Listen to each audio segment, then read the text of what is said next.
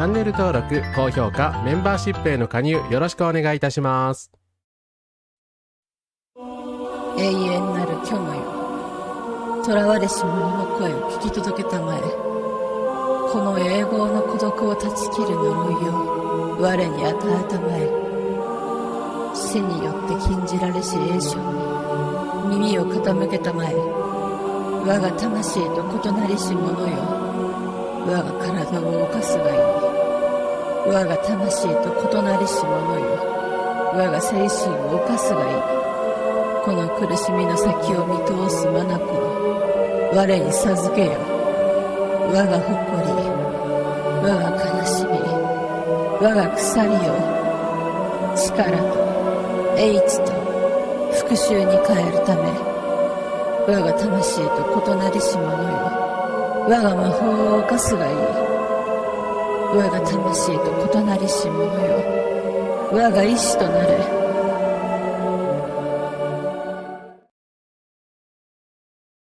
はい。皆様、こんばんは、こんばんは。聞こえておりますでしょうか？どうもこんばんは、カラスマ100です。お集まりいただきましてありがとうございます。本日は、占い渋いと読む追放魔女のタロット SF ザ・コズミックオイルシスターフット実況の第9回ということで、追放された魔女を操作し、独自の占いタロットデッキをデザインして物語を進めるアドベンチャーゲームコズミックオイルシスターフット初見実況をプレイしたいと思います。本作にはセンシティブな表現が登場しますので、その辺よろしくお願いいたします。ということで本日もコラボ相手の戸花風花さんよろしくお願いします。はい、ご紹介いただきました。スカーレット・クローワルツピンクの方、人権派占い師魔法少女、音花風花でございます。今晩もどうぞよろしくお願いいたします。はい、よろしくお願いします。ということで、いつもなんですけれども、配信のチャット欄、コメント欄で、差別発言ですとか、そういった発言を控えください。そして、ですね、初見プレイなんで、そういうネタバレ等はお控えなさっていただけると助かります。よろしくお願いいたします。はい、よろしくお願いいたします。はい、ということで、しょうがさん、お一ノ瀬さん、コンカラスです。来ていただいていつもありがとうございます。ありがとうございます。音花さんの詠唱を聞けるのも今夜が最後になるのかということで、どうなんでしょうか。最後になってしまうんでしょうか。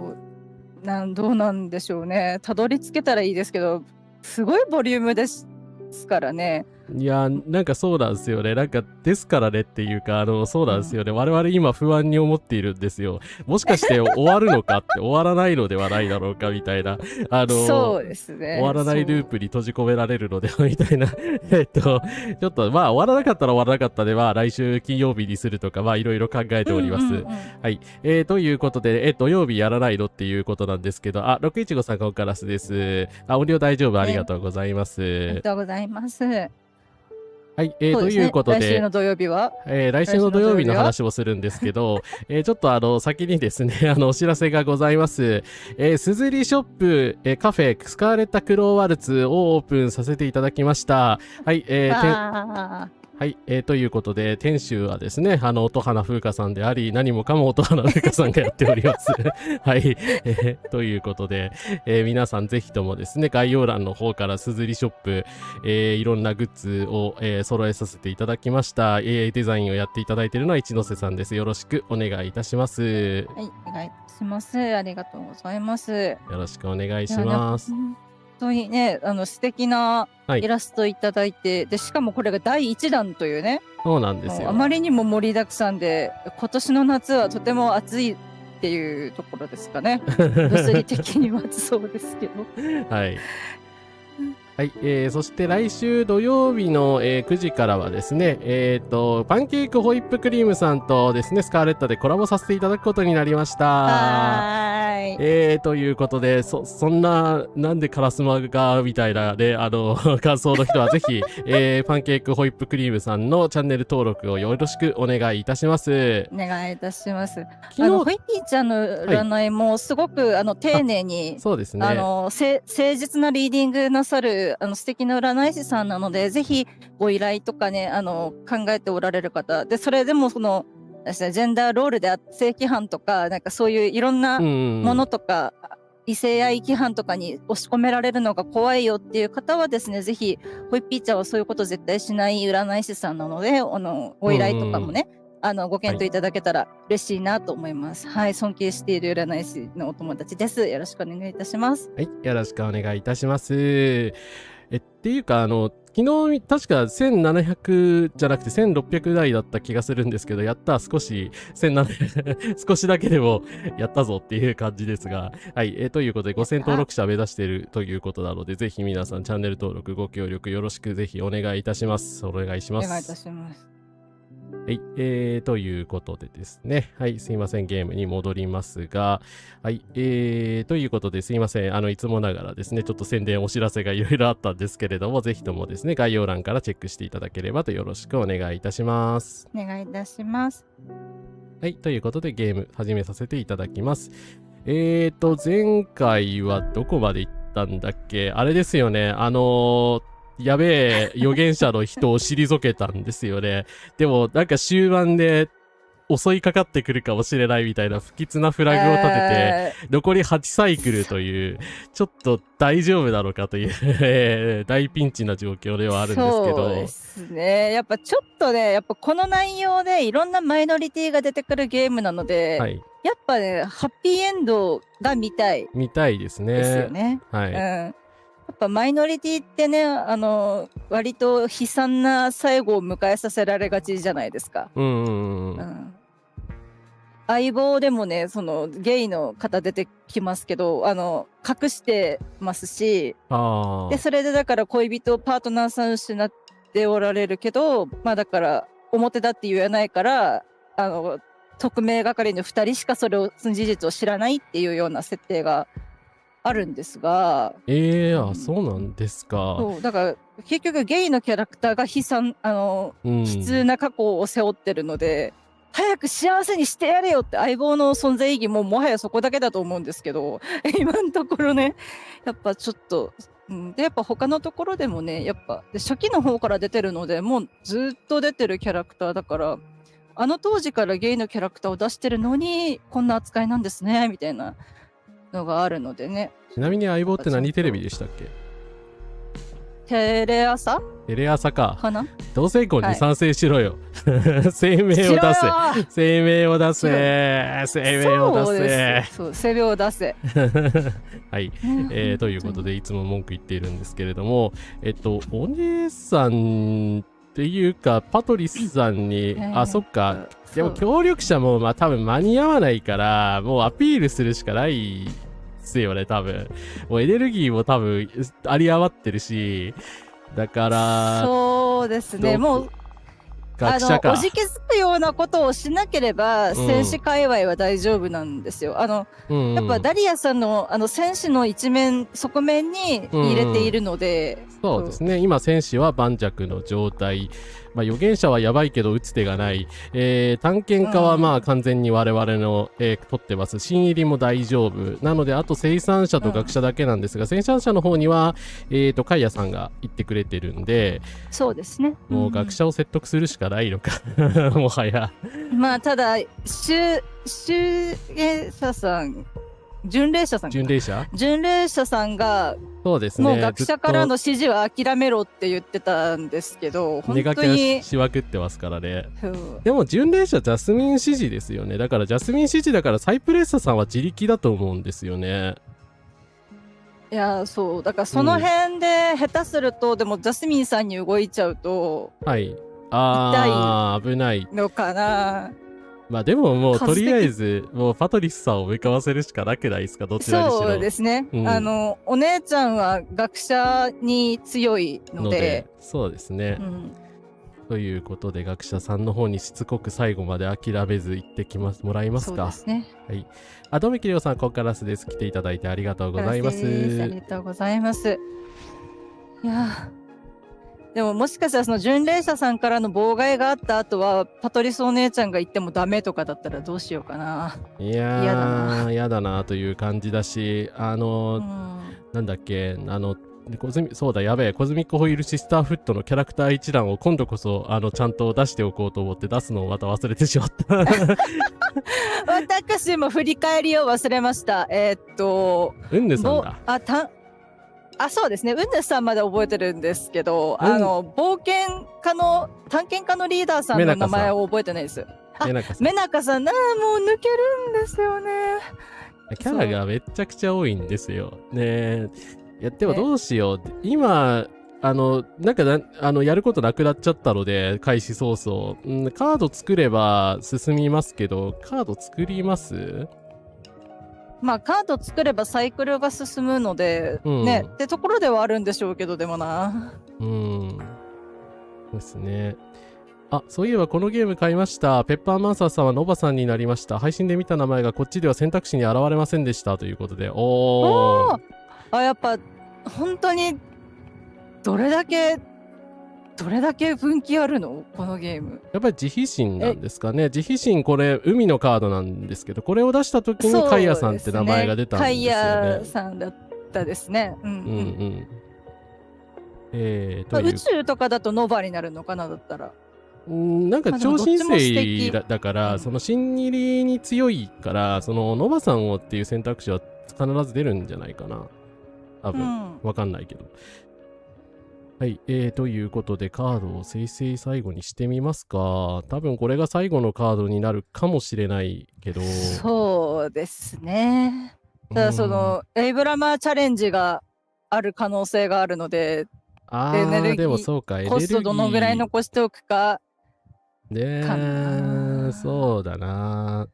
確かにエネルギー、水と土めっちゃ有り余ってるけど、あんまり土のカードって私たちのプレイスタイルからするとあんま良くないんですよね。だから水とこの辺のエアーのカードでなん結局とかやりエアーなんですよね。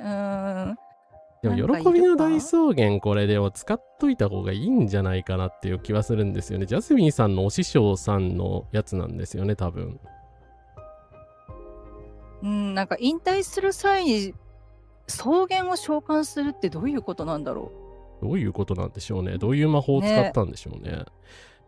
う。FF10 みたいに夢のザナルカンドを召喚したみたいな感じなんですかね。どうなんだろうあ、そういえばでもこのカード使ってないですよね。狼の母と子。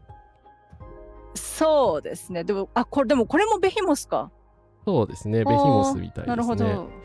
ベヒモスで水のカード。快楽の扉はいいわ。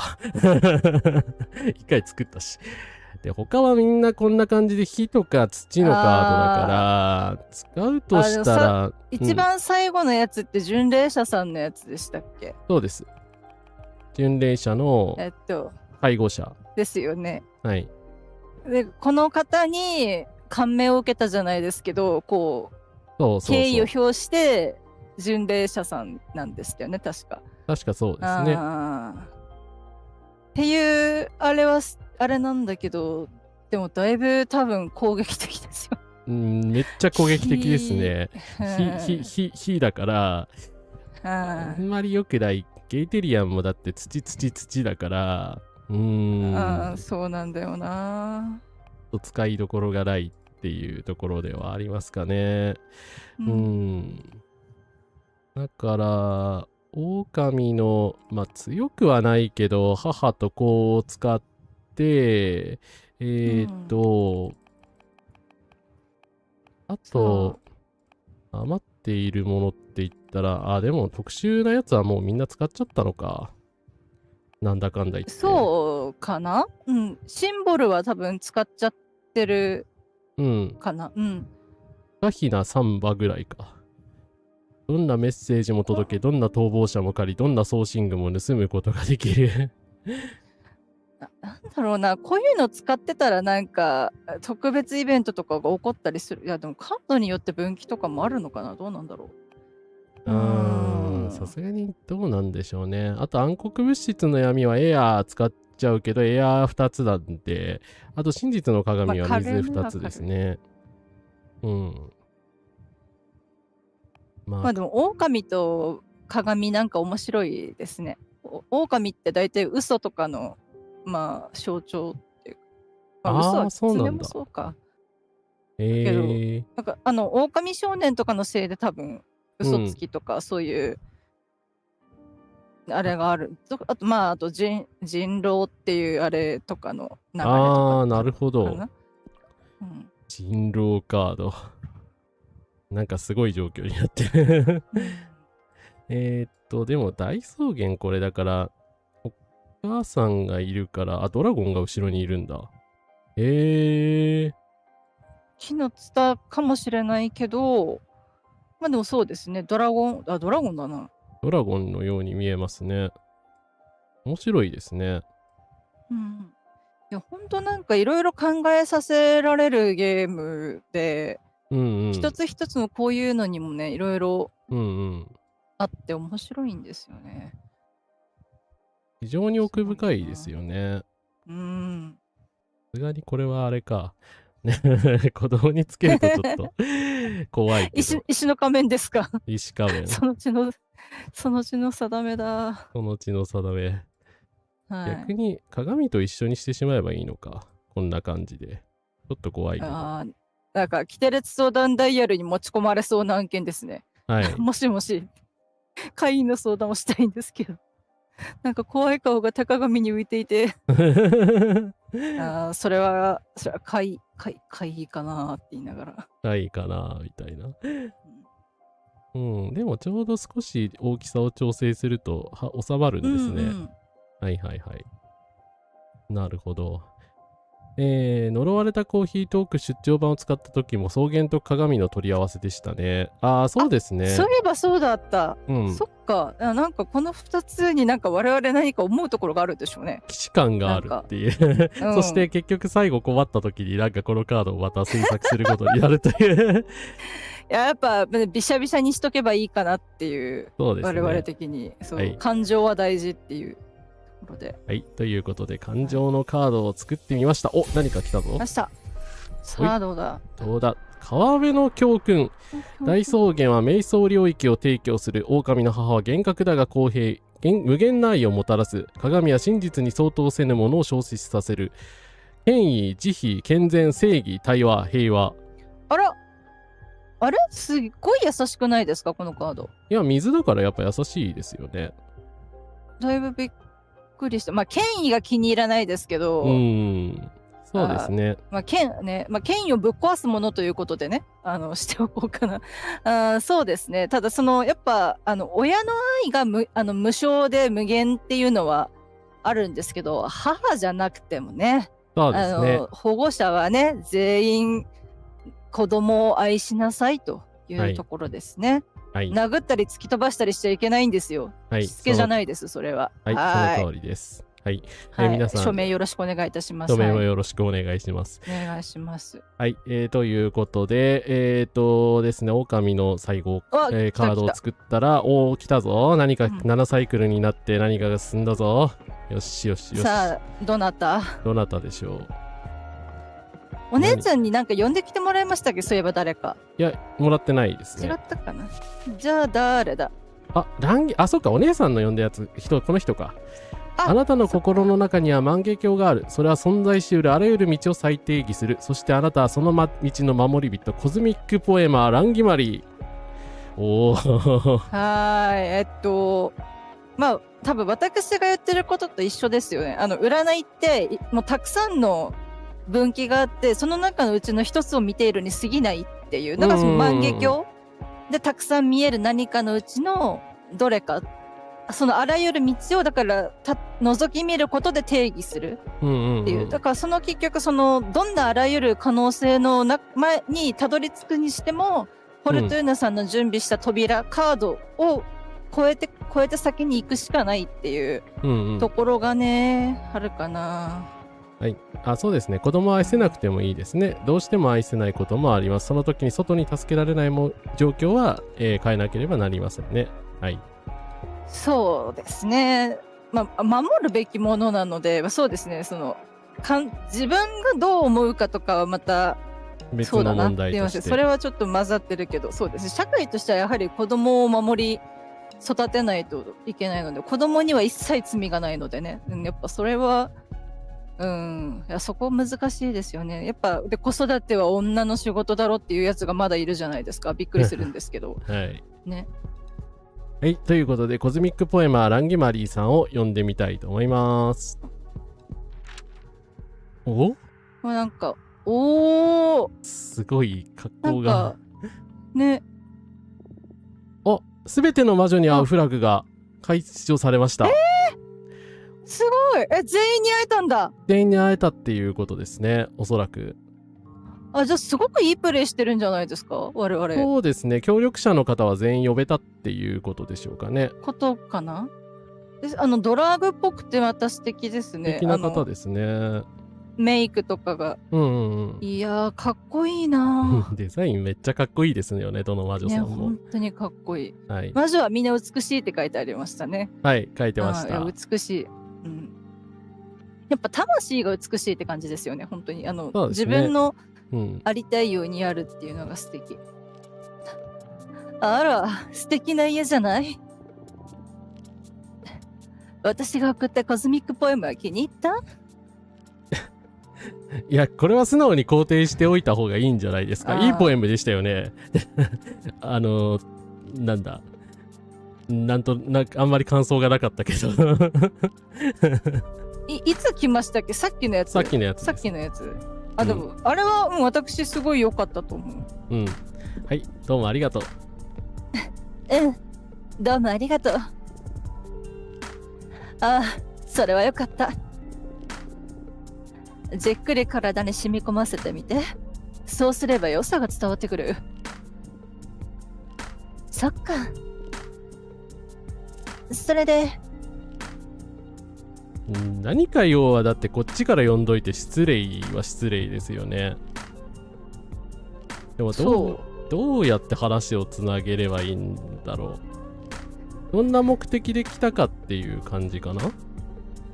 まあただ、お姉ちゃんに頼んで呼んできてもらってるので、だから、まあでもなんて聞けばいいんだこれ、本当に。なんか選択肢がどれもあんま良くないですね。ちょっと普通にご協力していただけるってことですかみたいな感じで営業トークでいいんじゃないかと思うんだけどこれなんかフォルトゥーナさん戸惑ってるんですよね。いやそうただねこのゲームの恐ろしいところでとかいうやつの方がいい感じで進んだりするじゃないですか。これでよかったのみたいな。そうこのゲーム恐ろしいんですよ。恐ろしいホイールシスターフットなんですよ。いやよくわかんないけど。いやでもなんか本当にシュレディンガーの猫っぽくないですか。選んでみなきゃ全然わかんないみたいな、全然予測ができないっていうそうなんですよね。はい。ということでどうしましょう風花さん。そうですね。3番目か4番目でなんか会話が途切れて面白くないわねって言われたらちょっと悲しいところではあるんですけど。はい。ということで私に何かできることでもにしときますか。無難そうだからはい恐る恐るホイールシスターフットで、はい、3番を選んでみます。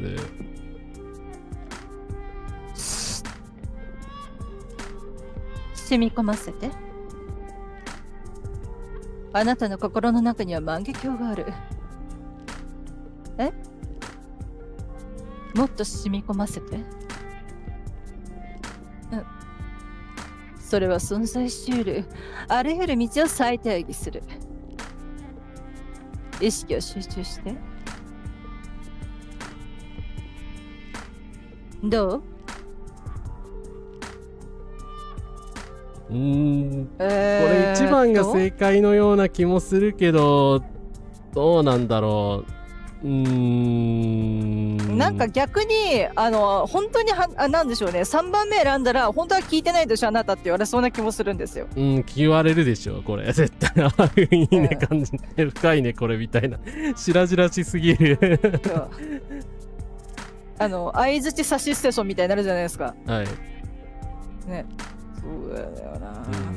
素敵な星屑ですねみたいな感じでとりあえずネイルに目を向けてみる。いやいやでもだからいくらでも質問できることあると思うんだけど、なんか選択肢がどれも微妙だらいいのかな、その道の守り人ってことで。でも、目の装飾見てるとなんか蝶っぽいので鱗粉なのかなって思ったりもするんです。パピヨンなんですかねかなーって思ったり。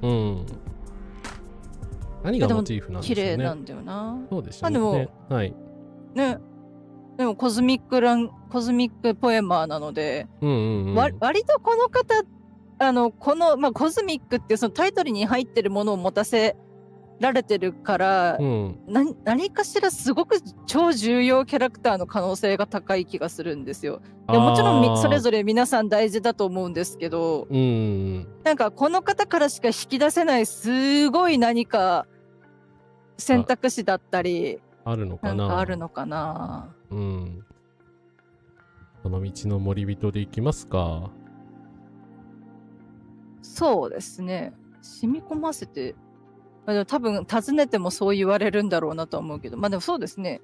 言われてない、万華鏡とまでしかまだ言われてないので。はい。ということで、ポエムに従いこちらにしてみます。そして、私はその道の森人？協力でしょ？失礼なことは言いたくないし、普段ならこういうおかしなやりとりも楽しめるんだけど、私たち今選挙のことでお忙しで。何のご用？あなたたち応援させてちょうだい。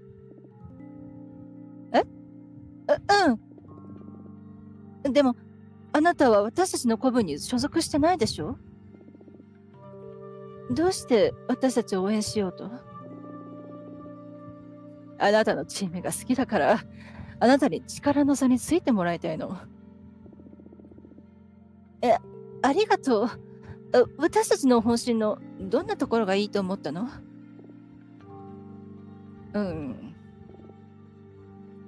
バイブかな。なるほど。それで、どんな形で、応援しようと？もちろんコズミックポエムを返して。あなたのポエムは若い魔女たちの間で大人気なんでしょ？ Yes。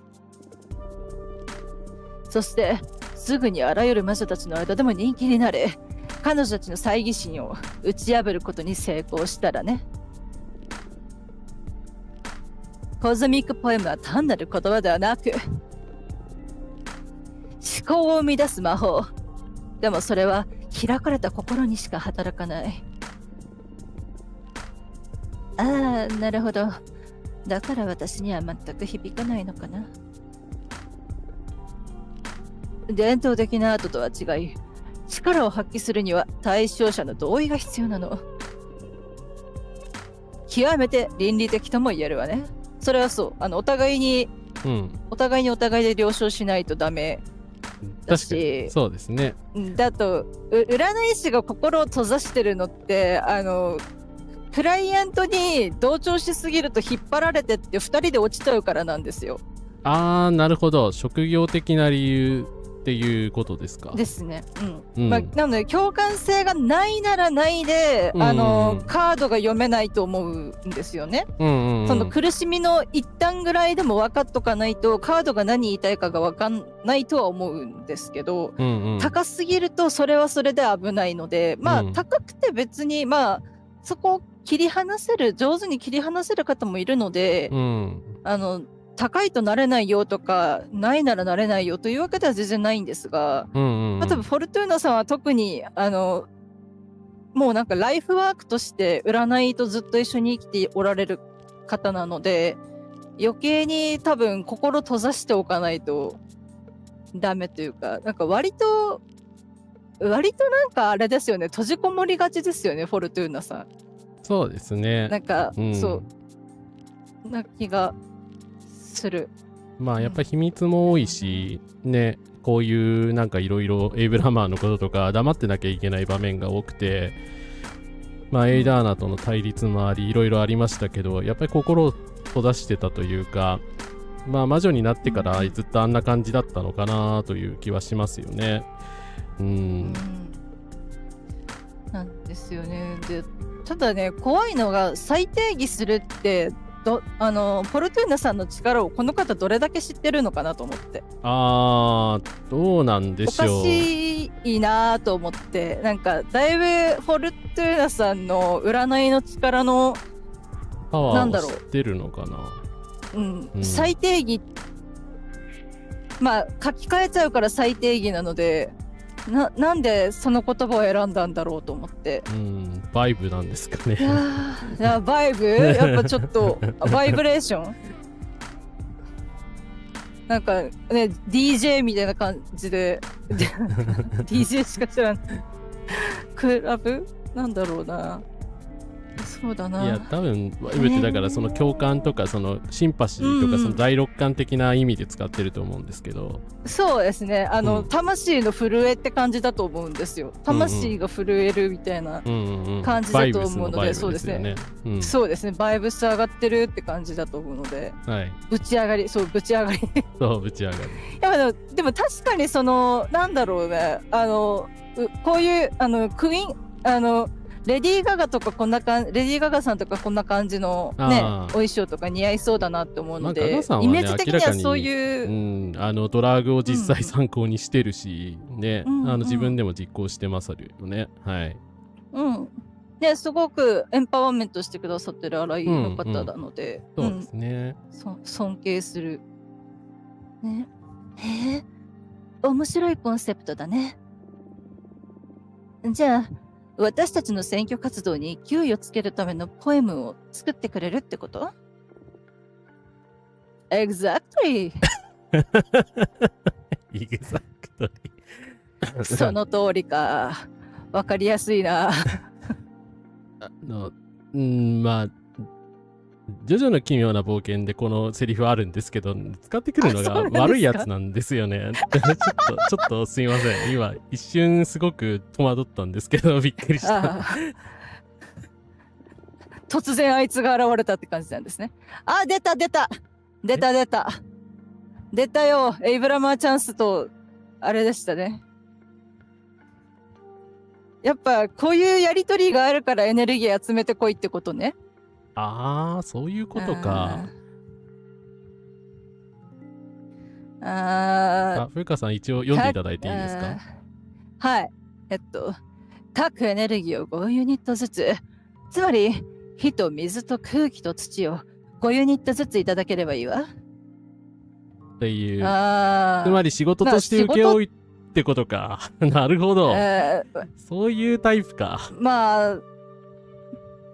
まあでも逆にその方がいいでしょ。でも今はまあそうですね、余ってるし、まあよかったな本当エア全部使っちゃわないで。ただはい、この世界の選挙の方ってどうなってるんですかね。買収とかにならないですか？いやでもだって思いくそあれじゃないですか。それジャスミンさんが公選法違反丸出しの買収行為を冒頭でやってのけてでサイプレッサさんもサイプレッサさんでやってますからね。そうだから私たちがやってることは確かになんとかキングクリムゾン元彦に一回やったことに近いかもしれない。現実だったら絶対にやらないです。現実だったら死んでもやらないけど、でもこの方は正当な報酬を求めているし、ここの世界では公選法が存在しないのでつまり仕事として堂々とランゲマリーさんに私たちは依頼しましたっていうことで言えば、まあ政治家がね、インフルエンサーを呼んでるの、イベントとかに呼んでるのとあんまり変わらないと思います。はい。そうですね。海外では割とそうですね。そういう法律緩いとこでは、ちゃんとある。普通に文化として政治文化として存在するので、別に違法行為ではないんですよね。まあなので真ん中でそうですね。それか上で答えるか真ん中かどっちがいいんだろう。別にいいよっていいのか。の方がいいかな。はい。なんかタダでもらえると思ってるの嫌ですもんね、だって。そうですね。ということで、はい、わかりました。お引き受けいたしましょう。で、引き受けというか、引き受けしてください。いいよ。はい、お願いします。いいよ。ファンタスティック。一気にエアーがなくなっちゃった。でも、なんだかんだファイヤーもないっていうね。まあ、10以上求められなければなんとかなりそうですね、でも。まあそうですね。だからやっぱ本当にカード作りまくってた方とか多分ここで積んだっていうかランギマリーさんを逃しちゃった可能性があるんですね。そうですね。なるほどな。難しいな。ガズミックポエムを詰めるとしましょう。あなたの占いの評判は耳にしてる。それを使うことでアバンギャルドなことができないかしら。どういうこと？実際にポエムを書くのではなく、未来を除いてどんなポエムが出来上がるかを見るってわけ。そうすれば、一期一会頭を悩ませて考える必要もない。結果から遡るってわけね。磨き上げられた完成形がどんなものかが分かれば、そこに至るまでの労力を省けるってわけか。Yes、素晴らしいと思わない？考えただけでも私の中の原子が震える思いだわ。いいアイデアだね。そこ悩むのがクリエイトじゃないんですか？確かに。ちょっとランギマリーさんはちょっとまあビジネス寄りすぎる感じはありますね、これ。いやまあでも逆に裏でなんかこう、賄賂とかしてない分全然そうですね、堂々としてるし、別に法を犯してるわけではないから、この世界では。悪いことしてるわけではないんだけれども、なんかね、ビジネスインフルエンサー賞が強い。いや、まあ、私も苦手なタイプかな。ちょっと我々が苦手とするタイプの人でしたね。そうだな。いや、まあでもジャスミンさんが自分の政策の正しさを訴えるために学者に金払ったのはあれはさすがにどうかと思う。そうですね。あれに比べりゃもう何も悪くないレベルですよ。ね、本当にもう、ね、断りました勢もいますね。やっぱプレイに色が出ますね、それぞれ。面白いな。まあ、さてと、どうやって進める？確かにいや、原さんなんか言おうとしてたのに。一瞬何を言おうとしてたのか、あれしましたけど。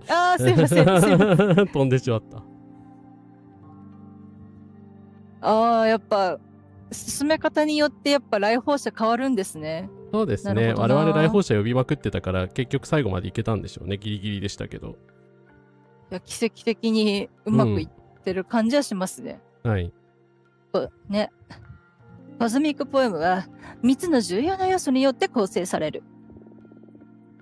だからそれぞれについてカードに聞いてもらいたい。それから始める前に人間の作るポエムに関する知識は捨ててちょうだい。コズミックポエムは言語にとらわれない魔法であり、聞いたものはそれぞれの母国語でそれを受け取るから。これはすごいですね。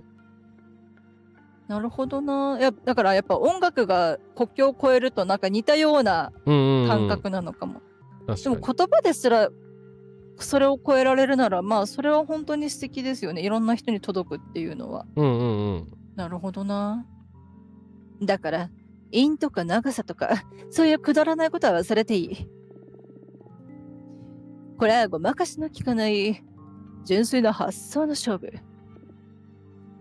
つまりいかにツイートをバズらせるかみたいなもの。炎上すればいいんじゃないですか。インプレゾンビがいっぱいつきますけど。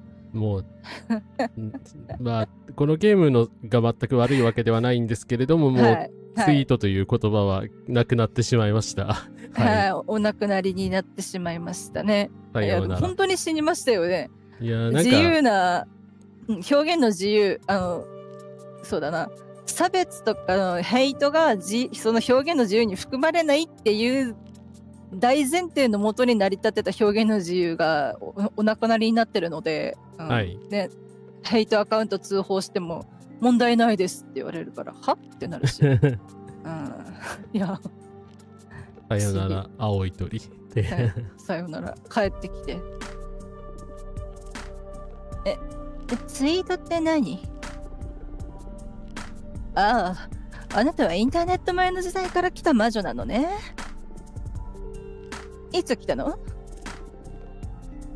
60 年代前半に地球のアメリカ合衆国から。なるほど。ならなぜかずっと心に残り続けるどこかで読んだ落書きの言葉みたいな感じかな。そうですね。壁とかなんかどっかその辺に書いてある何かしらみたいな。なるほど。なるほど。ちなみにあなたはどこから来たの？いつでもどこでもない。私は崩壊した星の中で目覚めた。空間と時間が意味をなさない場所で。ほう。私は人間だってことはない。でも人間がもたらすバイブには興味がある。なんかやっぱ異なる生命体の持ってる何かに興味を持つみたいなことですね。地球出身だけど、もしかしてあれに非人間だったって感じなのかな。ちょっと謎が多いですね。なんでツイート知ってるんだろう。よくわからないけど。だから人間が気になって調査っていうか調べ物したりとかはしてるのかな。ルイーズさんパターンかな。まあ多分ルイーズさんも雲か何かの魔女ですよね。でもまあ、人間のことを調査するようになって、人間のね、からエネルギーをもらってたっていう、すいません、第3回か2回ぐらいに登場する、いや、私がいつもお名前忘れて失礼してしまった人なんですけど、はい。なかなかね。なんですよね。はい。ああ、すごいね。そんなことってあり得るの？以下、コズミックポエムの基本よ。第一にして最も重要な要素はつかみ。概念の強風で聞く者の心を開かせる。それがポエムのエネルギーを吸収させるためのお膳立てをする。第二の要素は肉付け。メッセージの血肉となるものね。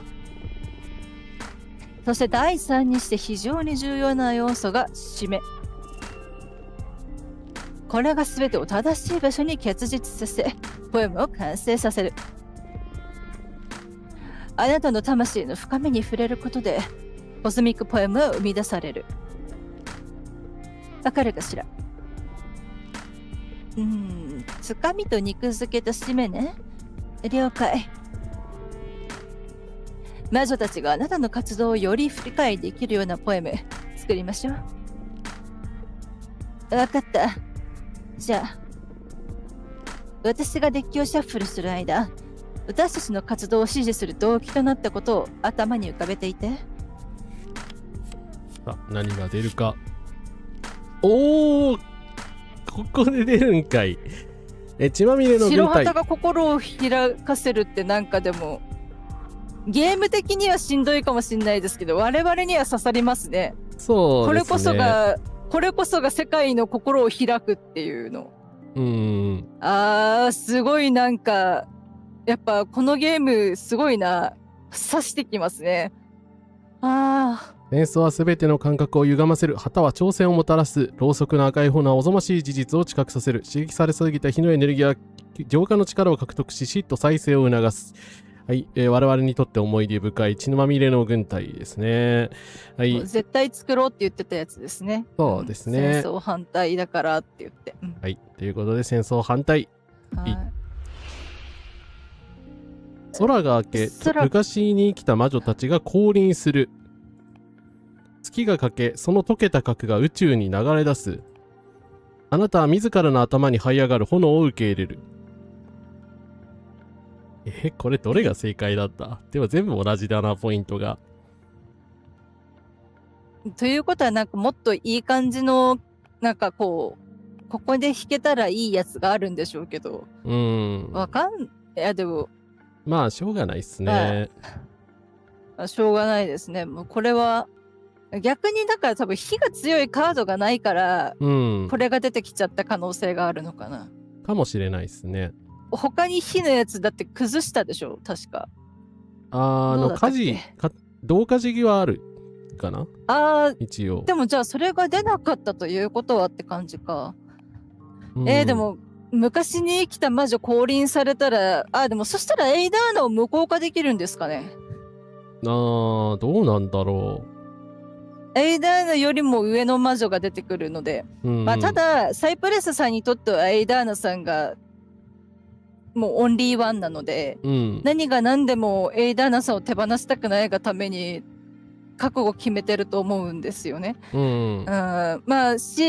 に生きた魔女って戦争で死んでいった魔女たちが魔女戦争にで多分含まれてた人たちだと思うので、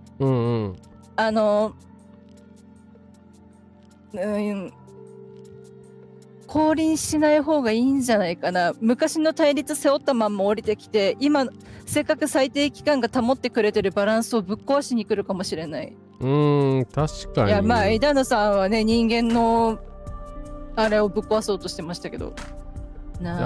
月が欠けるのもちょっとあれなので、自らの頭に這い上がる炎を受け入れる。でもこれ別に死ぬわけじゃないんだよな。どうなんだろう。多分例えじゃないですか。何か情熱的なそうですよね。バイブスインスピレーションっていうの話かもしれないし、そうぶち上がりバイブスの可能性があるので、これにしましょうか。はい。力強いわね。しっかりと心をつかまれたわ。意外といい反応ですね。1だけど。多分まあ火を出せればそれでいいでしょ。うわ宇宙ここで来のはるの存在のひだを縫うように永遠に回り続け、その内部には未だ定義されてないあらゆる現実のかけらが収納されている。うわー、ここで来るんかい。っていうことは肉付けですよね。彼らはあなたに複数の仮面をもたらし、あなたはそれをかぶることで裏切りの本当の意味を知る。火と空気で満ちたあなたの血統に意識を集中させ、この宇宙とその次の宇宙に解き放つべく備えよ。あなたが叫ぶと全ての星と全ての戦士と全ての炎が叫び、その方向が宇宙を揺さぶる。あなたは境界のない部屋の真ん中で椅子に座り、称賛の滝があなたに降り注ぐ。あなたに歯向かったすべてのものの名を書けば、彼らの言葉は何ら重量を持たなくなる。新しい世界の脈動を待ちながら、あなたは魔法の可能性の中で重さも時間もなくさまよう。この世界より大きな土を持てば、あなたはあらゆる真実を砕き、あらゆる嘘を消滅させることができる。あなたがこれまでに見たすべての顔で満たされた部屋、その目は同じ閉じられ、彼らはあなたのことを考えている。怖いよ。なんでホラーなんだよ。ていうか全部そっか、ポイント全部1なんだ。ポイント全部1でそれぞれ属性が違う。なんか、だからものすごいボーナスキャラじゃないですか、もしかして。かもしれないのかな。だって多分そんな気がする。ボーナスキャラという、ボーナスキャラな気がする。かな。まあ選挙のポイントをあれするけど、エレメントは限定的にしか取り返せないっていう感じなのかな。ですね。でもな、裏切りの本当の意味を知りたくないよ。裏切りは裏切りだよ。そうですね。次の宇宙に解き放つ。叫ぶと星と炎が叫び、方向が宇宙を揺さぶる。これすごいバイブスな感じがするので、まあ、一応第一候補これかな。そうですね。これなんか、エアーだしそこが基準。やっぱ我々やっぱちょっとね、エアーに植えて風がないからな。これ土だし、まあ賞賛はあんまり欲しいわけじゃない。歯向かったものはやっぱ復讐に傾きすぎてますよね。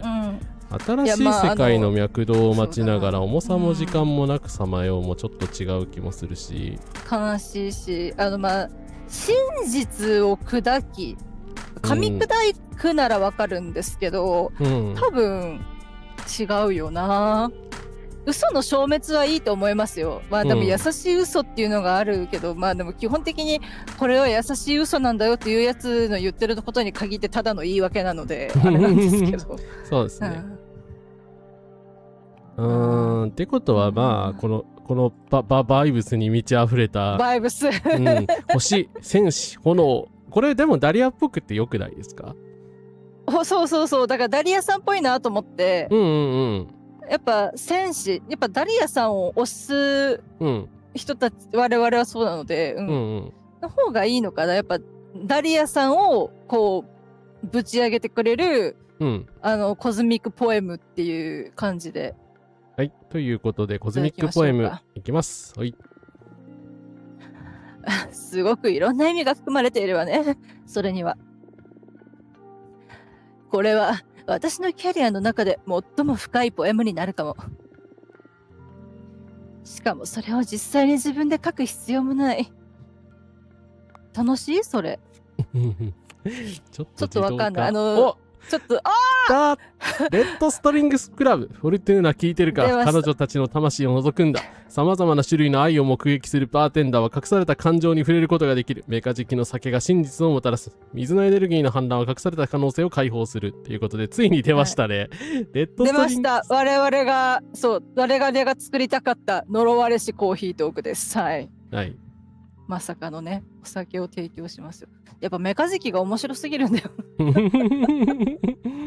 もう我々永遠にね、メカジキの酒を使い続けることが決定しているので。いやでもそっか。で締めがこれなのか。水なのかな。どうなんだろう。どうなんでしょうね。だからこれがこの世界を勝子で祝福するための秘訣。自らの愛を育てよ。あなたの手は宇宙の輪にかかり、舵を取る準備はできている。まあそんな気もしないでもないけど、フォルトゥーナ聞いてるかって、だってこっちに話しかけてきてるから、このカード多分あれですよね。特定の組み合わせにより力を持つ系のカードですよね、多分。なんか特別な名前になるやつって確かあれでしょ？そうですね。確か、多分ね、そう、レッドストリングスクラブはおそらく多分想定されたカードというか、で、のようなので、どうだろうか。さて。で、宇宙のは、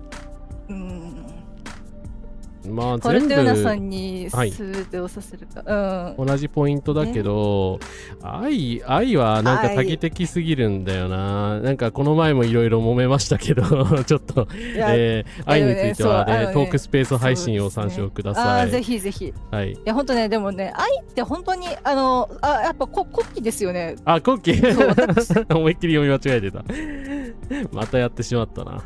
そう、なんか国旗心とかのやつですよね。意味はよく分かってないけど、己を克服するんですかね。そういうことか。国旗。そうか、国旗心の国旗か。はい。どうなんだろう、締めとなんか最後締めで水かって思ったけど、いやまあ全部水なんですよね。だから国旗で祝福するための秘訣か、宇宙の輪に手にかかるかっていう、なんかこれだと全部宇宙の輪っぽくてちょっとあれですけど、でもまあ一番綺麗なのは宇宙の輪が出てるからこれな気がするんですけどね。そんな気はする。そうやっぱね、愛の使いどころね、ちゃんと気をつけないと、やっぱ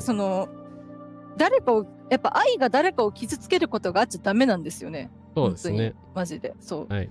いろんな愛の形があるよって言われるけど、例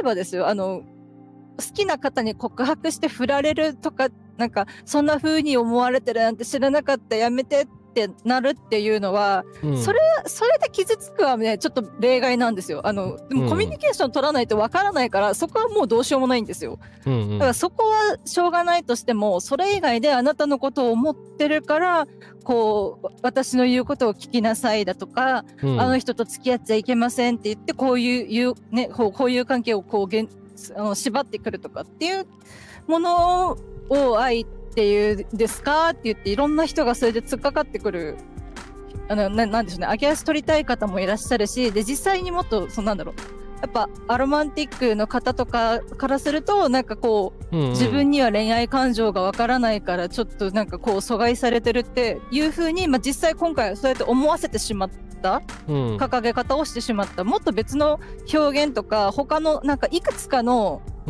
命題を掲げておけば、その命題のあるいくつかあるうちの一つに愛が入ってるだけだよねってなったはずだけど、そうならなかったっていうところとかもあったりとかするので、やっぱ愛で誰かを傷つけることはしたくないから、やっぱこの流れでやっぱ愛は、いや白旗はでも愛だと思うんですけどね、もうこれ以上命を奪わないでくださいっていう愛の叫びだと思うんですけど、宇宙の輪が出てるので宇宙の輪で美しく締めときますか。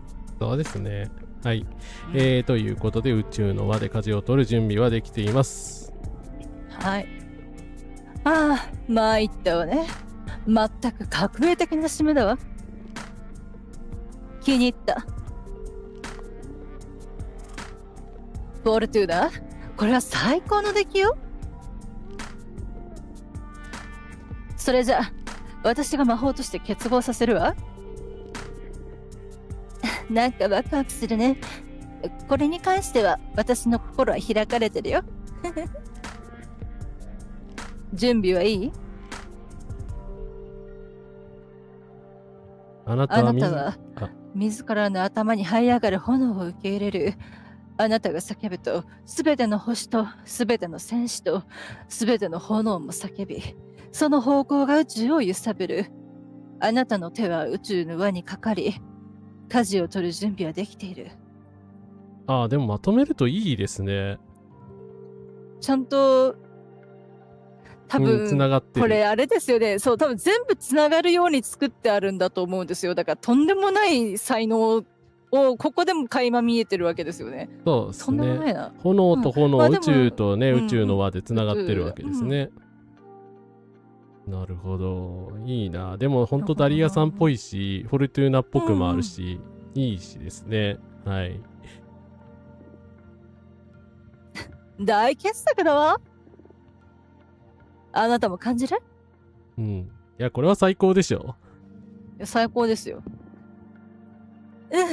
最高でしょ？これはセンセーションを巻き起こすでしょうね。このポエムを全宇宙に届けるべく、今すぐ歌い始めるわ。お願い。これはあなたの活動を見事に捉えたポエムよ。私が保証する。私はもう行く。残りの日々も頑張って。来てくれてありがとう。それに、ポエムありがとう。なるほどなあ。おかえり。おかえりなさい。ちょっと調子いい感じではあったけど、でもいい方でしたね。最後のポエムとても良かったですね。アーティスト特有のフリーダムさでしたね。はい。まああんまりとらわれすぎてもね良くないけど、もちろん法律とか条例とかは守っての上ですけど。はい。はい、ということで選挙戦です。選挙戦です。どうだったかな。はい。どうなったかな。話聞かないとわかんないんだよな。そうですね。カイヤさんにお聞きしましょう。またあれかな。大丈夫かな。そうか、同じセリフか。唐辛子の、ことを言って、ちょっとだけ生産者がダリアに行きましたね。はい。15対68。頭打ちなのかな。でももうだいぶだいぶよかったよかった。生産者自体がだいぶこっちに傾いてる。びっくりした。はい。だけどありがとう。全体だと全体がちょっと微妙ですけどね。学者がでかいんだよな。もうそしてダリアさんに何頼んでましたっけ。アピールかな。新入り違う、どこだっけ。もう一回ちょっと聞いてみますか。協力者探してもらってたのか。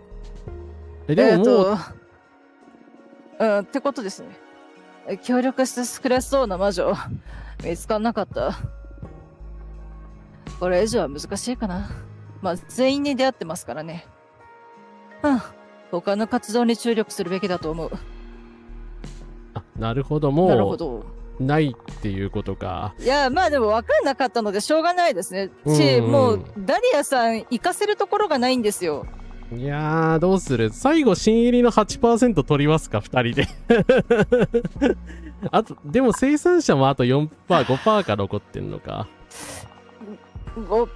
だから他のもう残りの5サイクルで多分相手も詰めてくるので、まあお姉ちゃんが帰ってきて学者のところがどう動くかですけど、どっちにしたって多分このお二人学者のところ行けないので、多分合わないと思うんですよね。合わないですよね。いやでもウンヌさんの攻撃が怖いんだよな。なんか一気に。いやそうなんですよ。だからウンヌさんが何してくるかが分かんないでしょ。ぶっ壊そうかって言ってきたので、でもあれをジャスミンさんが受け入れなくてもジャスミンさんにひっついてる人たちは受け入れろって言うと思うし、サイプレッサさんは愛する人の近くにいたいので何が何でもなりふり構わず受け入れると思うんですよ。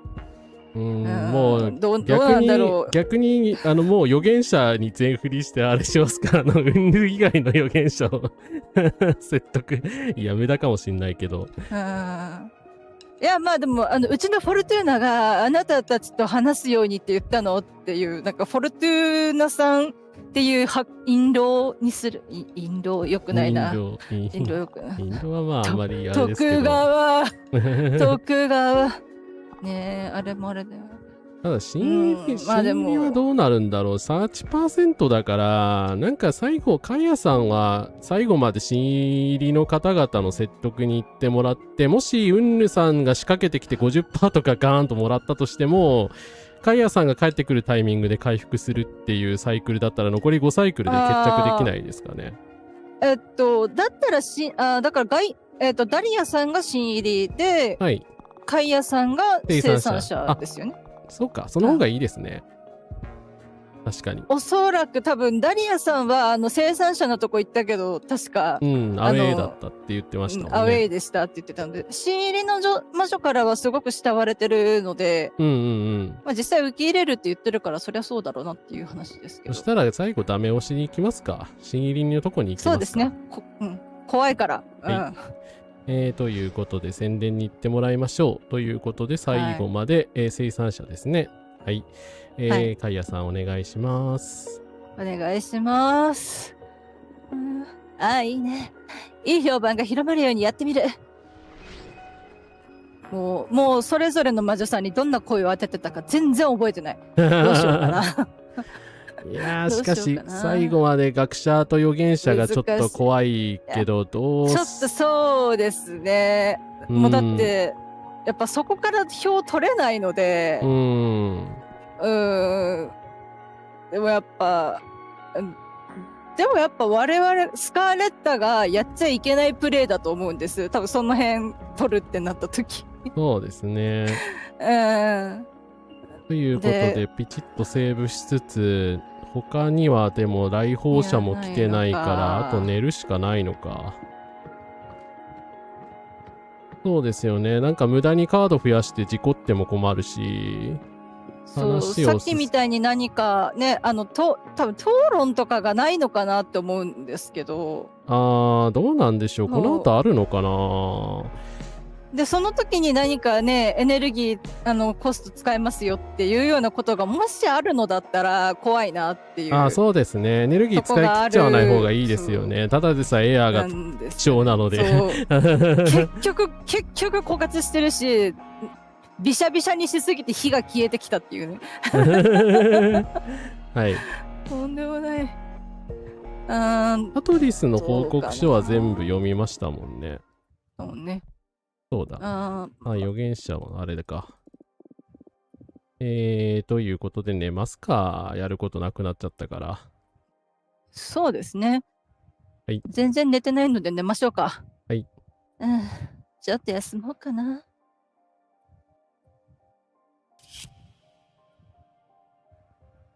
あなたは夢を見た。あなたはデコボコした岩で作られた迷路の中でペットのトカゲを散歩させている。トカゲは時々岩の下に隠れ、非現実的な虫を捕まえて出てくる。12個の目を持つ虹色のカマキリやモアイ像の顔をした黒曜石のカブトムシや水銀が螺旋模様に走っているイモムシなどだ。あなたは迷路の出口で釜を見つけ、そこに虫を入れてスープを作る。食べるんかい。めっちゃ魔女。めっちゃ魔女。すごい魔女っぽいエピソードですね。はい。という不思議な夢を見たんだという感じで、パトリスさんが帰ってきた。お姉ちゃんおかえり。学者どうなった？あなたは自らの頭に這い上がる炎を受け入れる。あなたが叫ぶと、すべての星とすべての戦士とすべての炎も叫び、その方向が宇宙を揺さぶる。あなたの手は宇宙の輪にかかり、舵を取る準備はできている。驚いたね。あんたコスミックポエマーになったってわけ？ランギマリーとあんたのコラボ作品、若い魔女たちは熱中してるよ。そして今日は他のグループの魔女たちにも及んでいる。本当？嬉しいな。結構伸びた。10% 近く伸びましたよ。ただ残り4サイクルでそれを奪われないかどうかだけが心配。そうですね。そういうことをしないでください。残り4っていうこの絶妙な数字が怖いんですよね。怖いですね。一発逆転があるのか、ここからっていうギリギリのあれですよね。保険で言ってもらってますけど。大したもんだよあんた。そんで覚えておきな。あなたの手は宇宙の輪にかかり、舵を取る準備はできている。からかわないでよ。ちょっと心配な報告がある。来た来た。また買収したんですか？ああジャスミンのチームが近畿の魔法の危険性について魔女たちに警告してるんだ。過去にベヒモスや時空を歪める魔法を扱っておきた悲劇を引き合いに出してね。それによって多くの魔女たちが近畿に関する自分たちの考えを改めつつある。恐怖を訴える彼女の戦略を野放しにするのは良くないね。だいぶ減ったくないですか？また、そうですね、10% ぐらい取り返されてしまった。危険だから禁止しようはね、わかるんですけど、うん。いや、でも、危険だからやめようじゃなくて、まあだから、まあ原発とかはあれダメですよ。うん、あれはもう論外ですけど、うん、結局、臭いものに蓋するっていうか、そういうことしたって結局歴史は繰り返すでしょ？うん。戦士は動いてないですもんね、誰も。いや、一人裏切った臭い。ジャスミン以外に。若い、まあ、ダリアさん戻ってきたらラスト戦士に行ってもらえますかね、じゃあ。そうですね。パトリスさん。でもあれでしょ、探検家はまだ硬い。探検家高いけど、まあ、ジャスミンさんにちょっと2人ぐらい、2人3人ぐらい動いたっぽいですね。で、学者は変わってないから、はい、もういいです。いや、パトリスさんの報告まだ聞いてない。なんか報告聞いてないからか。何人かの学者たちと話してきたよ。なかなかいい感じで話せたと思う。私は古文の書庫の管理者だから、学者のほとんどは知り合いだ。かなり有意義な会合になったんじゃないかな。多くは私たちの顔心に可能性を見出してくれた。おお、ここで。よかったです。ありがとうございます。学者からの指示は望めないと思え。と言われましたけど。でもいいです、そのぐらいなら。38% も取り返してくれました。28% が取り返してくれましたよ。お姉ちゃん強すぎませんか、マジで。お姉ちゃん強いですね。はい。ね。だから最後までもう学者のとこ行ってもらえばいいんじゃないですか？もう今の段階だとそうでしょうね。修文を拾ってくるとか、相手の政策の、問題点を指摘って別にまあいい。問題点の指摘だったら別にいいんですけど、でも今やるの怖いですよね。そうですね。今滑ってしまうと逆に怖いし、まあもうパトリスさんは学者のとこにひたすら説得しに行ってもらって、ちょっと待ってください。そうですね、ギリギリまで。ジャスミン・サイプレッサだけであと 60% 以上まだ学者いるから、ひたすら説得すればいいと思うんですよね。で、また逆転されたとしても、まあ、ね、なんとかなるでしょう。多分。ということで、ひたすら、もう学者って。アピールです。はい。お姉ちゃん、お願い。はい。分かった、やってみる。数サイクル後に戻ってくれよ。これが最後かなかな ?2、3ぐらいで帰ってくるっぽい気がする。そうですね。戦士。いやー、戦士裏切り戦士がぐらつくのちょっと辛いですよね。ダリアさんの方針が、そう、ダリアさんの方針が、芯がないとかって思われた時に、戦士が離れるのはわかるんです。そんなやつだと思わなかったよっていう、そうですね。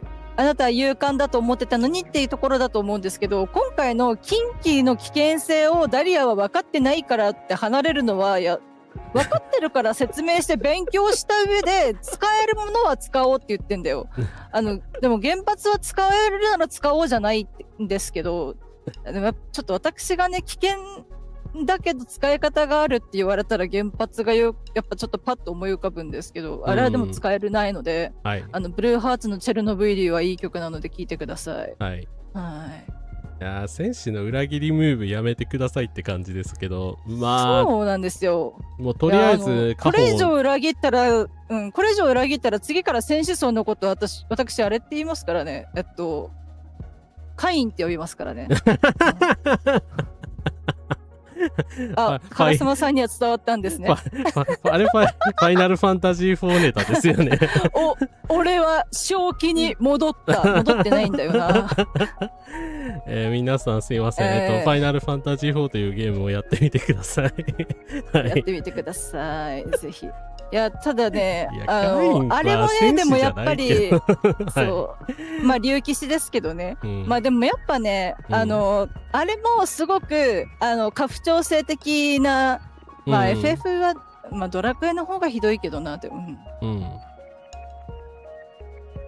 まあそうだし、ヘテロラブがメインなので、そうですね。割ともう、めっちゃもうヘテヘテ今はやりたしてましたくないね。。うん。そう、もうやりたくないんです。ただ私すごく大好きではありました、当時は。はい。当時。当時は。当時って言っても私移植とかリメイクとかしかやったことなくて初代はやったことないんですが、はいはいはい。まあでもねそうなんだよな。カインっていう裏切りおにぎりと同意義レベルに裏切りの代名詞になってる人がいるんですけどDS のリメイクの方では声優さんが山寺宏一さんなんですよ。めちゃめちゃイケボですよ。びっくりしますよ。裏切りそう。いや、裏切りそうですよね。いや、そうで、そうだ、カインとアベルはなんだっけ、ファイアーエムブレムの、そう、ファイアーエムブレムのマルス王子が出てくるところに、確かカインとアベルっていう赤色のカインと緑色のアベルっていう多分、騎士がいたなって思って。山寺こいつは裏切る語弊。石田明さんが一番裏切るって言われてますよね。まあそうですね。まあネタですけどね。すいません、知らない人は失礼しました。とりあえず寝て、まあ待つしかないけど。そうですね。まあ、たまにちょっとね、オタクなところを蘇らせておこうかなというか、なんだろうな。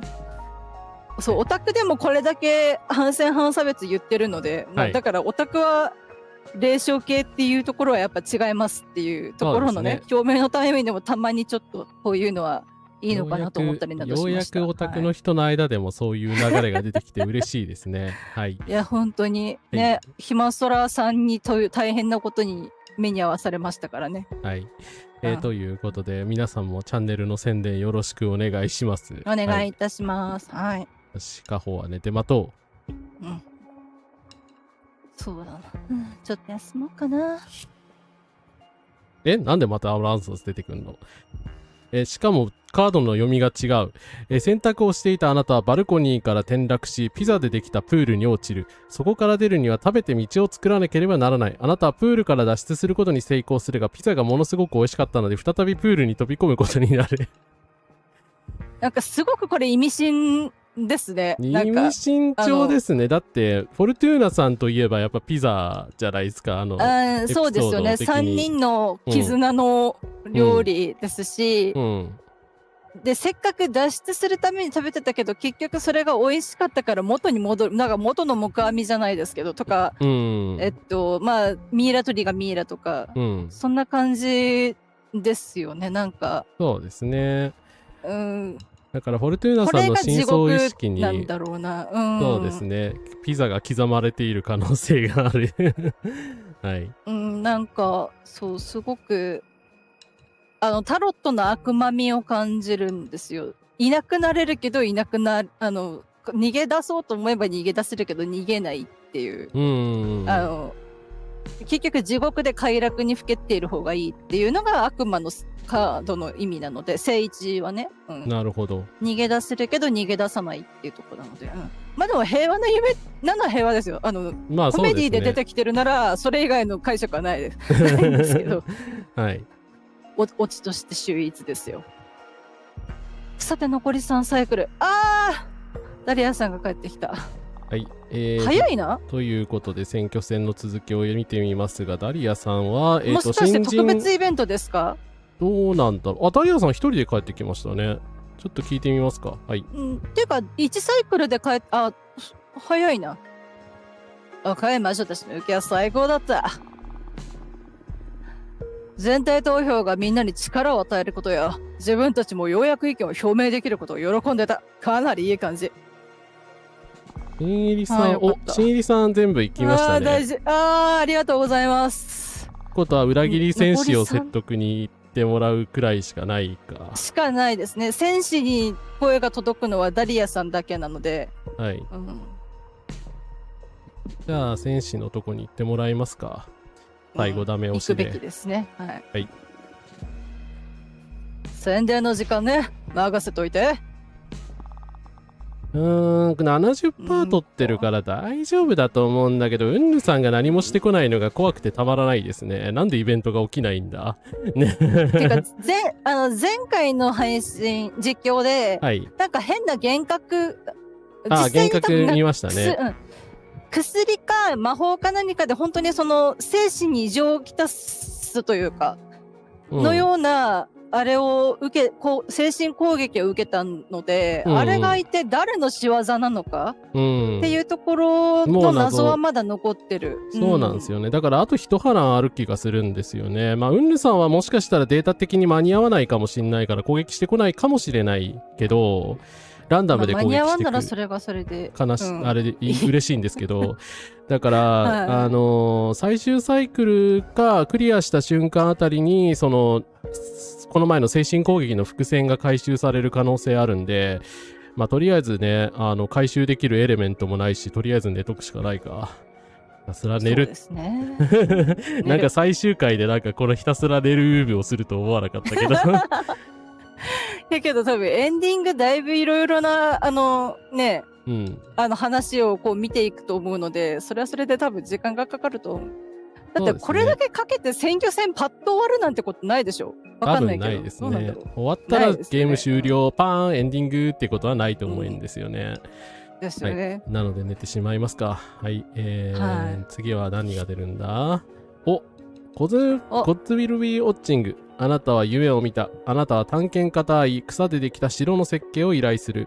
建築家は設計の報酬としてあなたの肝臓の一部を要求する。あなたはソースと赤ワインと玉ねぎとローズマリーでそれを調理する。建築家はあなたにも少し食べさせてくれ。それはとてもいい味がする。あ、これ一回出ましたっけ？出た気がする。でもなんかやっぱグレーテさんな感じする。確かに建築家だし、三章の、グレーテさんという魔女さんがいたんですけど、再登場が熱望されてるんですけど、再登場してくれない人です。はい。そう。多分ダリアさんが選挙で勝たないと最低期間から解放してもらえない気がするっていう。そうですね。グレーテさん出てこないかな。さて、誰も帰ってこない。誰もない。誰も帰ってこないの？ラストに何も動かない。怖いよ。怖いぞ。怖いよ。でも、まあ、動いてない。生産者のとこも、カイヤさん言ってくれてるけど、動いてないですね。いや、寝るしかないな。これは寝る。まさかの睡眠配信ですよ。まさかの睡眠配信。スイミングホイールシスターフットになってしまった。そうですよね。はい。眠シスターフットですね。いやでもね、なんかね、やっぱ現代人寝なさすぎなので寝た方がいいと思います。はい。皆さんちゃんと睡眠を確保しましょう。はい。睡眠削るとマジで死にますよ。はい。あ、自負心。あなたは夢を見た。あなたは貝殻とカラフルな羽で作られた飛行機を飛ばしている。あなたは凍結した火山の中に着陸し、飛行速度を上げるための岩をいくつか拾い上げる。そしてひたすら笑い続けながら風と精霊とレースをする。どういうことなんだ？まあ、夢ってこんな感じの支離滅裂なものですからね。そうですね。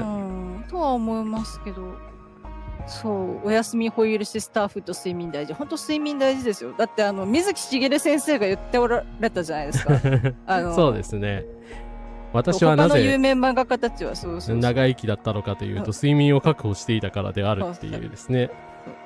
他のやつらは寝なかったからだってね、言っておられたと思うので。はい。まあ水木先生はやっぱ戦争の体験からっていうのもあるでしょうね。やっぱクーネル遊ぶに勝るもんはねえなっていうところはやっぱね、もう思い知ったというか、うん。うん肌身に染みていた方だと思いますね。うんはい。そして最終サイクル。お、カイヤさん帰ってきてくれた。はい。ということで、最後ですが、カイヤさんどうですか？報告は。でもなんか生産者にしても、なんか古文全体になるんだよな。カイヤさんでクリックしてみますね。あ、セリフは一緒ですね。はい。うんセリフは一緒で、お、生産者全部取りましたね。よしよしよしよし。残り1サイクルは何も起きない。何も起きない。何も起きでないよ。ももうそう1サイクルだから遅いんじゃないですか。だってここから逆転しようとしたって、無理じゃないですか、さすがに。まあ76ですよ、こっち取ってんの。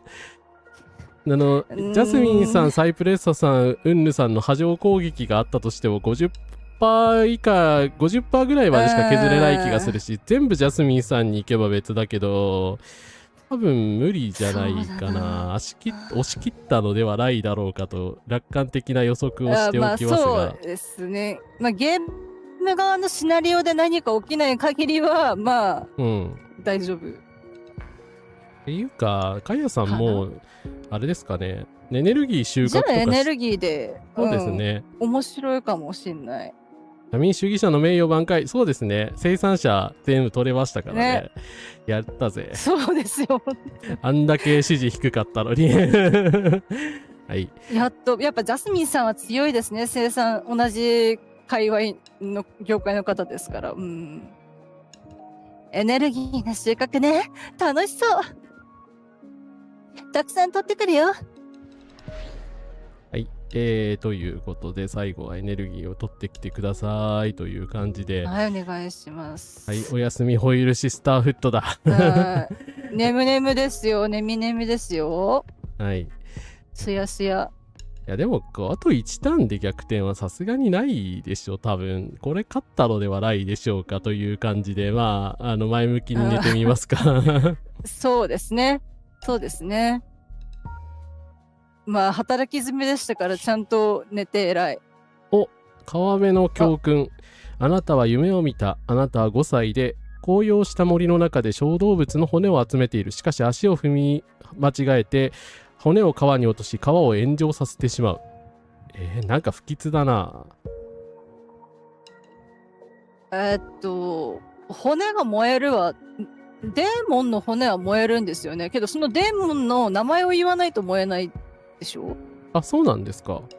へえ。あ、確か、書いてありませんでしたっけ？シンボルかなんかのところでうん。書いてあった気がする。デーモンの骨をそうなんだ。使って作った刀身がうんたらみたいなのじゃなかったっけ？シンボルのとこにありませんでしたっけ？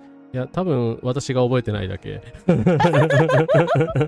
でもその川に落として炎上するのがちょっとよくわかんない。だからもしかしたらそのデーモンの名前が川とかに関する何かしらの名前だった場合は言い当てられたになっちゃったのかもしれないですけど。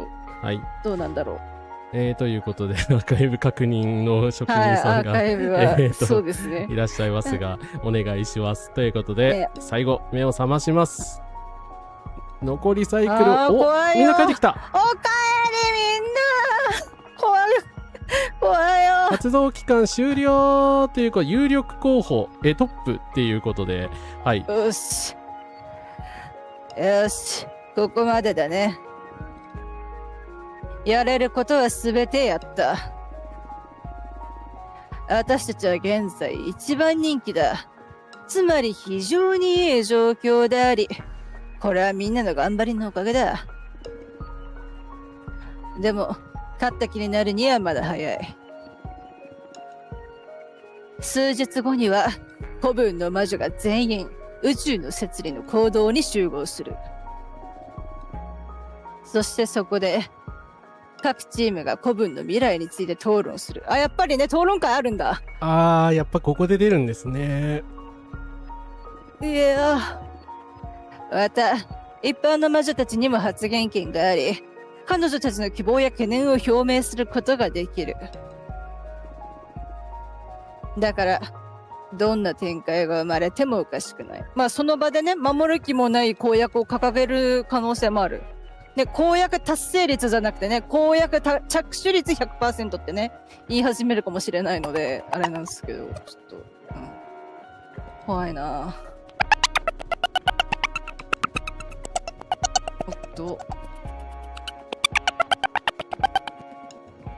おっとだから皆様暑いですけど水分取っておられますか？大丈夫ですか？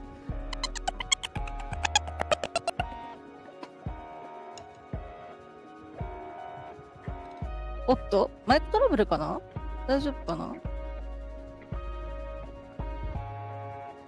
ね、今鳥の声が聞こえたので、今巣に戻っちゃったかな？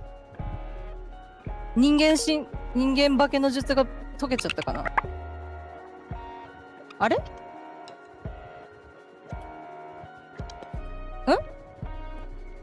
お？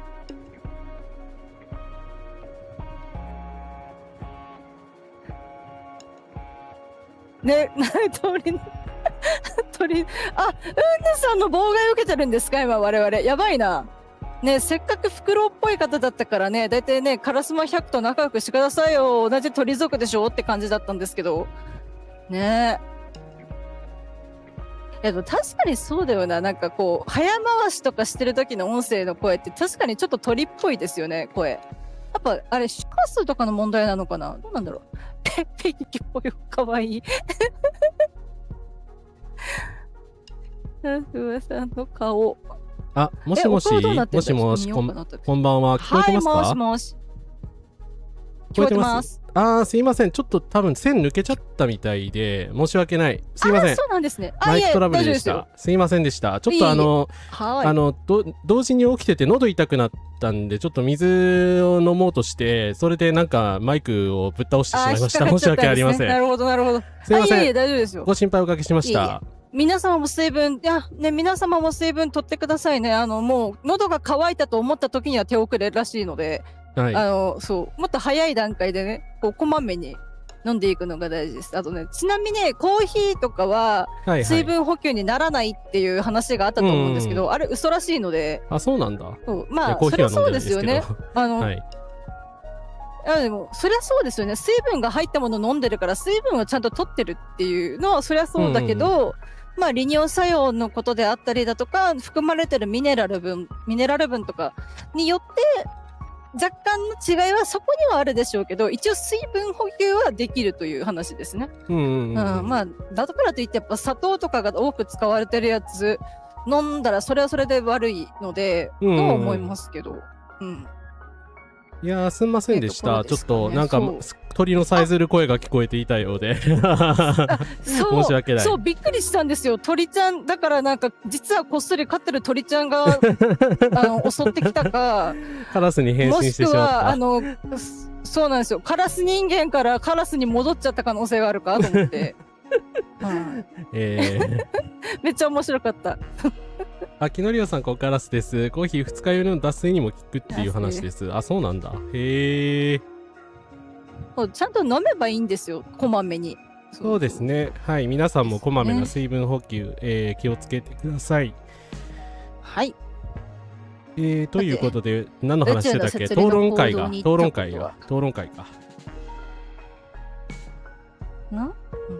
宇宙の摂理の行動に行ったことは？外から見たことならある。結構迫力ある建物だった。私は用事があって中に入ったことはあるけど、こういう古文の公式な行事で入るのは初めてだね。私も緊張してるよ。あのメインホールの中は時間の流れが止まっているんだ。だから、討論は必要なら何時間どころか何日、あるいは何年も続くこともある。精神と時の部屋じゃん。そんな、じゃあ永遠と実況が続くことに、やばいですね。やばいですね。でも、精神と時の部屋って2日間だけでしたっけ？入れるの。何日間でしたっけ？あれ制限あるんでしたっけ？制限があって、なんかそれ以上入ってると出てこれないか、なんかやばいかみたいな話だったと思うんですけど。へえ。そうだからベジータさんがなんか残りの日数は全部俺が入るって言った時になんか多分誰かからいやセシと時の部屋はタイムリミットがあるのでダメですよって言われてた気がするので、へえ、うん、確か。そうなの？フォルトゥーナさんもそうなのって言ってる。そして全員の魔女が意見を表明するまでは投票してはならないという決まりがある。すべてが話し終わった時にみんなで投票するというわけさ。まあそれは当然だし、討論会はとても大事ですよ。討論会から逃げ回ってる大和田さんっていう杉並のね、区長候補がいますけれども、逃げ回らないでください。岸本さんと喋ってください。はい。いや本当にね、あと面識はないという認識であると報告を受けているっていう謎の逃げ方もやめてください。はい。ねえ、本当に。そしたら、宇宙の摂理の行動は止めていた時間の流れを解放し、運命が正常に展開できるようにする。ここまで来たから、最後までやりきるしかないね。集会が開かれるまで、選挙活動は禁止とされているから、少しゆっくりするといいよ。アブドに浸かるとか、何でもいいからリラックスできるようなことをしてね。私はワインとフェアリーとのセックスを楽しむことにする。だから、そういう情報はいらないってば。いいじゃないの。ここまでみんなよく頑張ったよ。数日後に宇宙の摂理の行動の入り口で会おう。お、摂理。第7章に到達。最終章ですね。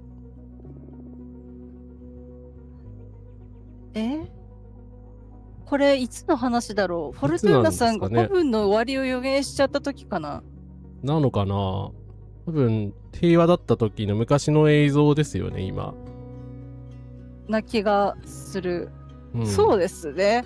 ファミレスを享受せよのあれ。そうですね。あれはその行動でしますか？いや、ファミレスを享受せもすごく素敵なゲームだったので、ぜひ皆様よろしくお願いします。はい。どうして？これはすごく簡単でしょ？あれは何やってるとこ？ヒントは？すごく有名よ。不屈の心で知られる人物。なるほど。じゃあ。なんだこれ？どれ？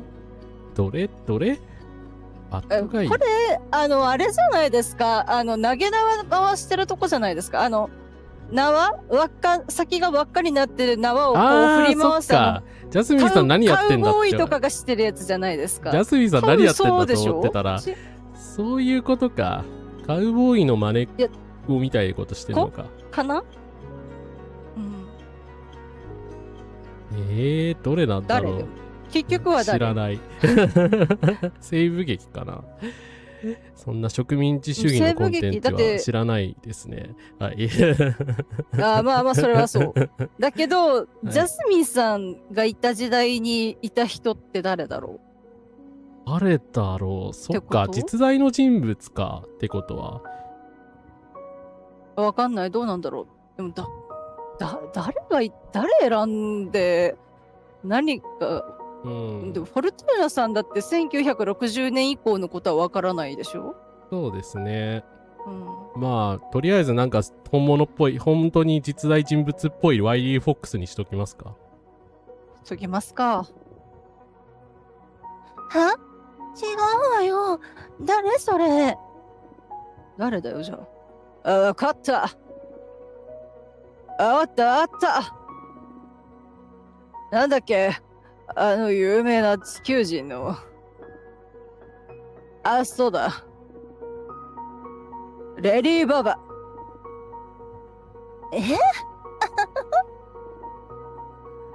レディー・ババ？誰それ？2100年代のポップスターとかじゃなかったっけ？2100年代にガガ様の志を継ぎし誰かが現れるんですね。なるほど。そういうことか。偽物じゃないんだ。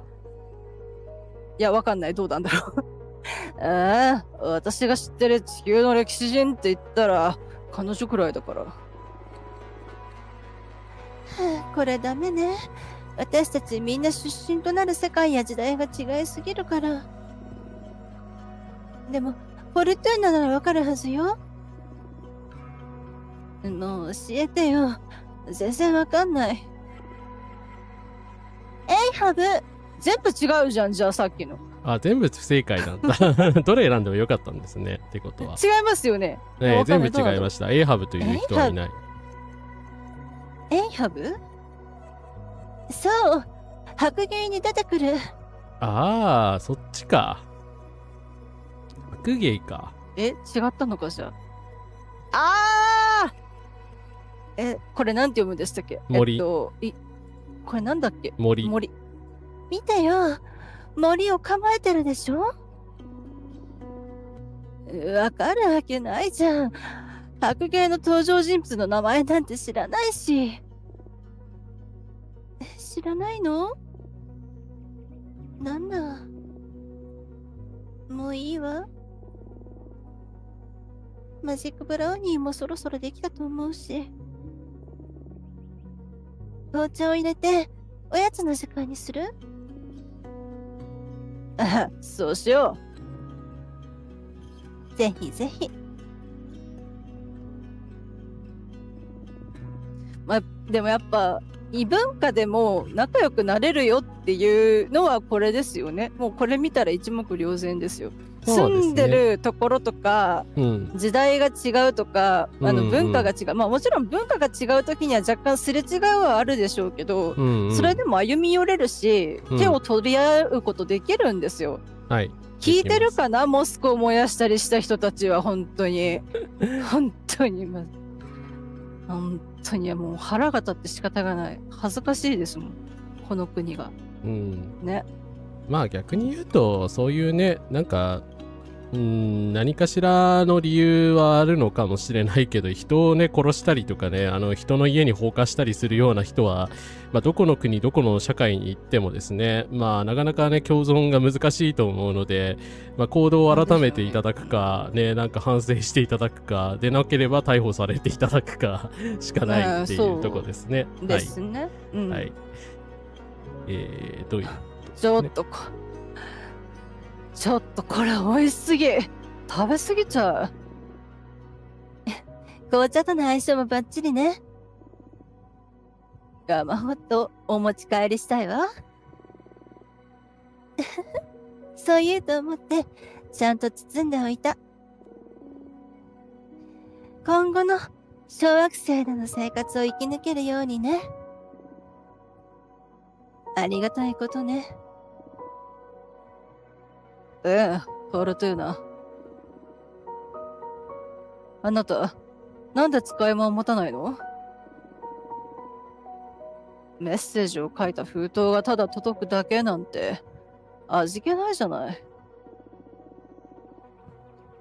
相手の使い目をなでなでするのは、魔女間の交流における楽しいことは一つなんだから。なんかペットって感じはしますね。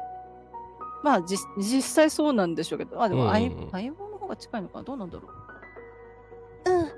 私も不思議に思ってた。なんていうか、私、責任を負うのが苦手なの。使い魔って生き物だから、食べさせたり、お世話したりしなきゃいけないでしょ？でもこれから1000年も流刑にされるんだから、話し相手がいた方がよくない？やっぱ流刑直前か小惑星で生き抜けるようにって言ってたから、そっかそっか。なるほどな。そういうことなんだ。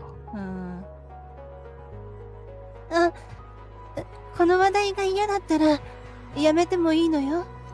相手がどんな話をしたくないかっていうのは、事前に予測できる場合とできない場合があるので、こういう言葉遣い、心がけが大事なんですよ。声かけが大事なんですよ。この話したくないならしなくていいよ。ごめんね。話変えようかって。本人からやっぱ言わせちゃいけないので、って思った時に、そういうふうに言える準備をしとかないといけないですよね。でも言ってしまったことを、悪だとは思わなくていいので、悪意がない場合には限るんですけど、2回目以降繰り返し続けるんだったら悪意ですけど、1回目にそういうことをした時にどう動けるかが大事だよねっては思うので、まずはね。とは思うので、そこのコミュニケーションはやっぱ手間暇惜しまずにやるべきかなと思います。はい。いや、大丈夫。自分の孤独を紛らわすためだけに、他の生き物まで隔離を体験させるのは気が進まないって感じかな。なるほどね。あなたはいつも思いやりに満ち溢れているものね。思いやりは関係ないと思う。むしろ反対。私がいかに自己中華の表れって感じ。ちょっと、どうしてそうなるの？同情しなくても大丈夫。もうとっくに私は受け入れてるから。フルテーナ。でもさ、仮に使い回るとしたら、どんなのがいい？めちゃくちゃ賢いカラス。はい、すいません。これはね、これはもう、2番目しかないですよね。我々はやはり。これは我々のための選択肢ではないでしょうか。はい。はい。ということで。でもこれあれですかね、エイブラマーさん的な選択肢があれば、エイブラマーさんを選べばよかったのかな。まあでも、我々はやはり、唐沢さんはちょっと同族を選ぶしかないのでね。そうですね。はい。行きましょう。2番即決の方がいますね。そうね。めちゃめちゃ賢いカラス。あら、それは予想外。どうしてめちゃくちゃ賢いのがいいの？っていうか、あらゆるカラスはめちゃくちゃ賢いから。ですって。さすが、知ってた。いや、私、カラス人間であってカラスじゃないですけどね。はい。若干違うんだ。若干違うんだ、そこはね。はい。なるほどな。羽に目みたいな模様が入ってるやつとかどう？ガみたいにさ。あら、素敵じゃない。ああ、なるほど。いいね。どこにそんな種がいるの？探しとくわ。あなたが流刑を終えた時に渡せるように。そんな綺麗な生き物を捕まえるのは気が引けるけど。実際そうですよね。もう自然の中で生きてるんだったら捕まえないがいいですよね。なんか確かに。今のその、アニマルライツ的な話で言うならですけど、もうすでにペットショップであったり、ブリーダーさんのところから、とかっていう子たち、あとはやっぱ野良猫、野良犬とかを保護して、その子たちで、やっぱ、なんだろうな、終わらせるべきっていうと、でもな、ペットがいないと生きてられない方もいるから、共存していかないといけないの難しいですね。もしだからペットじゃなくて何かしら別の形で一緒に生きられるようにならなきゃいけないのかな。まあそうですね。日本はその、なんだろう、動物と対等な権利を持って、まあそう言ってね、商品のように、まあペットショップとかで売り買いするっていうのは本来なら禁止すべきですよね。そうではなく、人間と共存している生き物に関して、まあ、ある程度の規約、法律を守って同居できるようにすべきかなと思いますね。はい。ね、災害時にその大事な愛犬愛病と一緒に避難ができないっていうこともあるので、そういうところとかね、やっぱ気にかけていく段階に来てるよなと、やっぱちょっと災害がね、目に見えて多くなってきてるので、まあそりゃね、地球を破壊しまくってるから、そりゃそうだろうなって感じではあるんですけど。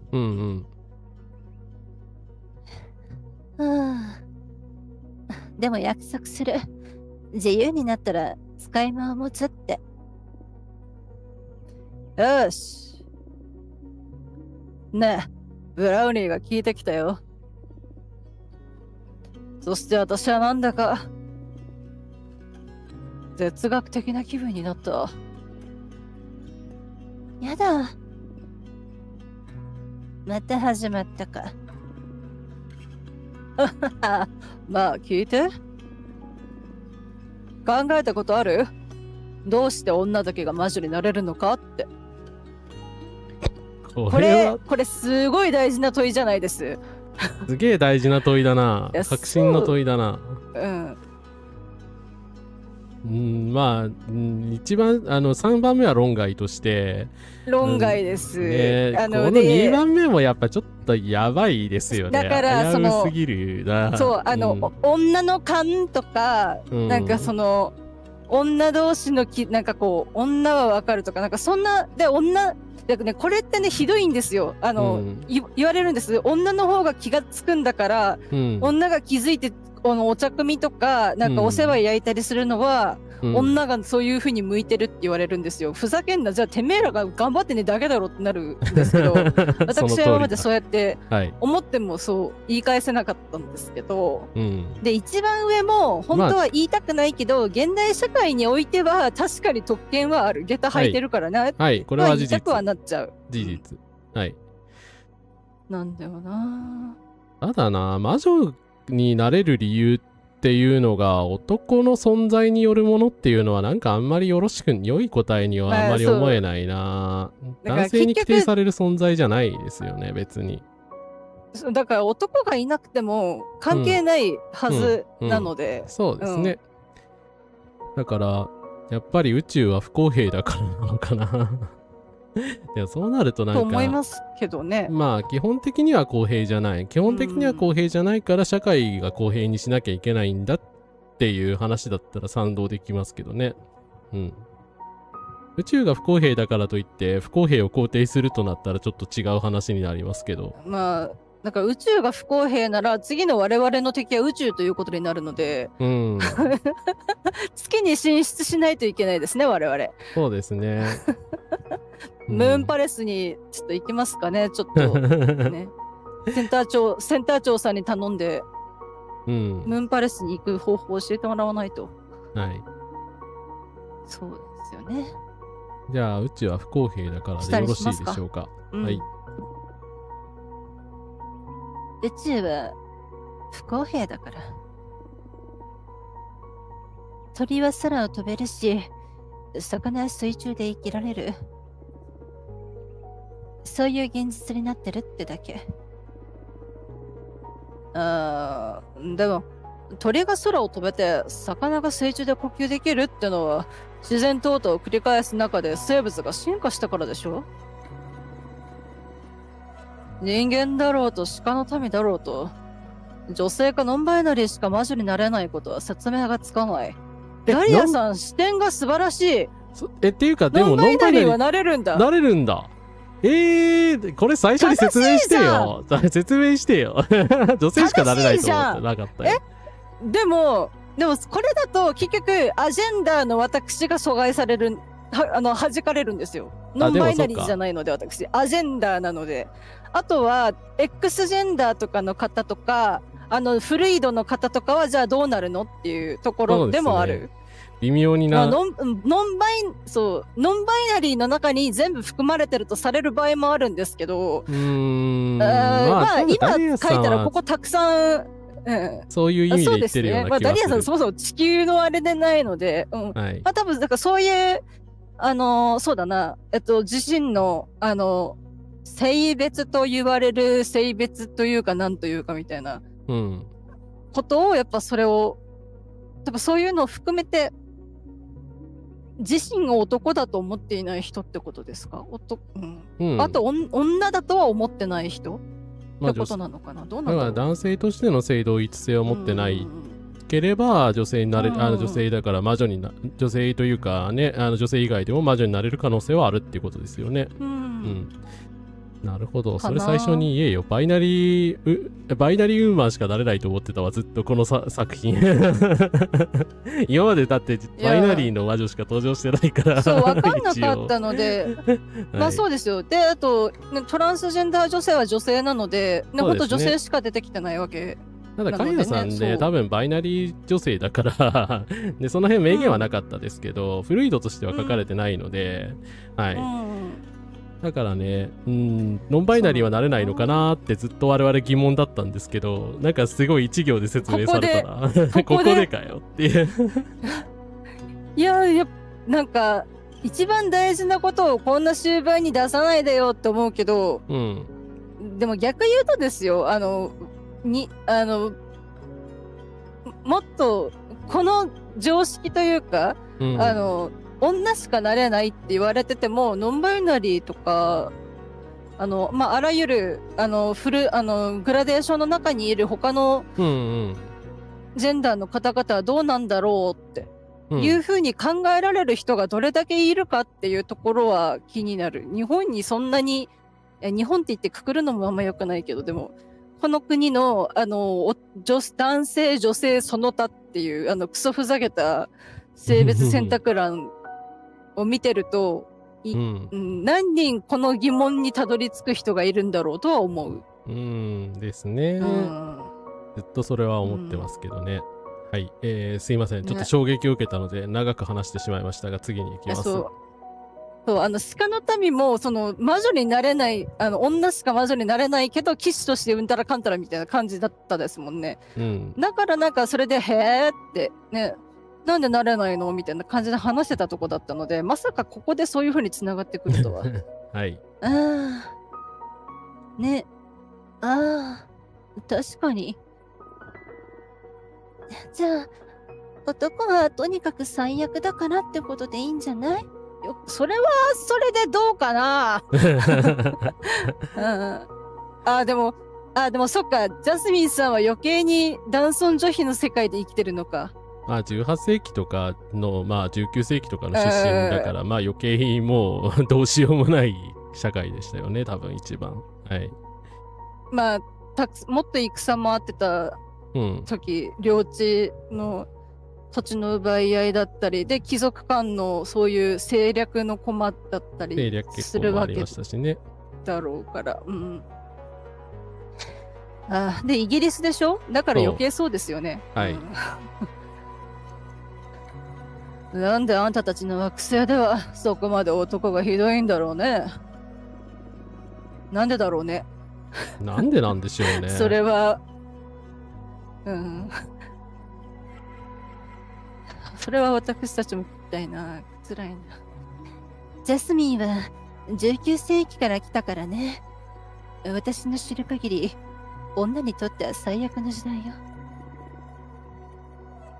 投票権すらなかったんだから。つまり、私たちは劣った存在だとみなされてたってことよ。私たちで地球を侵略して、女中心社会に変えさせることもできるけど、やりましょう。ダメよ。すいません、今ダメよは普通に素で言っちゃいました。ダメだろ。やっぱ侵略って言葉、ダメだよな。私、カルドセプトっていうカードゲーム大好きなんですけど、あれ、攻撃する側のこと侵略って呼ぶんですよ。だから実況中に侵略って言いながら、あって言って止まるんです。また侵略って言っちゃったよって。ってゲーム用語だとしてもやっぱ現実の侵略で恐ろしいことがあるってやっぱ分かっちゃった以上、だからオフェンス側ディフェンス側っていうように頑張ってるんですけど、すごく難しいですね。やっぱなんかこうナチュラルにもう日常生活に溶け込んでるそういう恐ろしい用語に気づけるか気づけないかっていうのは本当に危ないなっていうのは思いましたねっていうところを今思い出しました。ダメよ、二人とも。私たちも変化してるんだから。つまり、人間がね、もう私たちが干渉すべきことじゃない。女性の影響力はゆっくりと、しかし確実に増してきている。その速度を速めたいなら、私の提案を実行するべき。いいわね。だからジャスミンさんは、その時代の方にしては、正しい価値観っていうか、そうされて当然とは思ってなかったっていうこと、だから魔女に召喚してるのかもしれないですね。当時としては非常にリベラルだったんじゃないですかね。なんとなく性格を見ると。ね。とっても魅力的。ちょっと、ジャスミン、ハイになってない？そうよ。あなたもでしょ？そうね。踊りましょう。踊り出した。で、全然同じ動きじゃないのが余計素敵じゃないです。同じ踊りを踊れなくたって、心が通い合ってれば楽しいんですよ。そうですね。素敵。素敵素敵。ジャスミン、あんた新しい踊り覚えたの？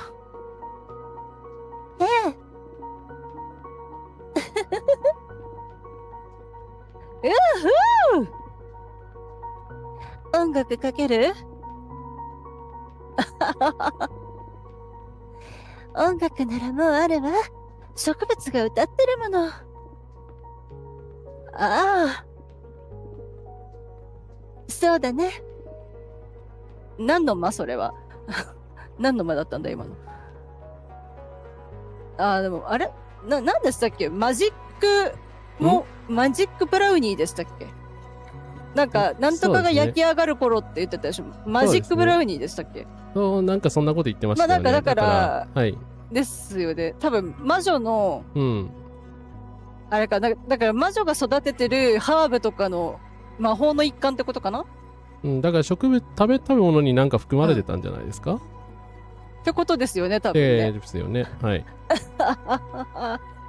いやー、聞いてきた。寂しくなるよ。やだ。フォルトゥーナ。二人とも大好き。私も大好き。私も大好きだよ。しっかりね、フォルコ。今なんて呼んだ？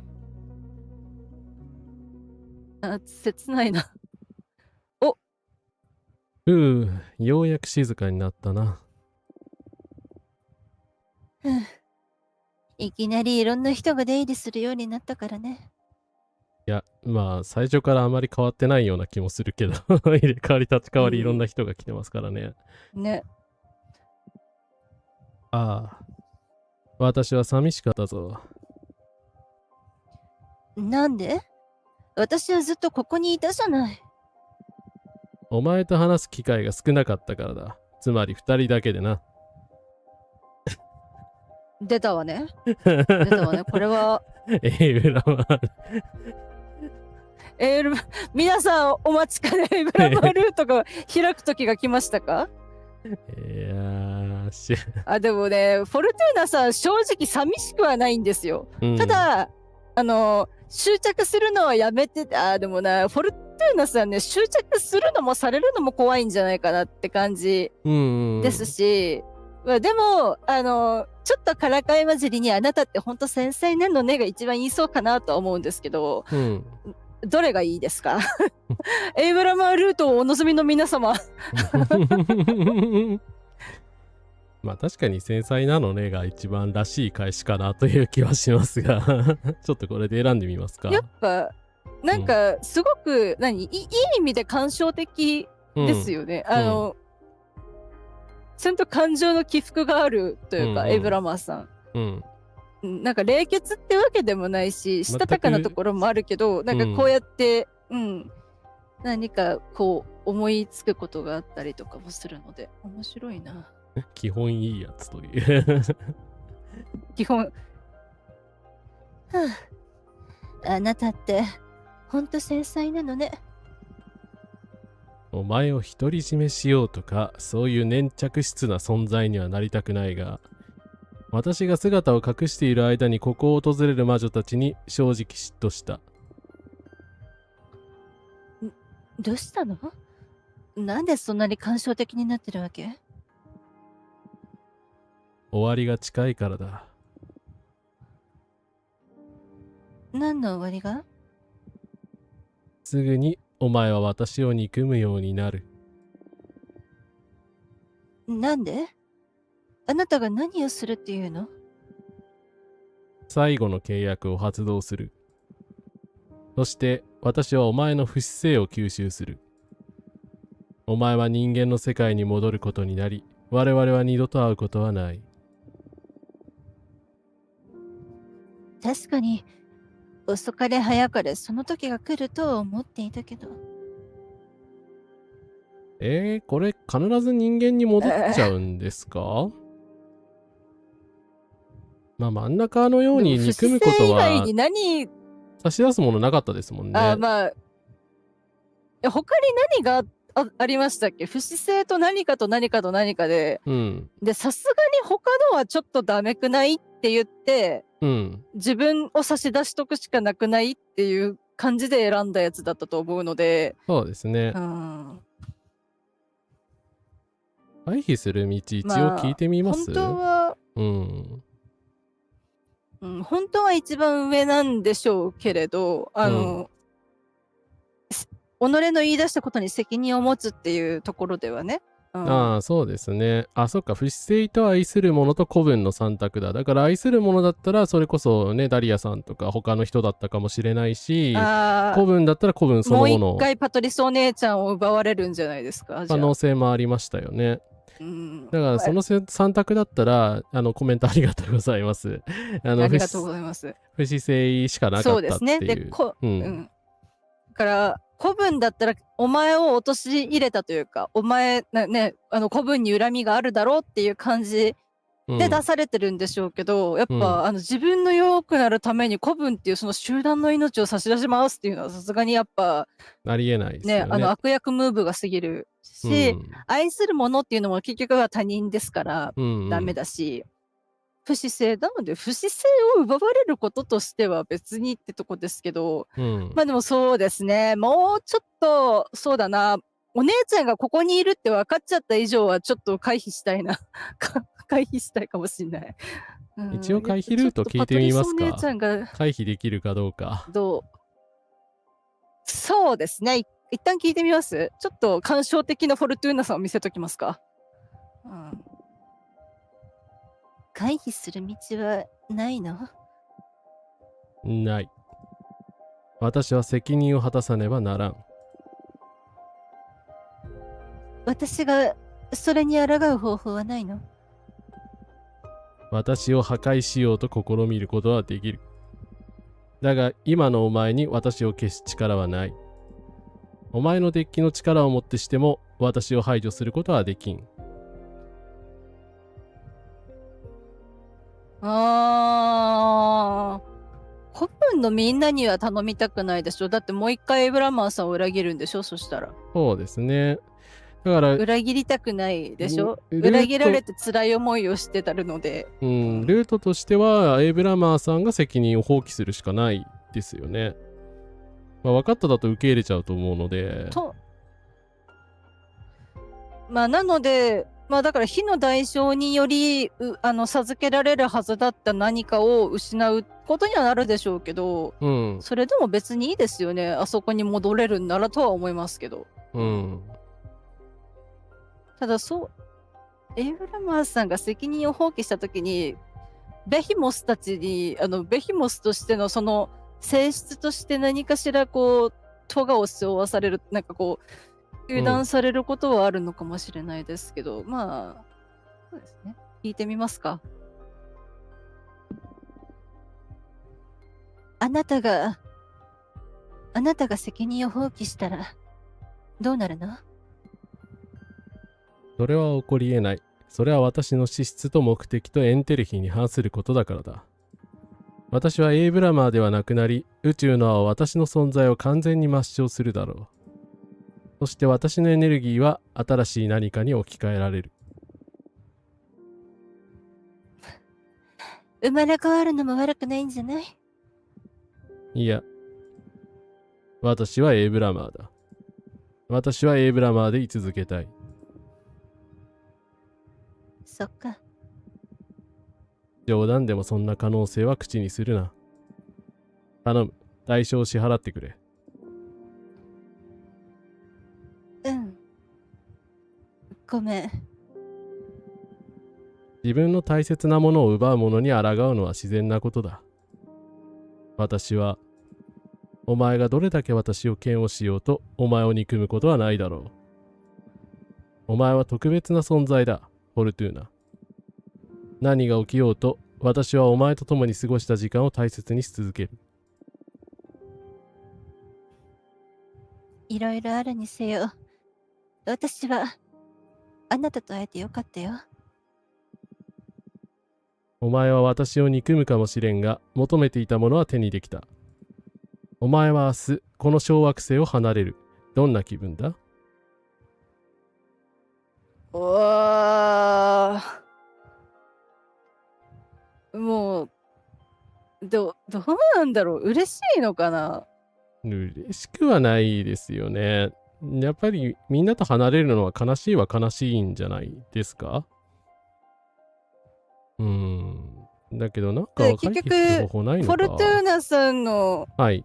フォルトゥーナさんの不死性を吸収したエイブラマーさんはどこに行くのって話でしょ。多分隣に居続けるわけじゃないですよね。そうですね。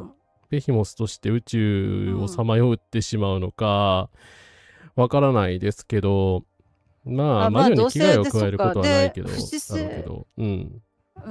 まあで、不死性支払ったから、地球に帰還エンドか。だから結局またパトリスお姉ちゃんとお別れをしなきゃいけないっていう。やっぱ悲しいですよね、それは。本当にそうなってしまうのか、まだ最後までわからないけども、はい。怖いなのか悲しいなのか、どっちだろうなと思って。怖くもありますよね。どうしましょう。悲しいだとエイブラマーと離れるのが悲しいになってエイブラマールートかなっていうエイブラマーさんルートが来るかもしれないですけど、でも悲しくもあるし怖くもありますよね。そうですね。どっちなんだろう。まあ、でここ数日の間にずっと人がひっきりなしに来てたから社会復帰して嬉しいっていうのはちょっと薄いのかなとは思うんですよね。そうですね。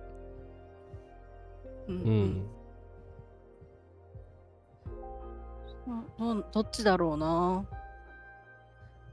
烏丸さん的にはどっちです？悲しい。最初に悲しいって言っておられましたもんね。悲しいにシンプルに悲しいにしておきますか。はい。まあ自分の運命分かってるってことですもんね。悲しい。はい。ということで、悲しいですね。悲しいかな。変な話だけどね。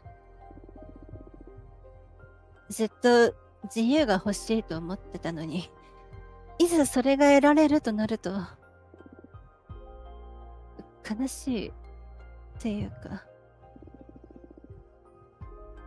すごく努力して何かを達成したときに、悲しくなったことない？すまんがわからん。我々ベヒモスが何かを達成することはない。我々はただ物事を発生させるだけだ。まあ、そうでしょうね。なんだろう、もう一度新たにスタートして、新しい生活を築く力が自分にあることを、ただ願ってる。どうなったとしても、お前が今後の生を謳歌できることを心から願ってる。ありがとう。謳歌するということで言えば、おそらく今夜は我々がこの小惑星ですごく最後の夜となるだろう。お前がここに戻ってくることはない。だから今のうちに好きなだけカードを作るなり、本を読むなり、ベッドに横たわるなりするがいい。そして準備ができたら私に言え。私がお前を背中に乗せて宇宙の摂理の行動に連れて行ってやる。え？あなたに乗れるの？馬というより、エビに乗るみたいに？なんだと？ははははは。今私をエビと呼んだか。ごめん。実は初めて見た時からずっと思ってた。過去にロブスターと形容されたことはあるが、エビだと？もう少し私を敬ったらどうだ？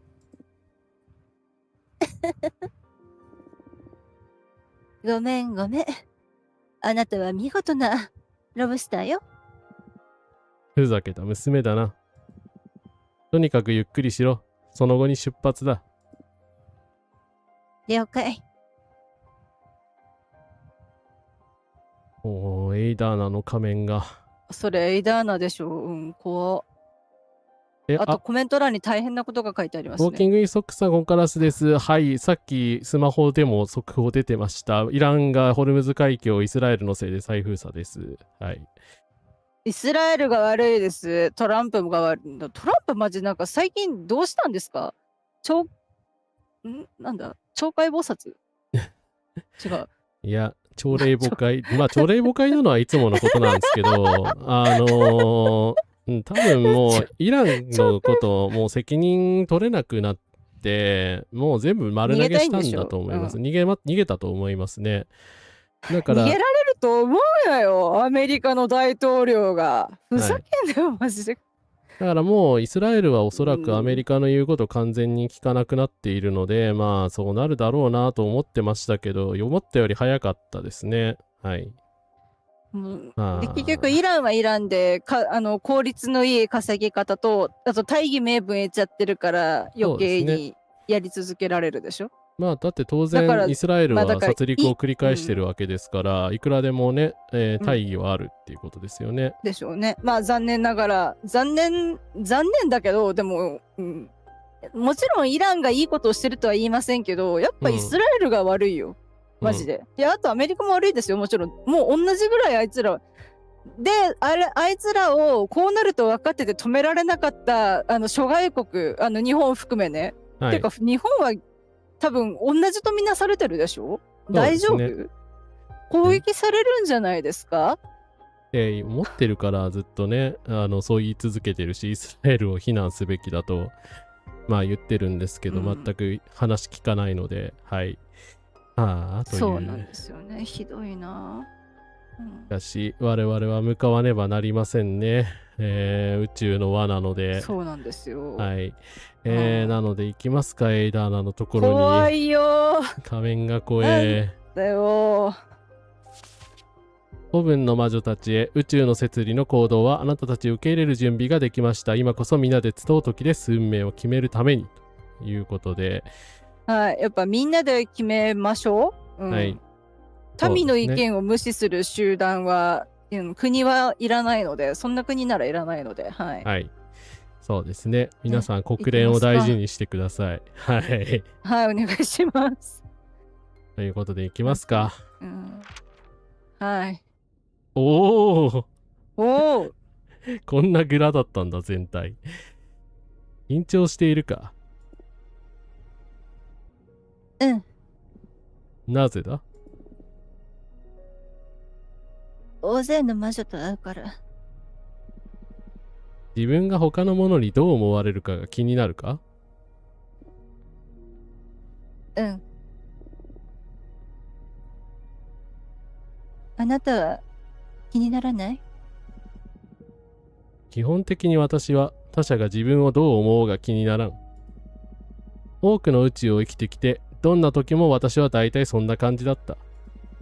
しかし時折反応が気になる存在が笑われる。私のこと言ってるの？そうだ。お前がユーエニアと私について話すのを聞いていた。でしょうね。好きな気持ちと嫌いな気持ちが混在している。私に血が通っていれば赤面していたところだ。やめてよ、もそしてユーエニアは言っていたな。それは最高の感情ではありませんかと。う。めちゃくちゃ恥ずかしいんだけど。ははははは。あなたなんか嫌いよ。お？私はお前に好意しか抱いていないがな。お前は常に愛らしいからな。うるさいな。はははは。ねえ。私、あなたにちゃんとお礼を言ってなかったと思う。そんなものを言う必要はない。すべてはお前が成し遂げたことだ。でも言いたいの。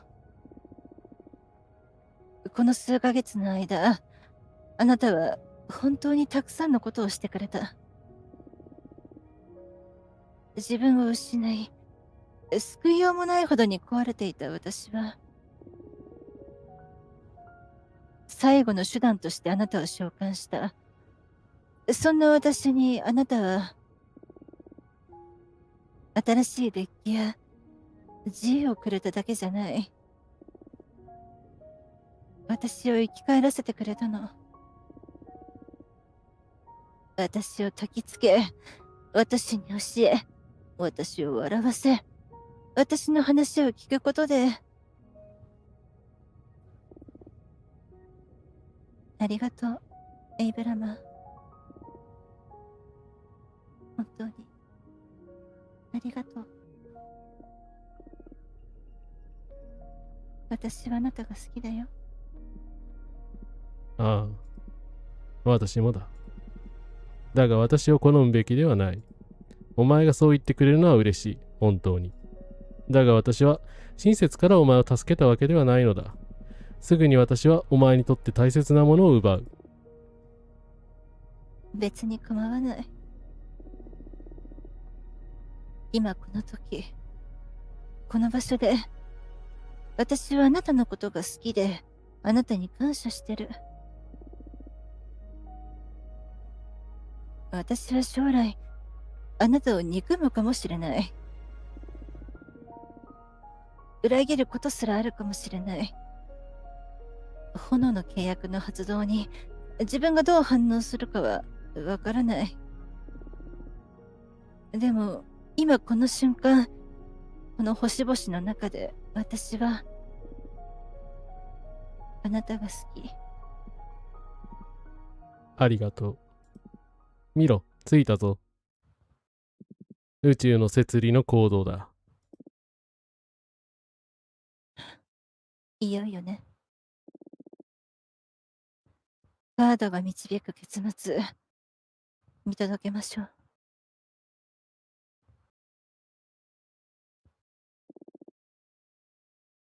今から起きるあらゆること、今後の未来に起きるあらゆること、そのすべてはそなたの罪ではない。しかしそのすべてはそなたの責任ではある。そしてそれはそなたが生きているあらゆる瞬間に対して言えること。そしてそれはこの宇宙のあらゆる魔女に対して言えること。それが運命。私の遺体に意志はありません。しかし私の体は、今日ここに集まった子分の皆を誇りに思います。100の声により、私たちの運命は決まります。100の声により、この宇宙の行き先は変わります。あなたたちの力は強大であり、その力は今後も増していくでしょう。宇宙の摂理の行動の力により、この場所の時は止まります。古文の新しい長が生まれるまで、一つの銀河も動くことはありません。聖杯に声を注ぎ、私の遺体の上に未来を築くのです。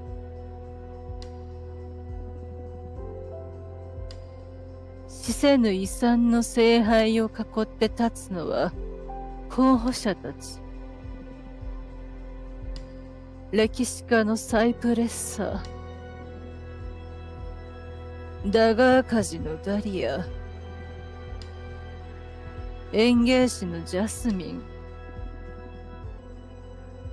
すぐに候補者たちによる冒頭のスピーチへと移りますが、その前にこの討論の行方を見定めるために皆の意向を表明しましょう。良いですか？宇宙の摂理の行動においては、誰もがいかなる時でも発言することができます。古文の運命を論ずるにあたって、私たちは皆平等なのですから。またここで、私たちの最も新しい仲間が、初めて制作した魔法の品についても説明しておきます。出ましたね、トゥルーペッパー。出ましたね。すべての候補者は、彼女のトゥルースチリを食すことに同意しました。つまり、この行動に偽りの言葉が響くことはありません。それが自発的であろうとなかろうとです。では、私の体は討論終了まで沈黙します。そして、候補者の中で最年長のサイプレッサに、この場を譲ります。ありがとう、エイダーナ。あなたたちの多くが、エイダーナが築いた古文の体制を捨てたがっていることは承知しています。私が今日ここでしたいのは自らの方針の宣伝ではなく、お願いです。私はこの古文のあらゆる時代を見てきました。故に私には、より俯瞰した視点があります。そして、私は自信を持って言えます。エイダーナの時代ほど、この古文が栄えた時代はなかったと。どうか、エイダーナの築いた体制に、もう少し機会を与え、それが私たちを導く先を見届けさせてください。私は知っています。今の状態は、エイダーナが思い描いていた未来像のほんの始まりに過ぎないと。彼女のビジョン、ルール、そしてその構造は、私たちを史上最も強力な古文に変えてくれるものです。だからこそ私は、彼女の方針をそのまま受け継ぎ、その繁栄の見張り役となることを決意したのです。しかしながら、他の候補者たちがどのような計画を思い描いているかにも、私は強い興味があります。ですのでここは、候補者の中で、最も激しい資質を持つダリアに、スピーチの座を渡したいと思います。やばいですね。動きましたね。動いてますね。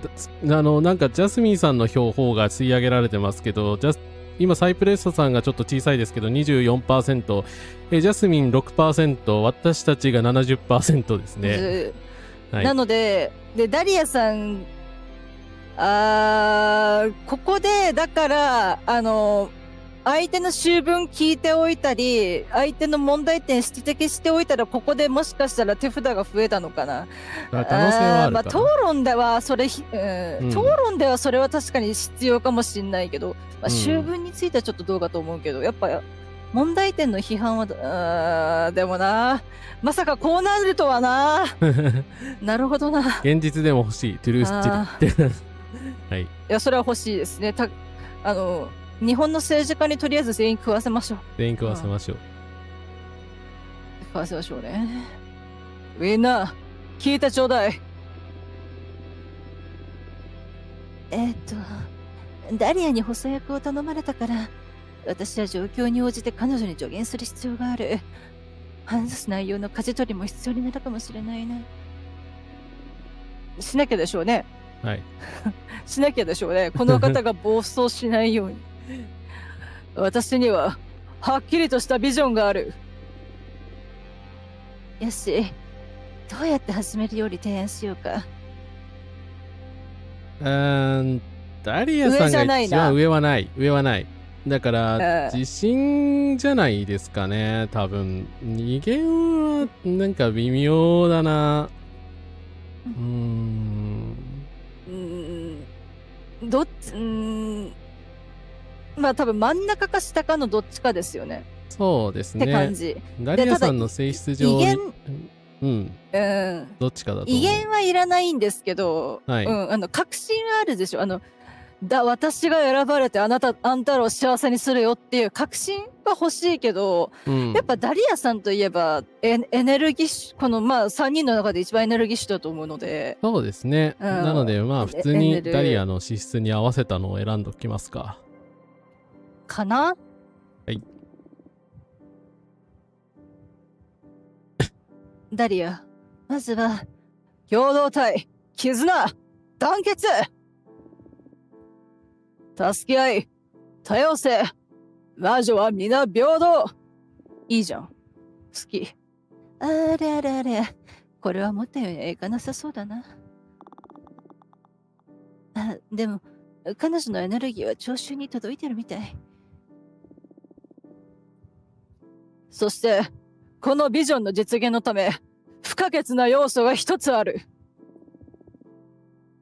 よし、仕切り直しね。ダリアにまず話させるのは、どれ？上はあんま関係ないと思うから、ホーゼイかエイダーナの散布ですよね。エイダーナの散布に関しては一貫してダリアさんの主張をしているとこだから、ただ今言っていいのかという感じではありますけど。重要な要素が一つあるでしょ？エイダーナの、だからその魔女を増やすことが重要な要素だ。これが多様性だっていうのか、横並びのそれも、だから誰か一人が強くなるとかじゃなくてみんなで強くなろうよっていう。でも個人的には確かに数人の魔女たちがたくさん食べて、少数精鋭になった方が一時期は大きいかもしれないですけど、結局衰退していくと思うんですよ。ってなった時にやっぱそれぞれが少しずつ強くなって、少しずつ数が増えて、でも相乗効果が絶対あるんですよ。掛け算されるはずなんです。足し算じゃなくて掛け算になれるはずなので、そうなるとっていうところでもある。ただその魔法勢は確かに画期的ではあるんですよ。一人だけでしょ確か。そうですね。ダリアだけです、これも。で、支援、そう、だから稼げないというか、まあ、魔法の性質上、その、何かしらエネルギーを生み出すんじゃなくて、その他の魔女たちのためにはなるけどっていうようなものをできる人に対して、おそらく支援をするっていうところだと思うのだが、さて。どれがいいですかね。まあ、このストーリー上の展開で考えると、やっぱ一番重要だったのはなんかエイダーナの話なのかなという、気はするんですけど、仲間を増やすがやっぱ大事かな、多様性、はい。ただそれをなかなかやっぱ難しいですね、どこを押すかって。その2人ともでも我々がね、思ってる、すいません、本当すいません。我々が思ってるような言い方をしてくれるかどうかはわからないっていうね、ところがあるからな。そうなんですよね。はい。どうなんだろう。どれがいいかいな。烏丸さん的にはどこが。だからあんまりそのなんでしょうね。相手を攻撃的なところとか、破壊的なところっていうのがダリアさんあんまりよくあれなところだとは思うので、なんでしょうね。だからどっちかだと思うんだけどな。でもどっちでもいいような気はするんですけどね。とりあえずでもやっぱりみんなが気にしてるのは、特にサイプレッサさんがめっちゃ気にしてるのはエイダーナの話ですよね。今までのストーリーからして。なのでそこつついておけばサイプレッサさん嘘つけないので、そうですね。エイダーナと離れたくないっていう追い詰められるかもしれない。個人的な事情が出てくる可能性があるのか。なるほどな。ということで、エイダーナの話にしておきましょう。そうですね。ジャスミンさんがお金払って学者にもしてるから、あれですよね。そうだな。エイダーナの散布ね。了解。ありがとう。私たちは、エイダーナの遺体を散布し、数を増やすべき。新しい顔、新しい心情、新しいアイデア。そうしたものの中にこそ真の成長があるのよ。強欲に力を求め続けている限り、私たちは決して変われない。私たちを停滞させるなら、その力に何の意味があるのか。真の力を得るのに近道はない。新たな魔女の数だけ異なる成長の形がある方がよりよく意義あることだと私は考える。素敵こんな政治家欲しいダリアさん高市と変わって今の誰か切り取っとってくださいマジで。すいません、もうちょっと読んでからの方が良かったかな。でもめっちゃしびれたんですけど、超かっこいい。いやー、超素敵じゃん、ダリアさん。いいじゃないですか、ダリアさん。なんかね、俺はとにかくやればいいんだみたいな感じで行くのかなと思ったら、めっちゃちゃんとしてますよね。ね、もういいじゃん、ダリアさんで。すごく律的ですよ。なんか、本当に何度も言ってますけど、お姉ちゃんもそうですし、ダリアさんもそうですけど、ちゃんとって言い方変だな。いろんな面を持ってる。どこかの面だけが突出してるっていうところはもちろんあるんですけど、他の、だから知性とかその、思慮深さ、誰かを思いやる心、何かを思いやる心、お互いに尊重し合う心っていうのをパトリスお姉ちゃんもダリアさんも持ってて、すごい。そうですよね。これをトゥルースチリ食べた上で言ってるから本気なんですよ、この方。そうなんですよね。嘘じゃないし、綺麗事でもない。そう、重みがやっぱ、思う。ダリアさんがトップになれないような集団ならもう多分終わった方がいいかなって思うぐらい、今の素敵でした。よし、ちょっと頑張ってダリアさんに戻ろう。よし。私たちの子分に喜びと興奮を取り戻しましょう。あ、ジャスミンがちょっと待って 0% になった。でも、これジャスミンさんかな。はい。いや、わかんない。と誰だろう。いうことで、我々が圧倒的有利ですが、誰かが言ってきた。はい。あクリエルさん。待って、どっちの味方ですか？ちょっと待って、誰の味方何を怖い言ってくる？ちょっと待って、怖い。あ、待って、前回のフラグここで回収するんですか？しないよねマジか。クリエルさんがやったってこと？待って、わかんない。どうなの？ちょっと待って、でももう進めるしかないか。クリエルさん、あなたの声忘れた。なんだ？どんな声だった？みんなに共有したい情報があるの。こういうやり方はフェアじゃないって分かってたけど、流刑にされてる存在を古文の政治に参加させるのは心配だったから。幻の世界を作成したの。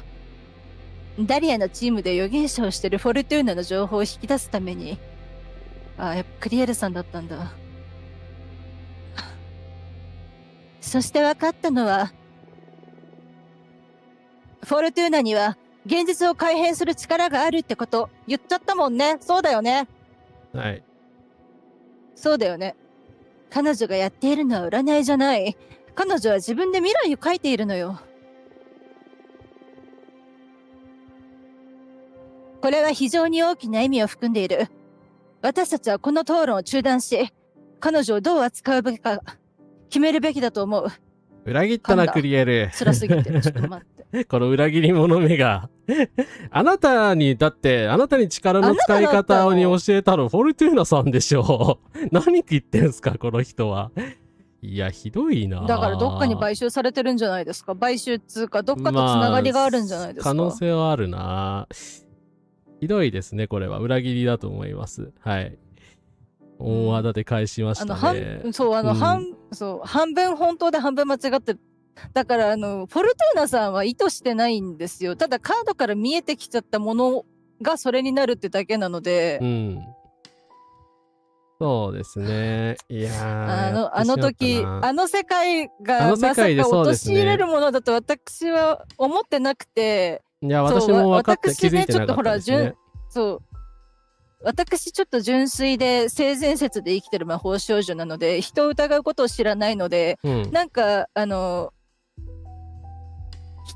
いことしてるけど、そうやって暴いた証拠に法的な根拠があると思ってるの。まあでも魔女の世界だから分かんないけど。まあでもこれはだから開き直るんじゃなくて、私の予言には強力な力はあるけれども、それはクリエルが勝手に調べたことだし、ダリアを勝たせるためにこの能力は使ってないって。まあ実際だってダリアさんを勝たせるって言って読めば終わりだったんだから、やってないですよね、それは。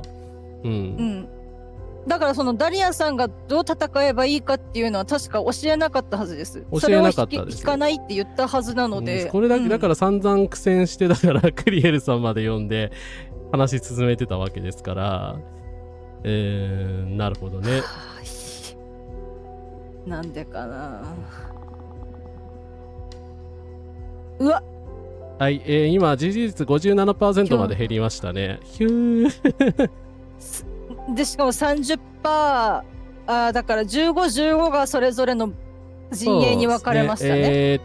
今ダリア57、ジャスミン15、サイプレッサ28です。で、さっきジャスミンさん0だったので、多分 30% 減ってトントン。そうですね、15%、15% ぐらいで分かれてる。強大な力を持つことは、この古文の規則に違反するものではありません。まあそうですよね。だってエイダーナさんだって神の力を聞くっていうことで、っていうすげえ強大な力で神秘性を売りにしてこの人古文を強権的に回してきてるので、だからフォルトゥーナさんを否定することは己の否定になるので、そりゃそうでしょうねっていうところでしかない。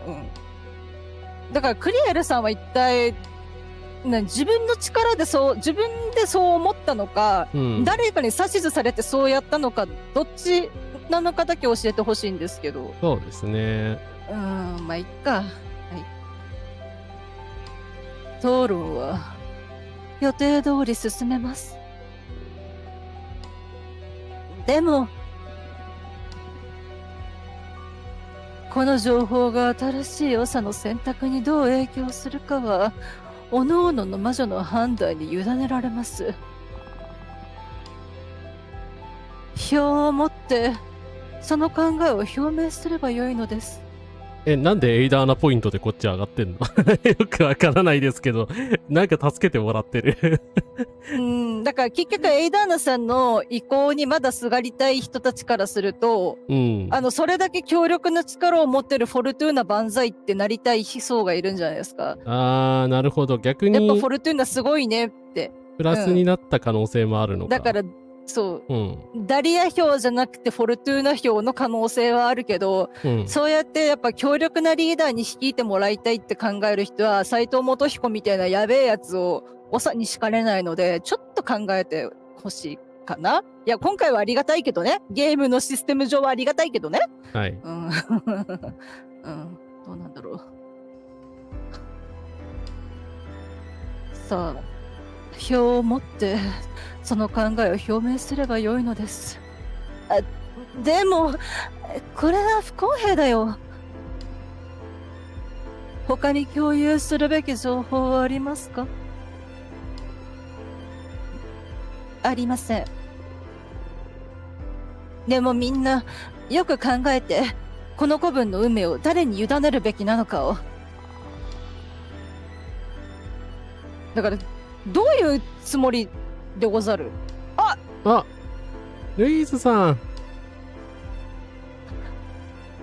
討論が始まったばかりなのに邪魔してごめんなさい。ここで、ダリアの補佐役であるフォルトゥーナに対する私の印象をお話しさせてください。私は友人であり、候補者でもあるジャスミンに提案され、彼女の助けを求めました。私はエイダーナに非常に重い任務を課され、苦しい状況にいました。そして、フォルトゥーナと彼女のカードは、私を苦境から救っただけでなく、かつて味わったことない幸福へと導いてくれました。彼女の導きは本当に素晴らしく、彼女のデッキは強力で、彼女の魂は純粋です。彼女のチームこそ、上に立つにふさわしい存在です。私が言いたいのはそれだけです。本当にありがとう、フォルトゥーナ。ルイーズさんのおかげで票が戻った。いやーあれか、今まで助けてきた人たちとの絆によって変わる、っていうことなのかな。助っ人参上って感じかなな。のかな。確かにクリエルさんとは1回だけだったけど助けてあげたのにな。多分、集会の都合上でもう一回会えてたら、でも1回しか来てないですよ1ね。回しか来てない。ね、もう一回来ることがあったのかな。どうなんだろう。そのルートもあったのかもしれないですね。いやでも初見に対してひどいというか、まあ、というか、このゲーム多分初見が一番大事なのに、クリエルさんに対するヘイトが高くなっちゃうじゃん。確かに。それはちょっと悲しいな。はい。まあでもやっぱフェアじゃないって分かってるのに、じゃあやらなきゃよかったんじゃないかなとは思うので。はい。では、次の候補者に移ります。ジャスミン、冒頭のスピーチを。承知しました、エイダーナ。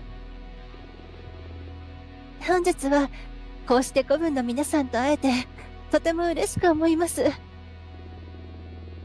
そして、私が思い描く理想の子分の形をお伝えする機会をいただけたことに感謝いたします。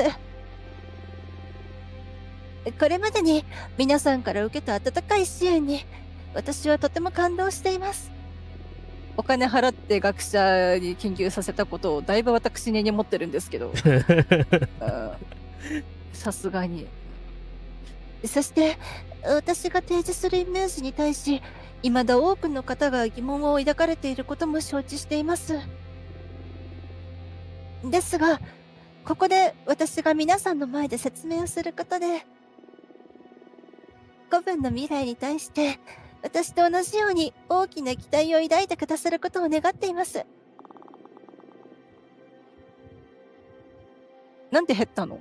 あれダリアさんが増えましたよ。かわいそう。ジャスミンさん、さすがにこれはかわいそうだよ。いや、今悪いこと言ってないじゃん、別に。いや、ただまあやっぱ、ただやっぱ、だから、長に何を求めているかによっては、さっきみたいにエイダーナに感謝して、いや、感謝は大事ですよ。感謝大事だけど、エイダーナの意向になんかまだこう貸し付くように振る舞って、周りの人々に感謝を述べるにしたって、やっぱちょっと主体性がないようには見えちゃったのかもしれない。かな？いや、でもさすがにかわいそうだよ。もうちょっと差別的なこと言って減ったらさすがに、そうだそうだって言いましたけど、さすがにこのタイミングで減るのはかわいそうだよ。で、サイプレッサさんもついでに減ってるんですけど、面白い。裏のパラメータが気になるな。なんかちょっと。多分エイダーナポイントみたいなのがありそうですよね。だからフォルトゥーナさんとエイダーナさん、それなりに私エイダーナのメモたくさん使ったし、そんなにまあ最後嫌いだって言ったけど、そこまで邪険に扱ってないはずだから、もしかしてポイントが高かったのかもしれない。はい。ていうかでも逆にですよ、エイダーナさん自分のことを嫌いって言ってくるやつの方が好きだと思いますよ。ああ、そうですね。そういうタイプの人ですよね、多分。はい、反骨精神お見事って感じの人な気はするんですよ。神からの、なんかまあ権威主義者ですからね。かなって思うけどな。はい。そうですね。私たちはエイダーナが私たちにもたらしてくれたことに感謝するべきでしょ。彼女は私たちを前例のない形で成長させました。しかし、子供のように扱われる時代はもう終わりにするべきです。私たちを機械のように行動させた管理と罰則に満ちた彼女の体制を乗り越えなくてはなりません。私は皆さんを自由と信頼の時代へと連れて行きたいと考えています。私たちは努力と自己犠牲がもたらす成果について学びました。これからは各々の魔女がこの古文をどのように向上させていくかを決めていきましょう。私たちはより強く、より賢くなりました。私たちは誰かに強制されずとも自発的に責任感を持って古文の向上に尽くすことができます。なんかね、日本国のために日本国民は尽くせみたいな感じに聞こえるから、やっぱちょっと、私のジャスミンさんポイントはどんどん下がっちゃう。やっぱとことん合わないんだな、私こういう全体主義的なの。和を乱すのは嫌いですけど、だからといって子を殺すのも嫌いなので。そうですね。ね。私たちの方針は古文が真に成熟するための次のステップを提示するものと言えるでしょう。発言許可を。誰だ？お、待って、はてな。さすがにジャスミンさんちょっと増えましたけど、なんだろう、誰なんだ。サイプレスさんが減りましたね。はい。最低者怒ってる？なんだろう、テアさん怖いな、ちょっと。待って、テアさんが来たということは何か抵触してるはずなんですよね。でしかもジャスミンさんの時に来たでしょ。はい。ジャスミンさんの支援者の中にやべえやつがいる可能性はもちろんあるので、子供扱いされるのをやめにしましょうって言ってるくせに、高齢の魔女4人と自分の5人で決めるって言ってたでしょ。ジャスミンさんだから結局子供扱いされるまんまでいるつもりっていうか、まあ、気づいてないのかもしれないですけど。だから言ってることとは真逆っちゃ真逆ですよね。確かに。そこに確かに自民党っぽさを感じなくはないんですが。そう、いやなんかね。まあ実際この世界確かに公選法がないはずだから、ね、買収は確かに私たちだってダーティープレイすれば多分ウンヌさんの力借りたら他の人を陥れるプレイもできるはずなんですよ。まあただ誰かが何かここで作ってくるかもしれないので、そうですやっねぱ。悪いことしないに限りますよね。そうですね。わかんないけどでもクリーンプレイで言ったどうなんだろので、クリエルさんは裏切ってきたけど、はいはい、なぜかそう恨みを買うことはしなてないはず。ぜか裏切られた。そう、なぜか裏切られたんですけど。まあでもクリうんエルさんを利用して他の人の評判を上げたから、もしかしたらそれに対する代償だったのかもしれないなって今ちょっと思いました。そうですね。クリエルさん呼んだ時、そのクリエルさんの力を解放して、まあどうやってうまく使ったらいいかっていう話をした時にダリアさんの支持率を上げたんですよね、一時的に。なのでもしかしたらそれをしなければ、まあ私は操られたんだっていう感じにならなかったかもしれないなと。はいあちょっと今クリエルさんを擁護するわけじゃないけど、なんでこうなっちゃったんだろうって思い当たった時に自分のプレイ、そういえばそういうことしてたなっていう今ちゃんと思い出したんだでけど。も、はい、幻覚じゃなくてロールプレイングっていうか再現するだったでしょ。そうですそのね。幻覚を見せた覚えはないんですけどね。まあそうですね。だから、別に私たちは再現しろって言っただけで、確かにダリアさんの理想とするような世界ではあったけれども、ダリアを支持させろと言ったわけではないから、ね、そこはクリエルさんが自主的にやったんですよね。っていうとこですけどね。はい。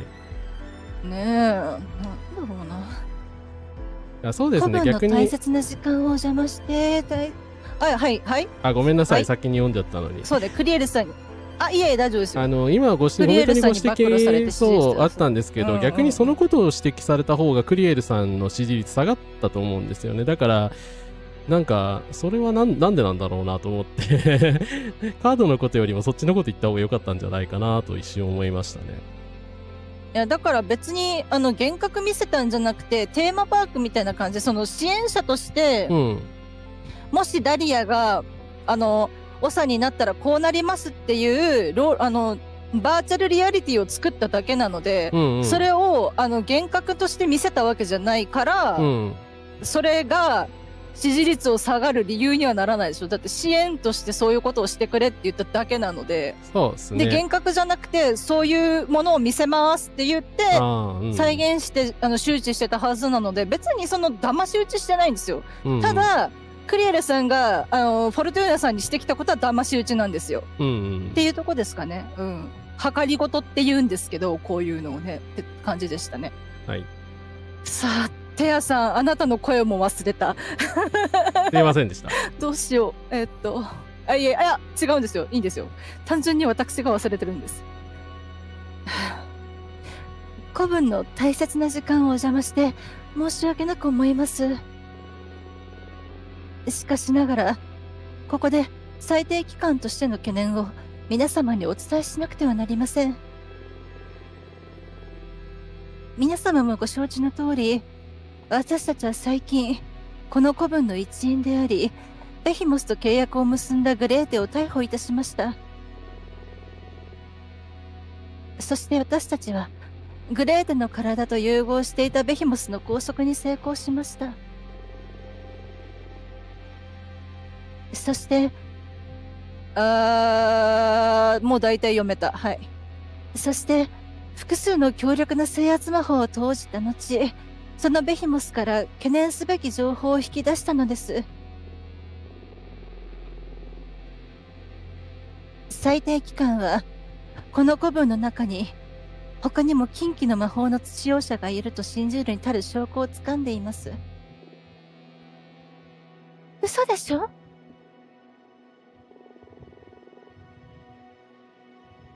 恐れながら私たちはベヒモスがこの選挙に介入していることを確信しています。そしてその使用者が誰かも見当がついています。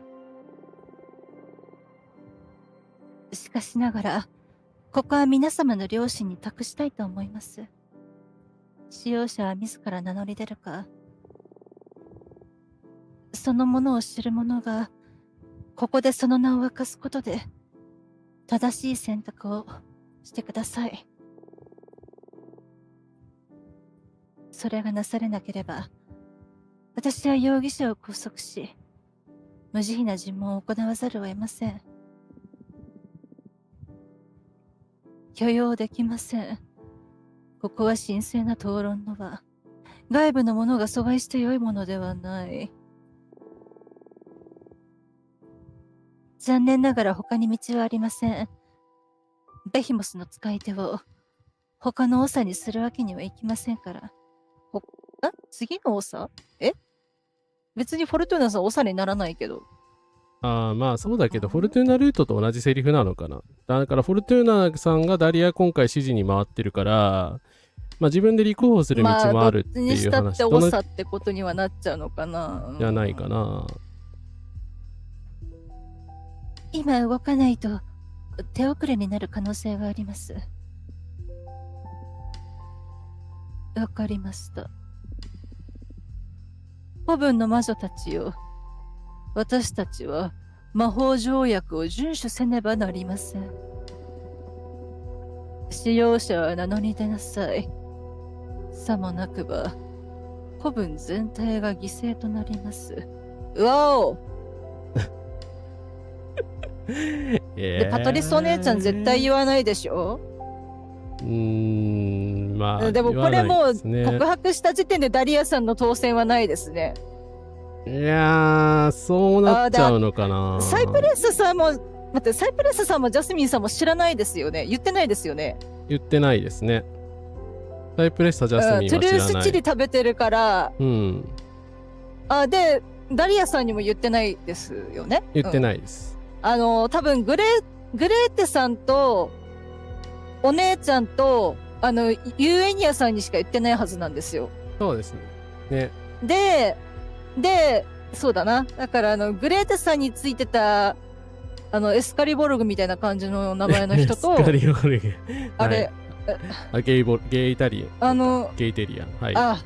ゲイテリアンさんが、だからゲイテリアンは別に、そうだな。だから多分売られたから恨み返しでしょ。多分。そうですね。だからグレーテエイブラマーさんに売られたので。そうですね。エイブラマーのせいで名前が分かっちゃって、ああいうことになりましたね。はい。だからここでいろいろ跳ね返ってくるの面白いですね。けど、正直、エイブラマーさんと契約しないルートはないので、絶対にここで何かしらを選ばされるってことでしょ。自分が、フォルトゥーナさんが立候補してるとしても、ジャスミンさん側についたとしても、まあ今回みたいにダリアさん側についてるとしても、この選択肢というか、この場面はやってくるっていう。で、聴衆はトゥルースチリ食べてないはずなので、お姉ちゃんは言わないし、だって多分古文全体が滅びてもどうでもいいだって言うでしょ、お姉ちゃんなら。多分。で、ユーエニアさんもまあ言わないだろうし、でもこれどうすべきですか？全てを告白したらそこでゲーム終了？でも、最悪の場合、まあ、全てを告白した瞬間に、この、なんか、討論会が終了して、まあ、ゲーム。まあ、介入はし続けられないだろうからな。ビターエンドみたいな感じになるかもしれない。いや、でも、そうなるとちょっと困る。だから、ここはもう黙っとくしかないんじゃないですか。だって自分が立候補してんだったらまだしも、自分立候補してないのに、ここで、なんか言うのはちょっとね。まあ、ただ下手すると、テアさんが握ってる情報が、違う可能性があるでしょ？鎌かけてきてるかもしれないでしょ？信頼に足る証拠がありますって言ってるけど、実はジャスミンさんかサイプレッサさんがどっちかの支持者の中にそれがいるとか、かもしれない。そうですね。まあ、可能性はなくはない。ゲイテリアンが何て言ったか分かんないから。そうゲイテリアンがどうしたかが分からないので、だからまあ、一か八かで黙っとくって手もあるっちゃあるけど、黙ってると余計にテアさんに拘束されちゃうエンド。まあでも、テアさんが何かすごい人を捕まえるっていうのは予言しちゃったんでしたっけ？やめたんでしたっけ？いや、予言はしてないと思いますよ。ただ、いや、なんかね、すごい、なんかね、なんかすごい、罪人の魔女を捕まえて、うん、特権なんか階級が上がるみたいなのを読んでる場合、で、それがグレーテさんのことかと思ってたけど、ここにまで食い込んでるフォルトゥーナさんを捕まえたことで、この場でしっかり厳格に捕まえることで上に上がるのだとすれば、あれ予言になっちゃうでしょ、うん。なんて言ったっけ、あの時。だけどなんか、あなたはなんか最低、でもなんか逮捕してうんたらとは言ってない気もしない。なんて言いましたっけ、一番最初ですよね。一番最初のリーディングですよね。そう。あの時なんて言ったっけ、何選んだっけ、うんうん、ちょっと待って、もう第9回だからさすがに覚えてないです。さすがに覚えてない。で、他の選択肢も知ってるっていうか、どれにしますかって選んだ、会話姿勢で、記憶が混ざっている。覚えていない。そう、だから、テンさんが、すごい罪人の魔女を捕まえて、昇進しますって答えちゃってる場合は、うん。フォルトゥーナさんがそれの目に、まあでもグレーテさんでクリアしてるとも言えなくもない。わかんない。どうします？でも全てを告白したら終わりな気はしますよね。だって多分この場から退場でしょ、だって。うん、テアさんと一緒に強制退場で終わり、最低ゲームオーバーになる可能性があるんで、さすがにそれは受け入れられないし、まあそれだったら正直、最終的には大砲エンドになるかもしれないけど、でもどのみちグレーテさんは助けるしかなかったし、エイブラマーはどのルートでもね、絶対にまあ刺激しているはずですから、まあ、火の代償がどうなるかも含めても、まあだから未来に託すしかないっていうことになるんじゃないですか。あとダリアさんの制作だったらベヒモスの禁忌解除できるから、そうっていう話をしてたんですもんね、だって我々。そうですね、まあでもそれ以外にしたってダリアさんの制作じゃないと賛同できないからダリアさん一択だったっていうのはあるんですけど、そうですね。まあただグレーテさんにエイブラマーとの契約を言わなければバレなかったってことでもあると思うんですけど、でもあの時他の人が知らないような2人だけの秘密を作らないとそうですね、いけないっていう話だったので、なのであの時エイブラマーさんを呼んでいなかったら、確かあれでしょ、パトリスっていう姉がいるっていうのは結局その魔女になっちゃってたからみんな知ってる話なんですよね。だからよかったなって思ったんですけど、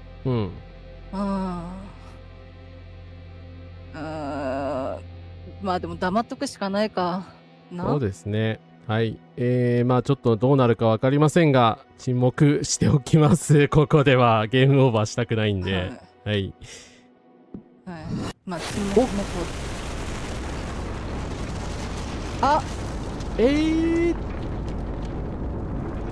サンモナクバ古文が全滅することになります。痛い。やめて。どうなってるの？誰か助けて。一体何が起きてるの？みんなが炎に包まれてる。助けなくちゃ。これが古文の終焉？フォルトゥーナ、なんとかして。私が？そうよ。ダリア、落ち着いて。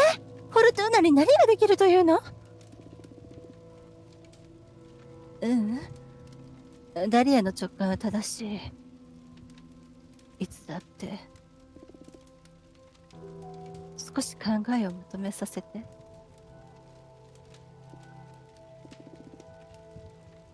カードを使ってこの状況を読んでみる。最後に自分を占うのか。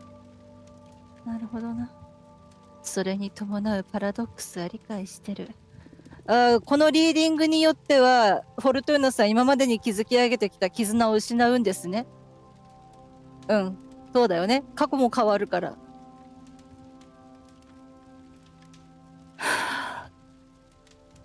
私が状況を読み解くことは、すなわち、これを引き起こした発端を定義することを意味する。でも何もしないわけにはいかない。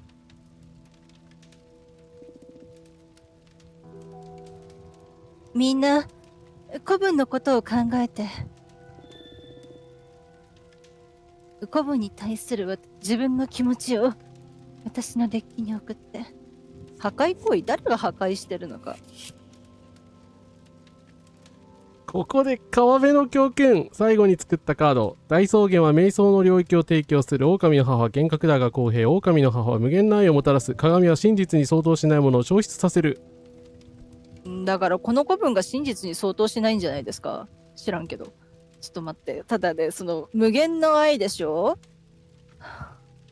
だから下手すると妹が危ないと思ったパトリスお姉ちゃんがぶっ壊したのか、いやそれがフォルトゥーナさんが、はい、フォルトゥーナさんが危険だと思ったエイブラマーさんがもう自らが攻めてきたことにして、なんか全員ぶっ殺しとくかみたいな。私はそいつを、私はなんでしょう、操られてたんじゃなくて、私がフォルトゥーナを操っていたのだっていうナイターカオニルートの可能性ないです。だから確かにフォルトゥーナさんのためになら古文なんてどうでもいいんですよ。だってそもそもフォルトゥーナさんを追放した人たちだから。だから愛する人というか、まあ大事な相棒のためにナイターか青鬼的な、青鬼ってあれですよ、追いかけてくるやつじゃなくて赤鬼と青鬼の話、すごくあれ悲しいんですけど、だからなんかそんな風に嫌われ役を引き受けたような気がしませんか。まあでも母でしょ。でフォルトゥーナさんにとっての母はもちろんいましたけど、パトリスお姉ちゃんでしょ。でお姉ちゃんにはいっぱい子供がいますよね。はい。狼の母がお姉ちゃんに見えちゃうんですよね今回。違うとは思うけど、どうなんだろう。ただ重なるでしょ。パトリスお姉ちゃんに重なるでしょ。違う？わかんない。どうなんだろう。いろんな可能性はあると思うんですけど、まあなんで破壊行為でこれが出てくるのかって話だからな。まあ置かないことにはわかんないですね。これは最低期間による工作だ。私たちが強力な力を手にして魔法世界を征服するのを防ぐための。これは私のせいだ。私が強力になりすぎたため、宇宙の摂理の行動が私の周囲と時間と運命を止めるべく自滅した。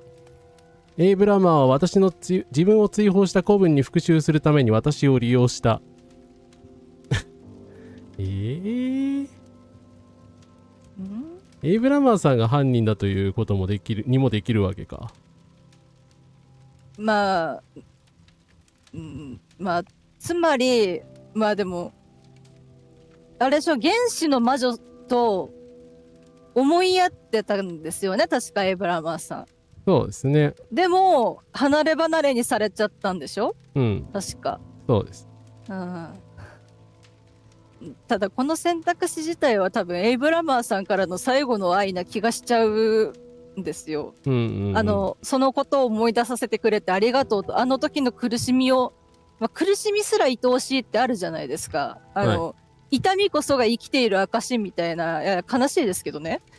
だからその時の苦しかったで子分とか自分とその愛する人を引き離したいろんなものに対する恨みを抱えて封印されていたけれど、今一度面白いなんかちょっとお茶目な感じのフォルトゥーナさんにもう新たな生きる新たな誠意をもらって、その中でなんかいろいろ思い至って、だから悪者引き受けてる気もしないでもないけど、利用したって。でもフォルテンさんちょっと待って、他の選択肢もでもなかなかにひどいですよね。そうですね。これよ。ただテアさんは絶対に言わないから、テアさんは多分だからこれにして、もしテアさんが関係ない、ただそういう風に言われて操られてただけとするなら、でも腐った上層部を全部排除してテアさんが上に来るっていう意味で合ってるのかもしれない。そうですね。どう思いますか？ただこうする、ただこれが起こるとですね、今まで最低機関が介入して解決してきた紛争が、全部元に戻される可能性があるわけですよ。最低機関の権威がなくなっちゃうってことは、信頼性が落ちるでしょ。どうすればいいんだろう。でもこれは嫌だ。これは嫌だ。一人の、いや、どんなに力持ってるっつっても、こんだけたくさんいる魔女の中でたった一人に何を背負わせようというんですか？ていうかおこがましいですよ。フォルトゥーナさん一人で運命が決まるわけないでしょ。まあね。本当にフォルトゥーナさんが宇宙の輪を書き換えられるとしても、きっとそれに負けないぐらいの強い自分の人生を書き紡げる人っているはずだから、フォルトゥーナさんのせいにするのはおこがましいし、フォルトゥーナさんが自分のせいだっていうのは、だからあれですよ、俺のせいで負けたっていうルカワと、桜木と三井と宮城とみたいな感じですよ。お前らのせいなわけあるかみたいな感じで、俺のせいで負けたって言って喧嘩しだすんですけどね、スラムダンクって突然ね。そうだからやっぱおこがましいはおこがましいと思いますよ。たった一人の18歳で焼成した人に、だからうららかななんだろうな、大人に、だからパトリスお姉さんみたいに地球でいろんなものに揉まれずフラットな状態のまんま魔女になっちゃったフォルトゥーナさんにマジで何を背負わせる気なのっていう感じなので、できれば選びたくないですこれ。ですね。いやわかんない。でもカラスマさん的にどれが一番安全ですか？わかんないよ。わかんないよ。ドラえもんドラえもん助けて。まあ本当はエイブラマーの真実がこれが事実なのかもしれないけど、なんかそれも悲しいなという、話だし、事実じゃないにしても、そうこれがもし事実だとしても事実じゃないとしても、フォルトゥーナさんはここで再定義できるので、これを言わないことでエイブラマーさんの復讐心をなかったことにできるんですよ。ってことでしょ。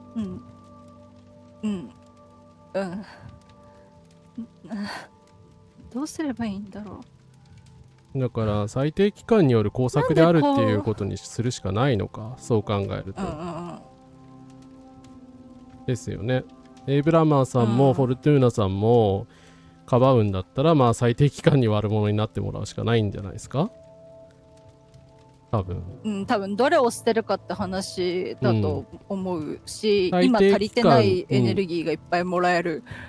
まあエネルギーはもうだいぶ意味があんまりない気がするけど、最低期間、自分エイブラマーだから3択ですよね。ここでもエネルギーが得られる理由ってなんだろうっていう話を若干考えちゃって、クリア後のおまけのためにあるのか、なんだろう。でもやっぱおかしいでしょ。テアさんがでもテアさんのせいじゃなくて話が話だから。いやでもやっぱフォルトゥーナさんのせいにもエイブラマーさんのせいにもしたくないな。最低期間にでもやっぱ最低機関って危険な組織なので、テアさんに昇進してもらいましょうかね、この件でね。という選択肢しかないか。しかなくないですか？この3択だとね、まあ他の宇宙の輪とかが出てれば他の選択肢もあったんでしょうけども、ちょっと残念ながら出なかったので。いや新しいカードだから出たのか、出るべくして出たの。いやでもカード占いは僕戦だから出た。それを疑っちゃダメだな。いくらゲームシステムだとしても占い師が出たカードを疑っちゃダメだよな。まあただパトリスお姉ちゃんじゃなくてよかったです。そうですね。私だったらパトリスお姉ちゃんって真っ先に思っちゃうので。いやお姉ちゃんじゃないからいいってわけじゃないですけどね。今みんなが苦しんでるから。苦しんでるのに悩んでてごめんね。みんなと耐えられてる？大丈夫？そっか。でも魔女火あぶりやばいから早く終わらせないとダメだ。うん、やっぱ個人的にはこれがいいんですけど、烏丸さん大丈夫ですか？これで。まあそれしかないですよね。じゃあとりあえずこの場を収めるには。じゃあそれではい。お願いします。これは最低機関による工作。私たちが強力な力を手にして魔法世界を征服するのを防ぐための。彼女たちの正式な使命は魔法条約を維持すること。だけど、彼女たちが魔女の共同体をこのように攻撃したのは初めてじゃない。彼女たちは平和と均衡を保つためならどんなことでもする。彼女たちは私たちが制御不可能な存在になることを恐れ、私たちを中に収容させたまま宇宙の摂理の行動を破壊した。まあ、可能性的には高いんですよ。だってこの古文急速に力をつけてたって言ったでしょ。だから古文間のパワーバランスがめちゃめちゃ多分乱れまくってたはずなので、そうですね。だからやっぱ目つけられるのはまあ、いや目つけられるっていいわけじゃないですけど、まあ、だからこうやっぱこう出る釘ちょっと頭が疲れている。だから出る杭は打たれるじゃないですけど、打っておいて見せしめ的な感じかなっては思わんでもないですね。最低機関による。我々よりもこう完璧に強いような古文になるのは許さないよみたいな感じ、なのかな。誰が次の長になるか決まるまでこの場所の時は止まったままだから、このままではみんな永遠に焼かれ続けることになる。彼女たちを苦しみから解放するために私たちは一刻も早く長を決めなくてはならない。これは戦争だね。最低機関ぶっ壊してやる。その最低者を拘束するんだ。何を言っているんですか？あなた方の言っていることが本当なら私もここで死ぬことになるのですよ。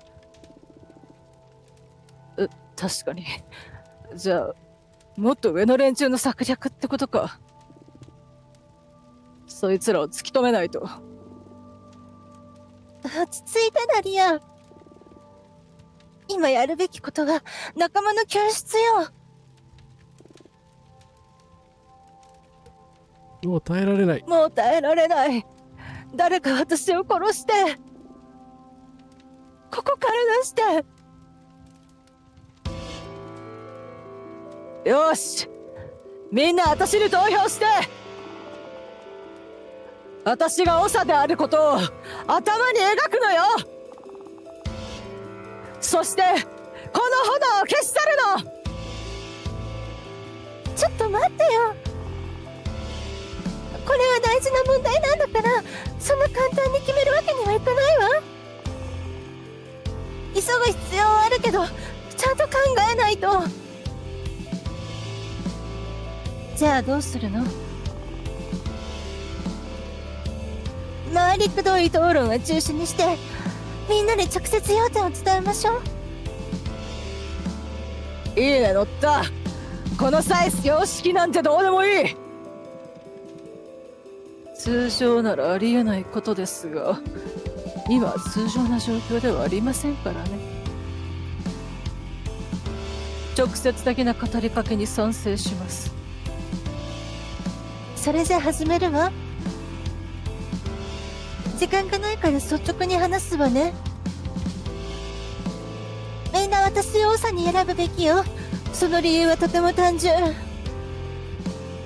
たとえ私の方針に気に入らない点があっても、何らかの向上の余地が見込めるのであれば、これ以上の選択肢はないわ。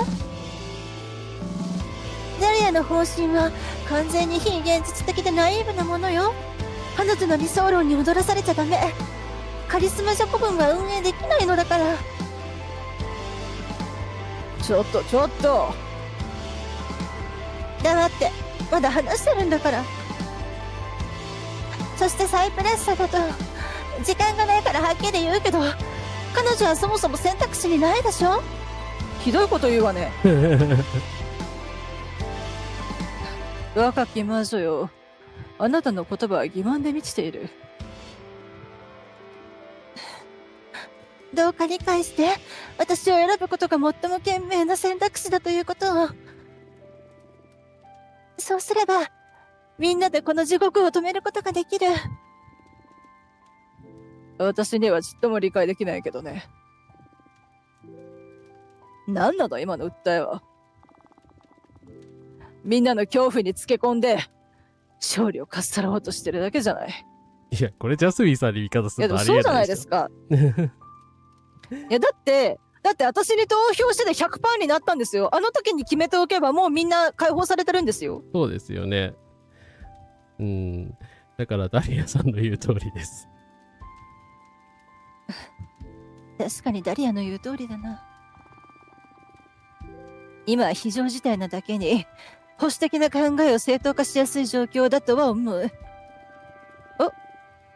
危機的な状況ってあれですか？ナフサ危機のことですか？正当化させねえけどな。するわけねえけどな。でもことはそう簡単じゃない。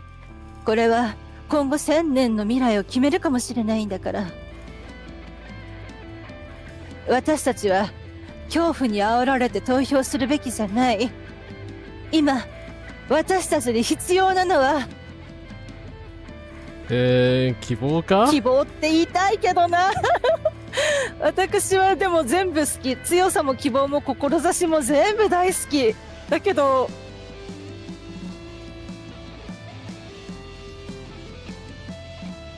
どれ選んでもダリアさんじゃない？っていう気はしますけどね。いや私にはそう思いますけどね。だってジャスミンさんの志って高齢の魔女4人の写し鏡でしょ、はい、って思うし。なので希望を選んでおきますでか。サイプレッサさん、はいいいですか？まさか希望でジャスミンさんに飛んでいかないですよね。多分。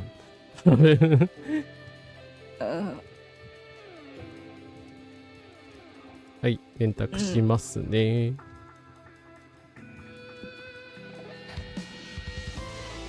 希望だ。この状況はたとえ魔女であれ、その存在がどれほど脆弱で深いものかを証明している。私たちは冒険を恐れてはいけない。目的を持ち、心を開き、私たちが本当にありたい姿を追求しなくちゃ。恐怖にとらわれてはダメ。票が投じられた後は、ここにいるほとんどの魔女が死んでいるかもしれないんだから。ただ思い描くの。この宇宙に生きる魔女として、どんな未来を望むか。そう、その通りよ、フォルトゥーナ。それこそが、私がみんなに届けたいと思っている未来。現状の権力構造を根底から覆すこと。仲間とは何？子分とは何？みんなが対等であって初めて成立するものよ。ちょっと待って。あなたはみんなを先導しようとしてる。子分の定義をそのように決めつけるべきではないわ。共同体を動かすには指導者と知識が必要なのよ。これまでだって経験豊かな者が若い者を導いてきた。それ言うとサイプレッサさんに取られるけど大丈夫？あなたはこうした伝統を力の不平等だと言うけれど、そんな単純なことじゃない。いや、単純なことじゃないから大変なんだけど不平等だよ。根底にあるのが愛ならここでなんで統一候補になれないんですか？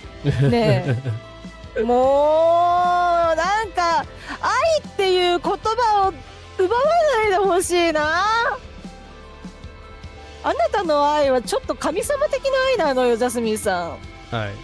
それは極めて純粋で利他的なもの。経験豊かな者たちは若い世代を見守り、その道を鳴らし、教え、導いている。だから経験豊かなものの言うことが正しいっていうわけじゃないでしょ。一体何してるの？早く決断してこれを止めて。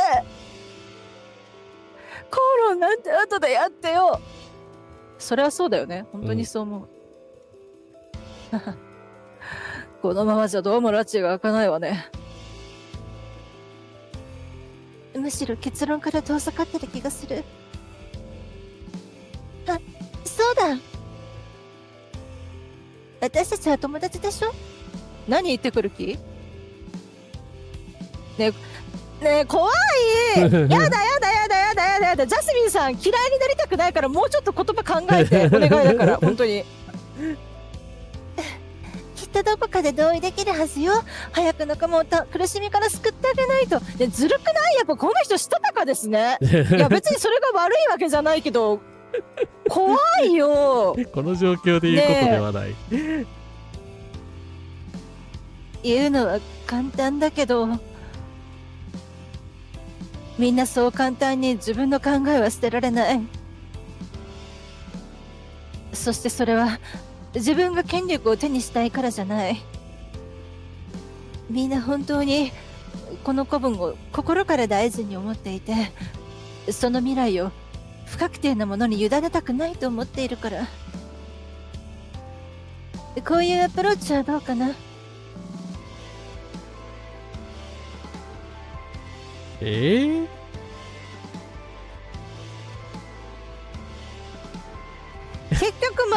結局これでフォルトゥーナさんの肩にまた重荷を乗せるんですか？いやいいよ。いやいいよ。一番早いよ。でも決闘してる場合じゃないのは間違いないんだよ。そうですね。だって決闘だったらサイプレッサさんがまず真っ先に落ちるし、ジャスミンさんハーブが使えないんだったらもうダリアさんに吹っ飛ばされて終わりでしょ。うん。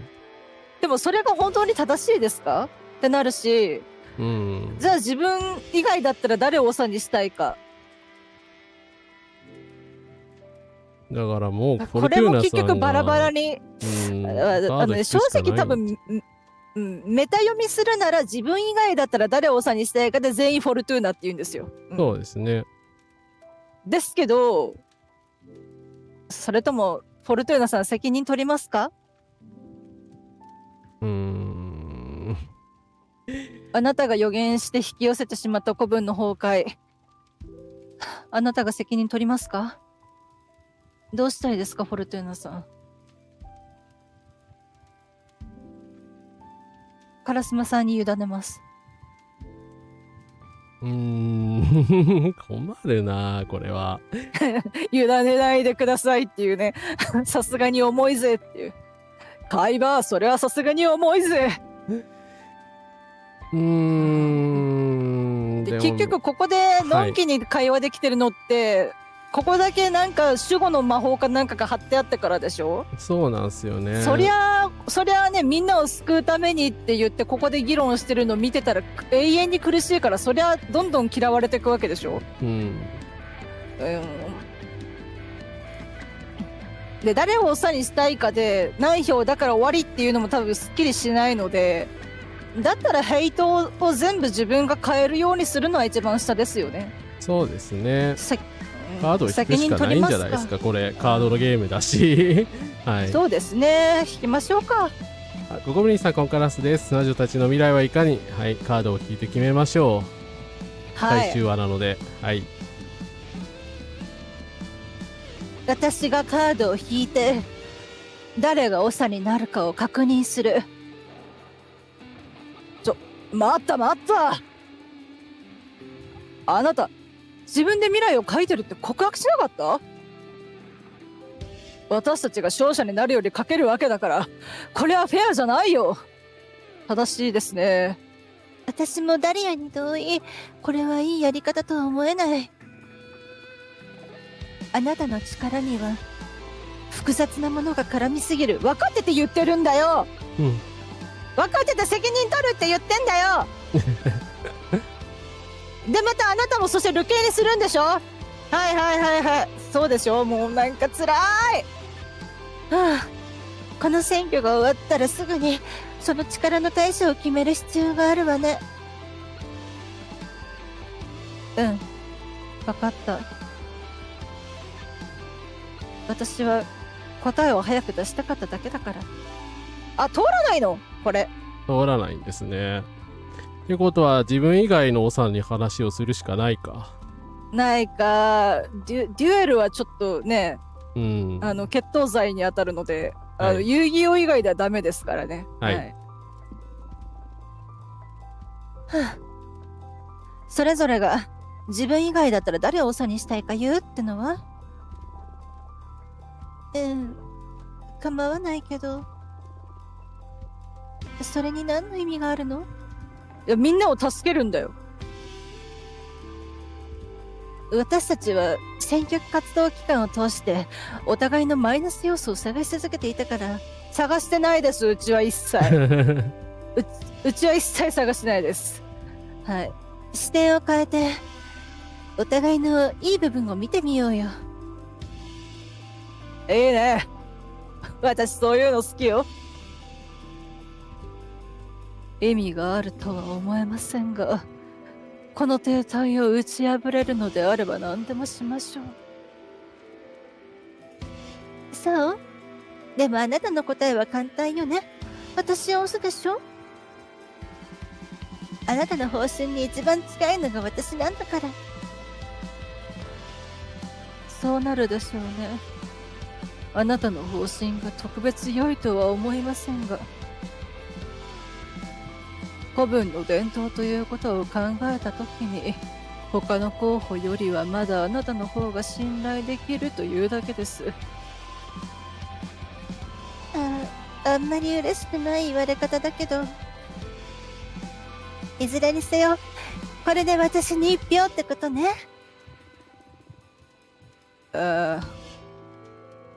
これはあんまりいい考えじゃなかったかもね。でもデュエルはやっぱカードじゃないとダメなので。はい。ダリア、あなたは誰を押すの？あなたよ、ジャスミン。当然でしょ。あなたは？私は、サイプレッサを押す。ああ！ジャスミン、あなたはいつだって賢明な子でした。感謝します。なんで私じゃなくてこの口だけを選ぶわけ？ちょっと過激じゃないよ。あんたの言ってることの方が過激だよ。ちょっと皆さんこれ見終わったらっていうか、これが終わってからでいいんで、ジャスミンさんの方針見に行ってね、はい本当に誰がどっちが過激なのか分かると思うので、過激っていうか、ごめんなさい。あなたの方針は過激すぎるから。信じられないね。まあいいわ。それでこの後は、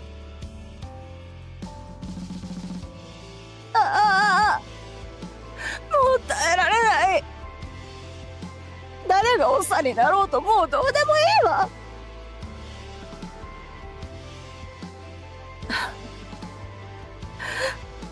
これじゃどうにもならないよ。私たち意味ないことばかりやってる。そもそもこれは灰になった仲間を誰が支配するかで争っているようなものだわ。ね、分かってるならなんで火注いだのあなた。ねえ。フォルトゥーナ。なんで古文の崩壊なんか予言したんだよ。これは、みんなあなたのせいよ。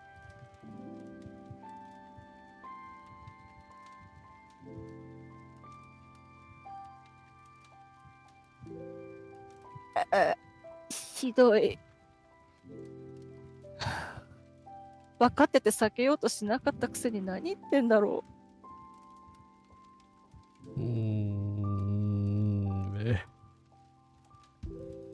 崩壊の未来から救おうと思って長に立候補したんじゃなかったんですか、あなたたち。なんでそんなひどいこと言うの？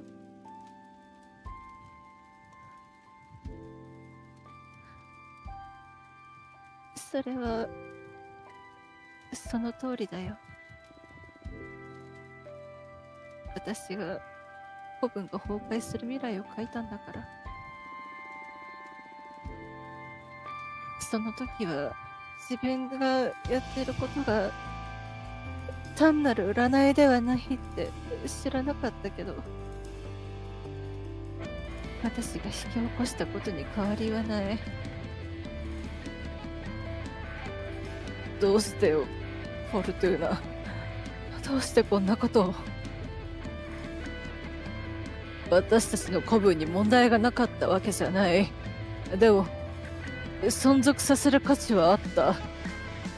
私たちの力で素晴らしい場所に変えることができたのに。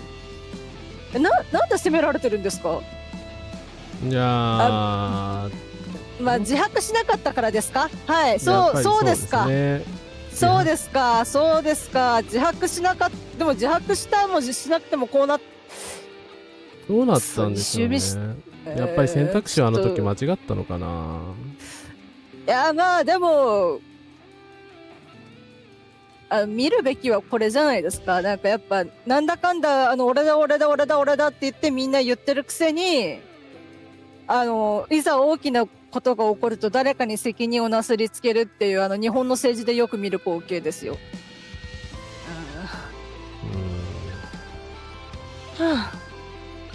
まあ多分そうだろうな。まあ古文謝らなくていいでしょう。やりたくてやったわけじゃないってフォルトゥーナさんにそうですね、謝らせちゃダメだよ、ごめんじゃないでしょ、知らねえかったんだもん、っていうかだったらエイダーナが悪いんですよ。分かってたのに言わなかったんだもん、フォルトゥーナさんに、あいつ最初から分かってたのにずっと黙ってたんですもん。だからいっちゃ悪いのはそこの釜の上に乗ってる3つの頭の人なんですよ、マジで。私だってやりたくてやったわけじゃないよ。そんなの関係ない。どうしてそんな重要な事実を隠していたのよ。しかも全て知りながら選挙に参加するなんて。あなたの目的は何なの？いやダリアさんに責められるんだ。ちょっと悲しすぎませんか？いや多分でもこれあれかな、共通ルートな気がする、文章的に。そうですね、これはさすがに分かってて選挙に誘い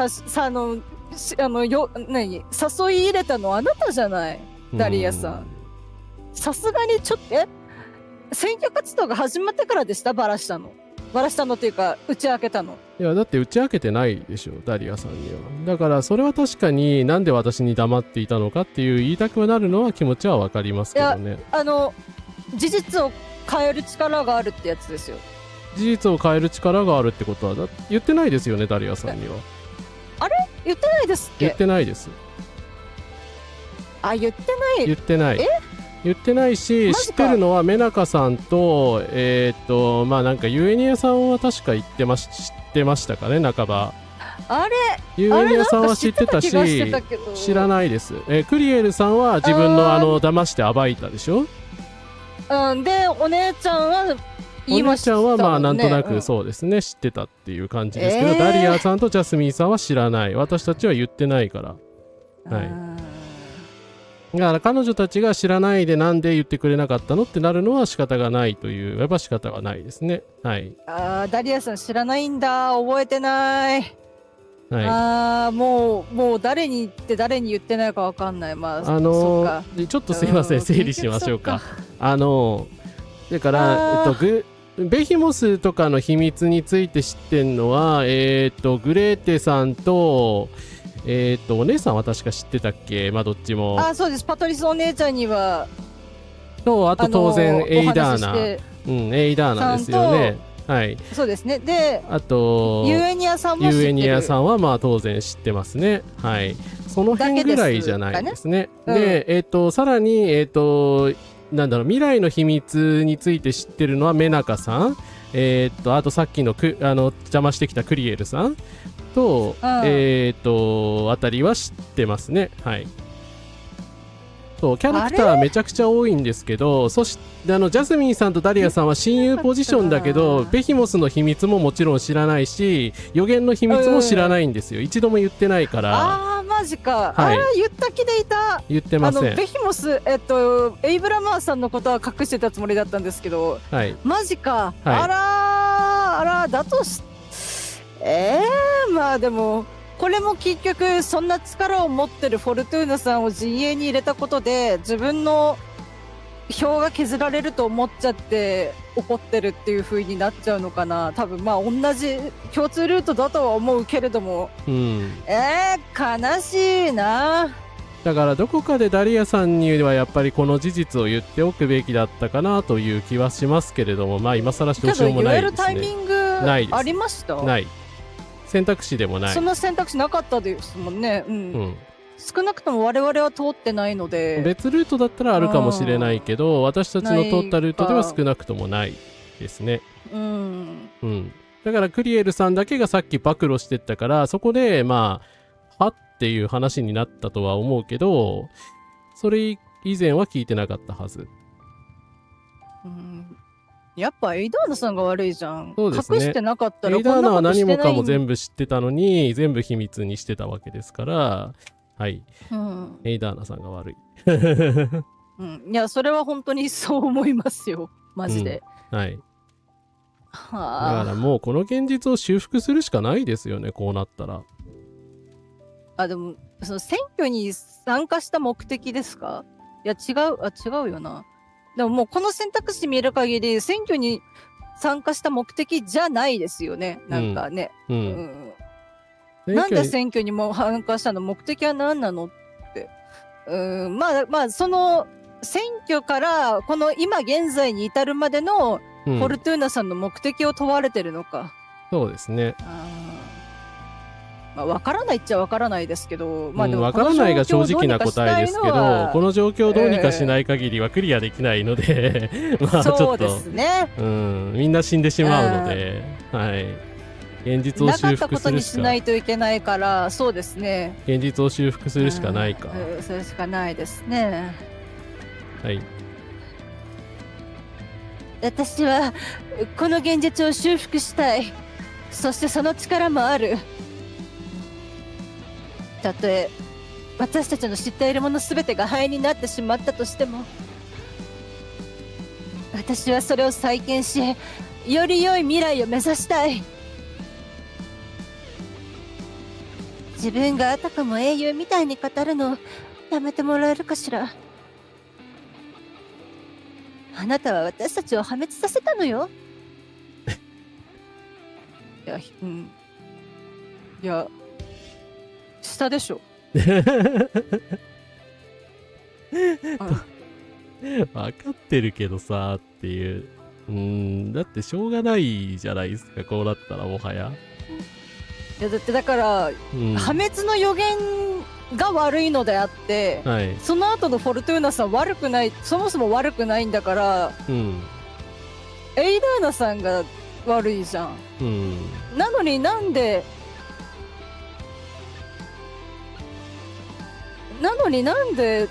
フォルトゥーナさんを責めるんですか？上のその人、上の人が悪いんですけど。下で答えちゃいますか？謝るべきじゃないでしょ、だって。そうですね。はい。謝る必要ないもん。うるさい。批判する以外にやることはないわけ？うるさい？よくもそんなことが言えるわね。お前に返すぞ、この野郎。あなたを自分のチームに入れた自分が恥ずかしいよ。なんで？ずっと古文から離れていたのに、戻ってきた途端に全てぶち壊すなんて。あなたがいない時の方がまだうまくいってた。流刑にしたエイダーナの判断は間違ってなかったのよ。嘘でしょ。もういい。私が全てを正す。私がみんなを助ける方法を見つける。そして私たち3人のための未来を書く。そしてこうなったからには私はこの宇宙における魔法の構造を書き換え、二度とこんなことで苦しむことがないようにする。見ていて。ああ、何が出るんだ。そっか、トゥルースチリか。ビタースイートダンス。ナンパ船の神はあらゆる秘密に目を通す。バードダーサーのユニークな美しさは開拓されていなかった感情を解放する。壺から途絶えることなく流れ続ける水は内面的な欲望を体現する。対話、平和、憧れ、情熱、力。なんだったっけな。なんかの涙でしょ、その壺確か。あ、そうですね。はい。そっか。で、今、トゥルースチリ食べてるから、思ってもないこと言っちゃうっていう言い訳ができない。で、つい口にしちゃうことを、まあ、なんで飲み込めなかった、まあ、思ってもないことじゃなくて、思ってることを言いまくってるんですね。だとしても追い詰められたからといって、そんなこと言いますかって思いますけどね。多責思考強すぎる。いや、さすがにひどすぎるよ。そうだって攻めるべき、いや多責思考強くてもいいけど、だったら攻めるべきはフォルトゥーナさんじゃなくてエイダーナさんでしょ。まあそこまで2人とも冷静に考えてない感じでしたね。結局だからエイダーナみたいな保守が良かったってなるんでしょ、結局自民党しかいないっていう人たちと一緒じゃん。何も考えてないじゃん別に。もういいけど、もうなんかなんで最終回でこんな悲しくならなきゃいけないんです。いや、最終回は悲しいのか。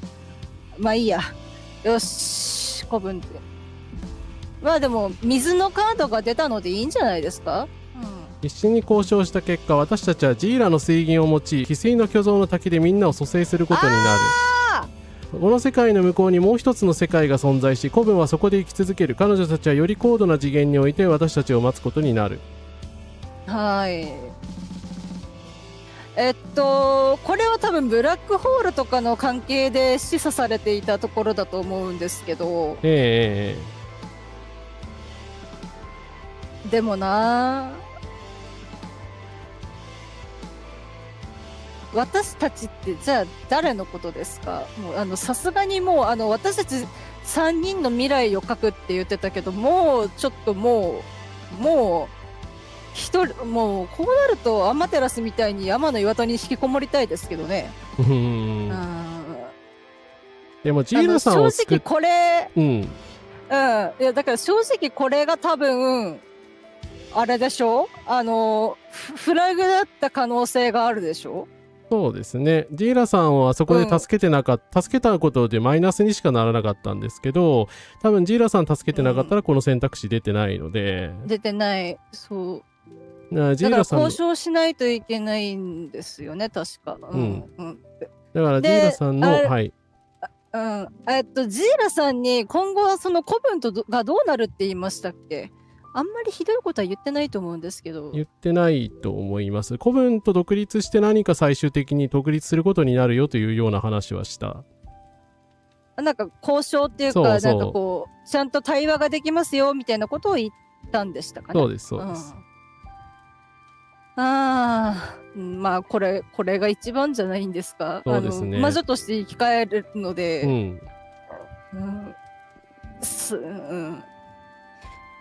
必死に交渉した結果、私たちはジーラの水銀を使い、翡翠の巨像の滝でみんなを蘇生させることになる。みんなを？またみんなと再会できる。嘘でしょ。そんな簡単なわけ。あなたの力は強力すぎて恐ろしくなるわ。でも、いいことよね。これはいいことだもの。ありがとう。ありがとう。みんなを救ってくれて。なら、この結果を受け止めて、前に進もう。受け入れがたいことばかりなのは分かってる。私自身、まだこの力に戸惑ってる。でも、そんな中でも、事態を改善することはできる。さあ、レッドストリングスクラブ、お前かい。フォルトゥーナ聞いてるか？彼女たちの魂を覗くんだ。はい。もういいわ。お前に任せた。ていうかはい。さっきから水が出てるの分かります？全部。そうですね。ねえ。だからそう。やっぱ、今炎で苦しんでるから水のカードがいっぱい出てるんじゃないかなって思うんですけど。あー、なるほど。そういう意味なのかな。まあ、慈悲の心でですよね。かな。で、あと、ついでに、はい。うわ、ひどい。1個しかないじゃないか、選択肢。ついでになんですけど、はいカップの3っていう、はいタロットのカードがありまして、はい。杯を持った3人の女性たちが、わーいってしてるカード。はいはいはい。なんか見たことある。そう、あれね、宴会カードって呼ばれてるんですけど、仲良しの3人が、お互いに、こう、気安く、組み交わすっていう、カードで、それがお酒なので、だからお酒があるこれが出てきた時にちょっと今ゾクッとしちゃって、はい。しかも選択肢が1個しかありません。誰が良さになろうと私たちは協力し合って古文を導く。そうなの協力する古文を模索中で学んだことを生かし方針を改善する。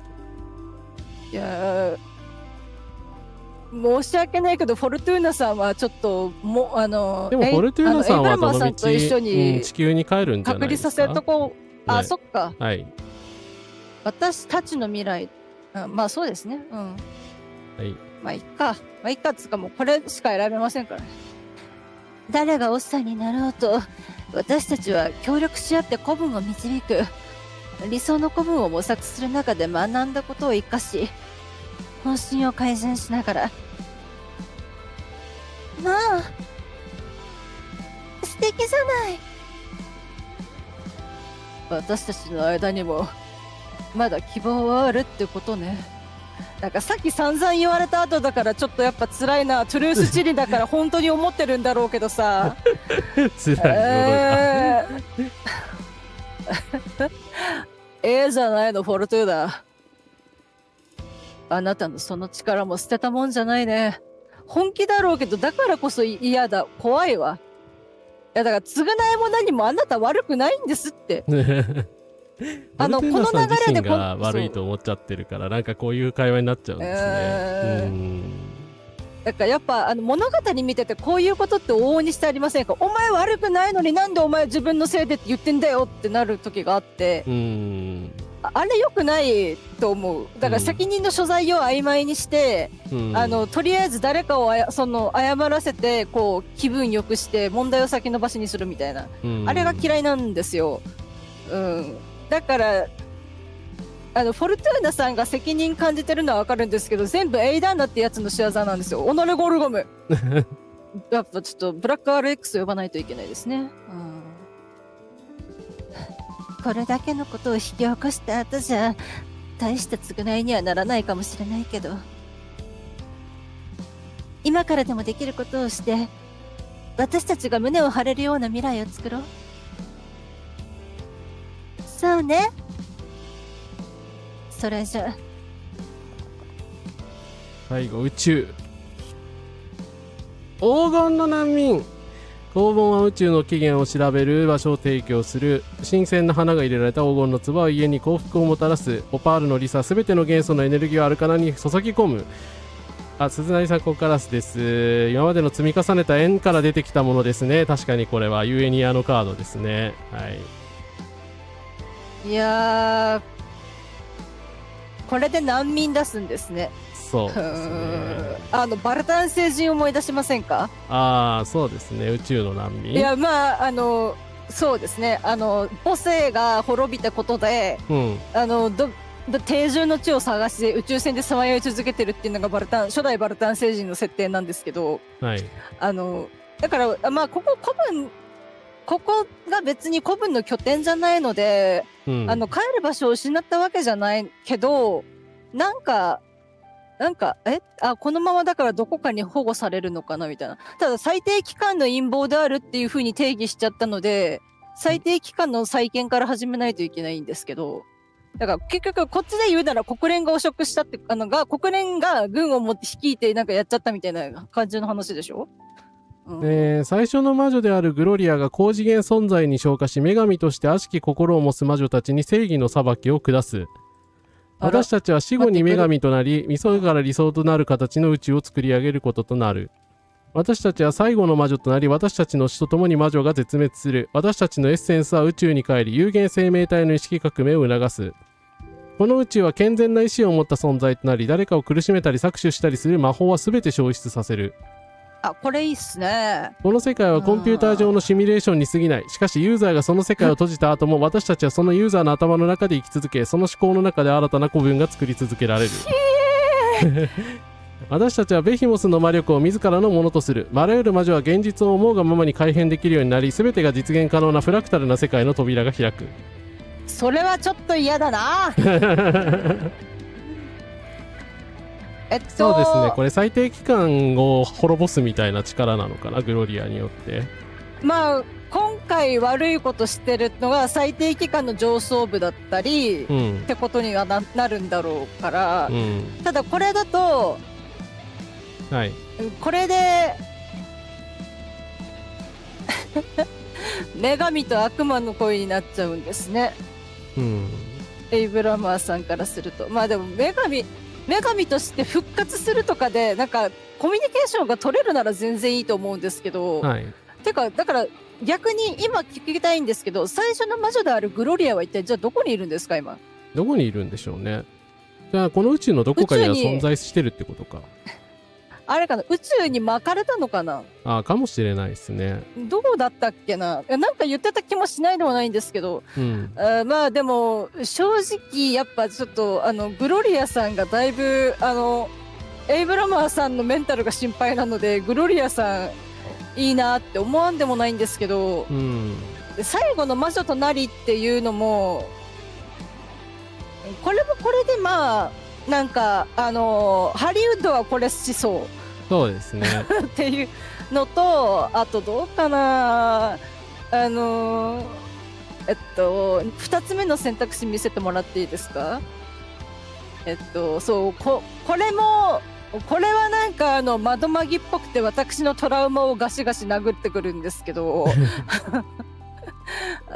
まあでもただみんなを翡翠にしないで、みんな死んでしまいますエンドだったらこれにするしかなかったかもしれないですけど、そうではなくて、生き返ることができるルートにしたから、ただみんなは生き返るけど私たちは死後なので、まあただフォルトゥーナさんはすぐ死んじゃうだろうけど、まあ地球に人間として帰るのでね、まああと何年生きるかがちょっと宇宙で魔女として過ごした年月が不死性を失って地球に帰った際にどうなるかがわからないのであれなんですけど、まあなので死後に女神、まあだからでも死後に女神となって自らが理想とする形の宇宙を作り上げることになるって、結局宇宙の数が増えて嬉しいねって言えばいいのか、なんかそれ問題の解決になってますかっていう気分にもなるのでちょっと難しい。ですね。今でまあこれはこれでまあありっちゃありではあるけど、ちょっと中間ぐらいかなって個人的には思うんですけど、ですいませんね、4番目を見せていただいてよろしいですか？まあこれとてもいいですね。はい、これもいいと思います。グロリアさん1かこれかな。で次がこれちょっと面白すぎますね。これはだいぶ我々ユーザーの心を削ってえぐりに来てますよね。はい。って今刺さりましたもん、見た瞬間。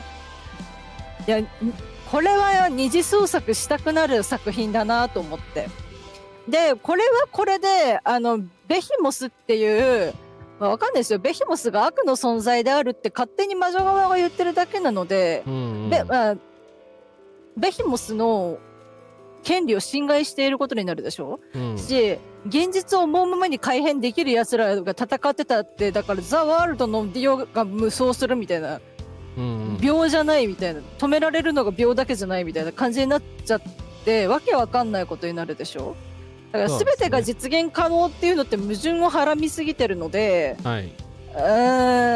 なので、まあ、メタ発言か搾取するのが消えるか、グロリアさんにお願いするかかな。ちょっと正直エイブラマーさんに幸せになってほしいんですけど、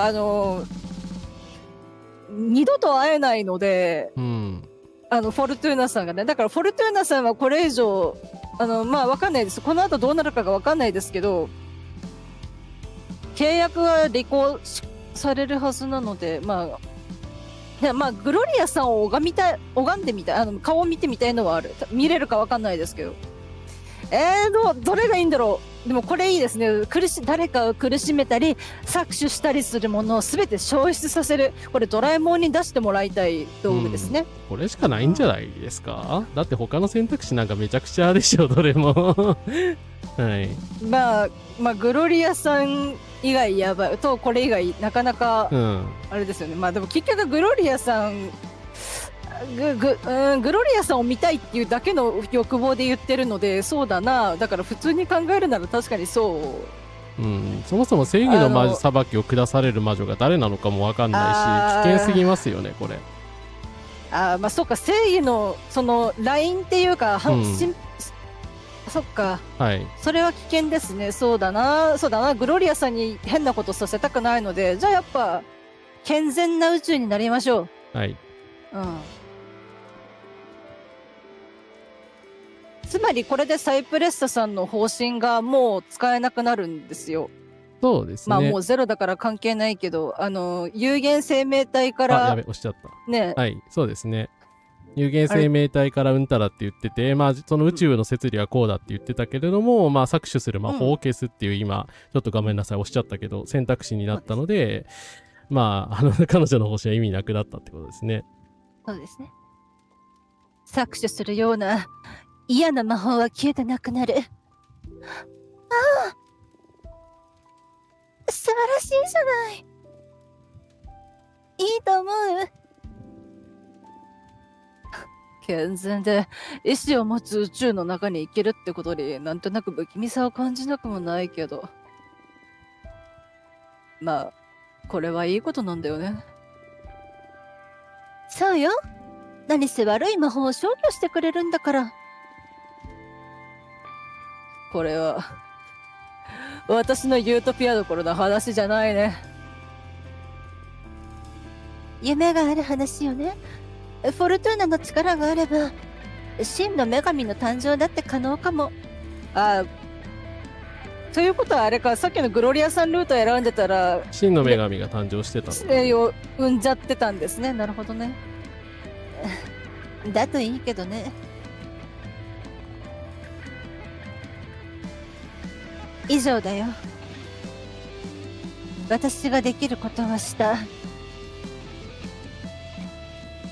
というわけで、みんな最後の決断をする時だと思う。私から言うことはもう何もないから。私は疲労困憊。もう反論する気力もないわ。決着をつけましょう。この状況はすでに制御不能です。あとは運命に委ねましょう。みんな十分に見聞きして、十分に苦しんだと思う。みんなで未来を決めましょう。票を投じてちょうだい。来い来い来い来い来い来い来い来い来い。ああ、やったよみんな。今日から協力と協調による新しい時代が始まるのよ。ついにすべての魔女が平等になるの。おめでとう、ダリア。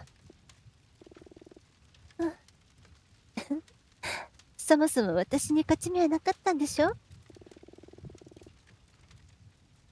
フォルトゥーナが運命を操ってたんだから、これはそもそも勝負ですらなかった。操ってねえよ、選挙に関しては。はい。操りましたっけ？操ってないですよね。操ってないはず。はい。でも、今はおめでとうと言っておくわ。なんで過去を残そうとするんですか、あなた。ねえ。まあいいけど。あなたが作る古文を楽しみにしてる。古文の運命は定まりました。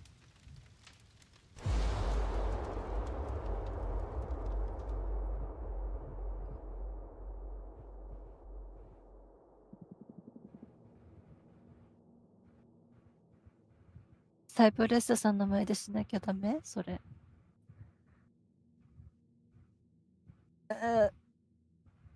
いや、なんか遺体をなんかご神体みたいにして祭り上げるのも絶対良くないと思ってたし、そうですね。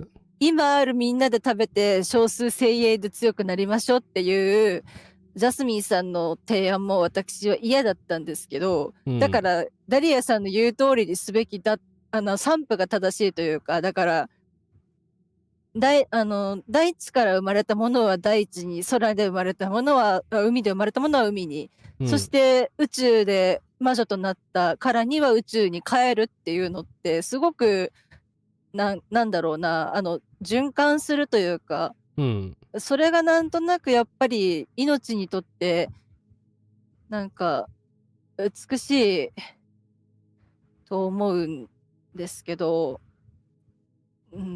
だからこれは正しいんですけど、サイプレッサさん腕振ったりとか最後に抱きしめたりとかできないのかな。いやまあでもエイナーナさんの意思を聞けない時に接触しちゃいけないんだろうけど、なんかさっきまでのこうね、ドラマチックな音楽と緊迫感と火のはぜる音がちょっとしんどかったので、今この静寂にだいぶビビってるんですけど。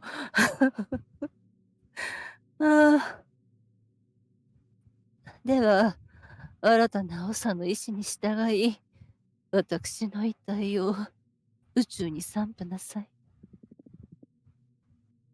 私は再び星屑となり、新たな魔女を誕生させるでしょう。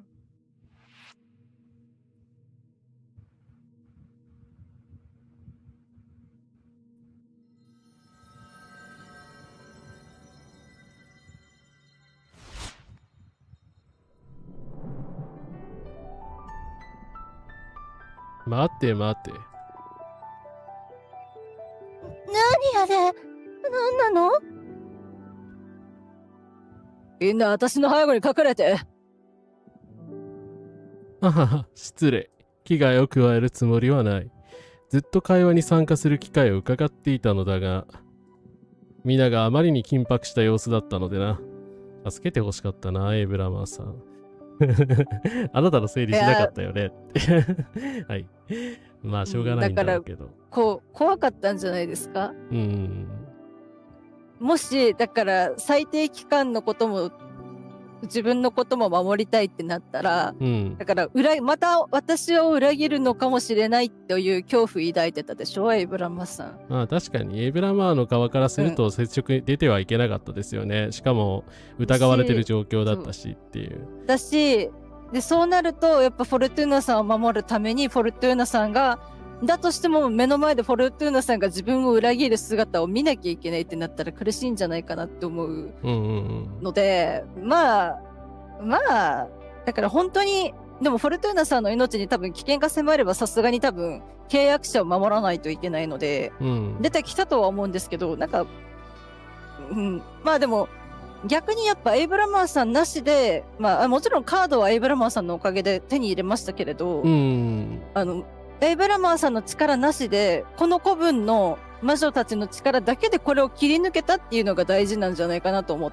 うので。そうですね。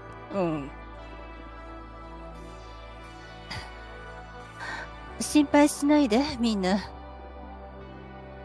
彼はエイブラマー。彼は、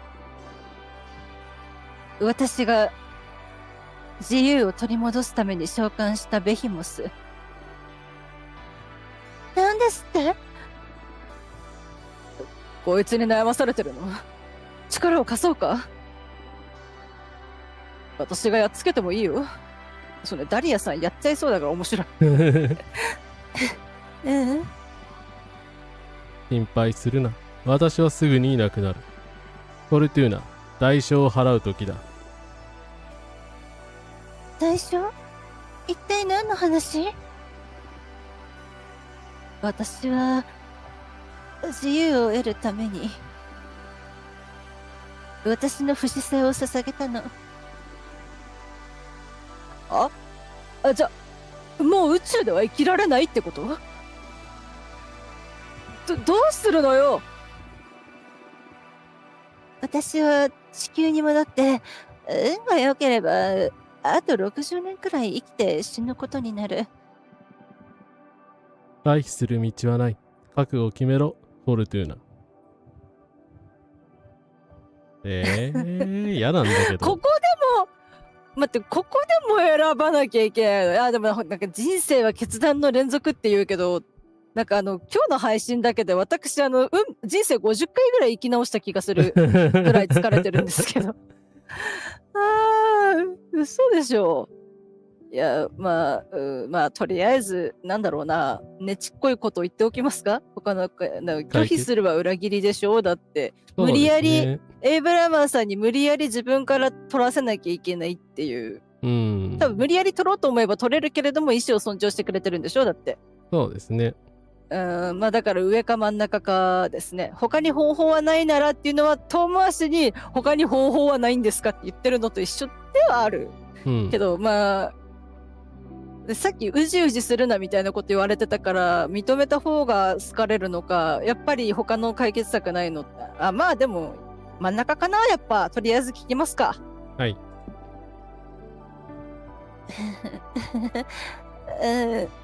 他の解決策はないの？フォルトゥーナ、辛いのはわかるが、このことについては話したはずだ。お前が成し遂げたことを考えてみろ。お前は魔女の世界を根底から変えた。その代償を払う時が来たのか。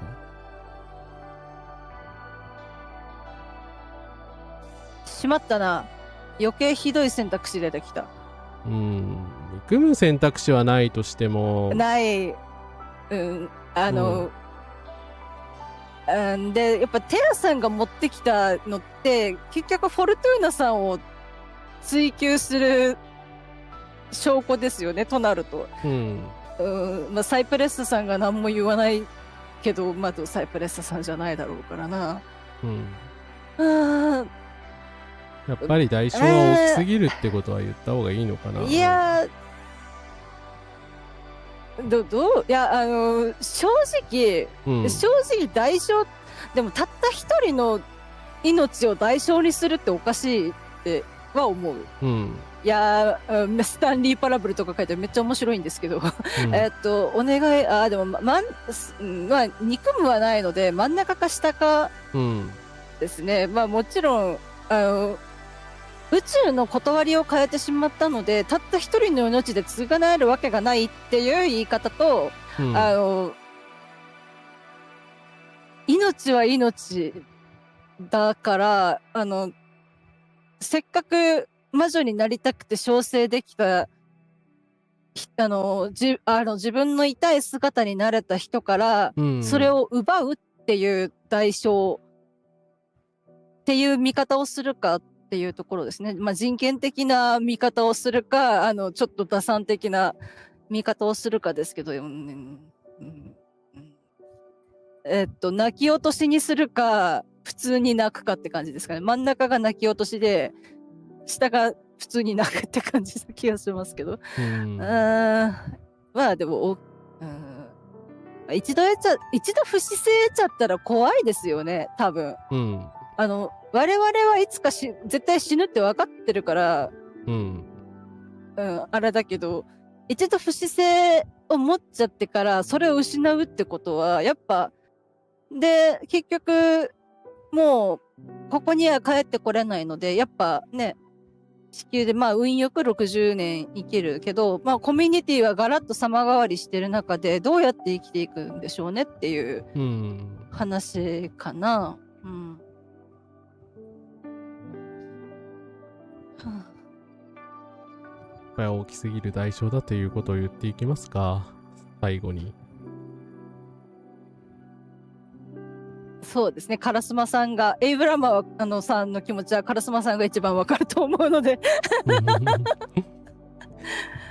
ゲートボールさん、リアタイありがとうございます。ありがとうございます。い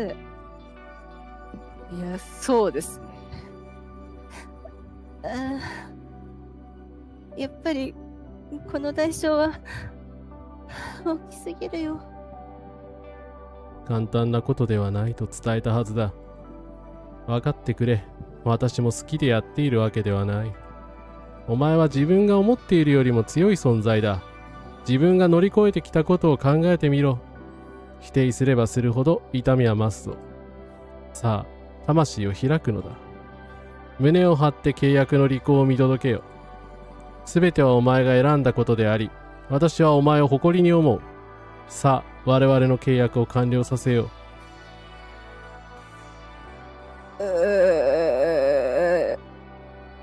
逃亡はしたくない。逃亡はしたくないし、まあもはやここまで言われたら、正直、あと、破滅を引き寄せちゃった、自分が運命を書き換えられる存在である。なんなら未来だけじゃなくて過去すらも変えられるっていうことに関してフォルトゥーナさんの罪はないんですけど、エイブラマーさんを呼んだのは自分の意思ですね。覚悟の上のはずなので、これはまあそうですね、もう方法がないって言われたなら、まあ呼んだのは事実なので、そうですね。だから占いについて責められた時は私怒るんですけど、エイブラマーさんの件ではさすがに、責任を取らないというか、まあかな。ルールとしてじゃなくて、エイブラマーさんと対等な契約を交わしたっていう事実をやっぱ、毀損してはいけないかなって思うので、やりましょうか。はい。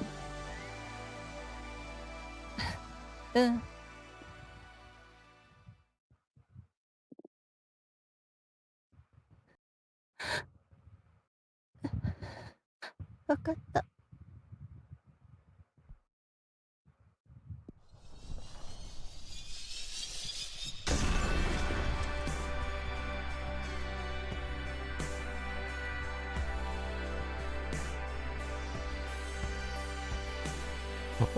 エンディングだ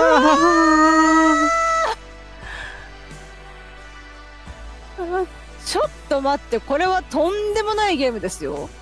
いやということで、なんかまだ多分エンドロールか何かあると思うけど、大変長い間ご視聴ありがとうございました。クリアしました。いやー、なんかちょっと思ったよりもちょっとバッドエンド寄りだったけど、申し訳ねえ。くしょー。なんかどこで間違った？どこで間違ったんだ？正直正直代償を払うのは当然だと思ってるんですけど、それはまあ仕方がないけど、やっぱりなのでそれは全然いいんですけど、なんであなたがだからクリエルさんからの裏切りと、自分のなんでしょうね、占いについて、信じていたダリアさんとジャスミンさんから責められた時にもう私は耐えきれなくて、ですよね。それはエイダーナに言ってくださいっていう。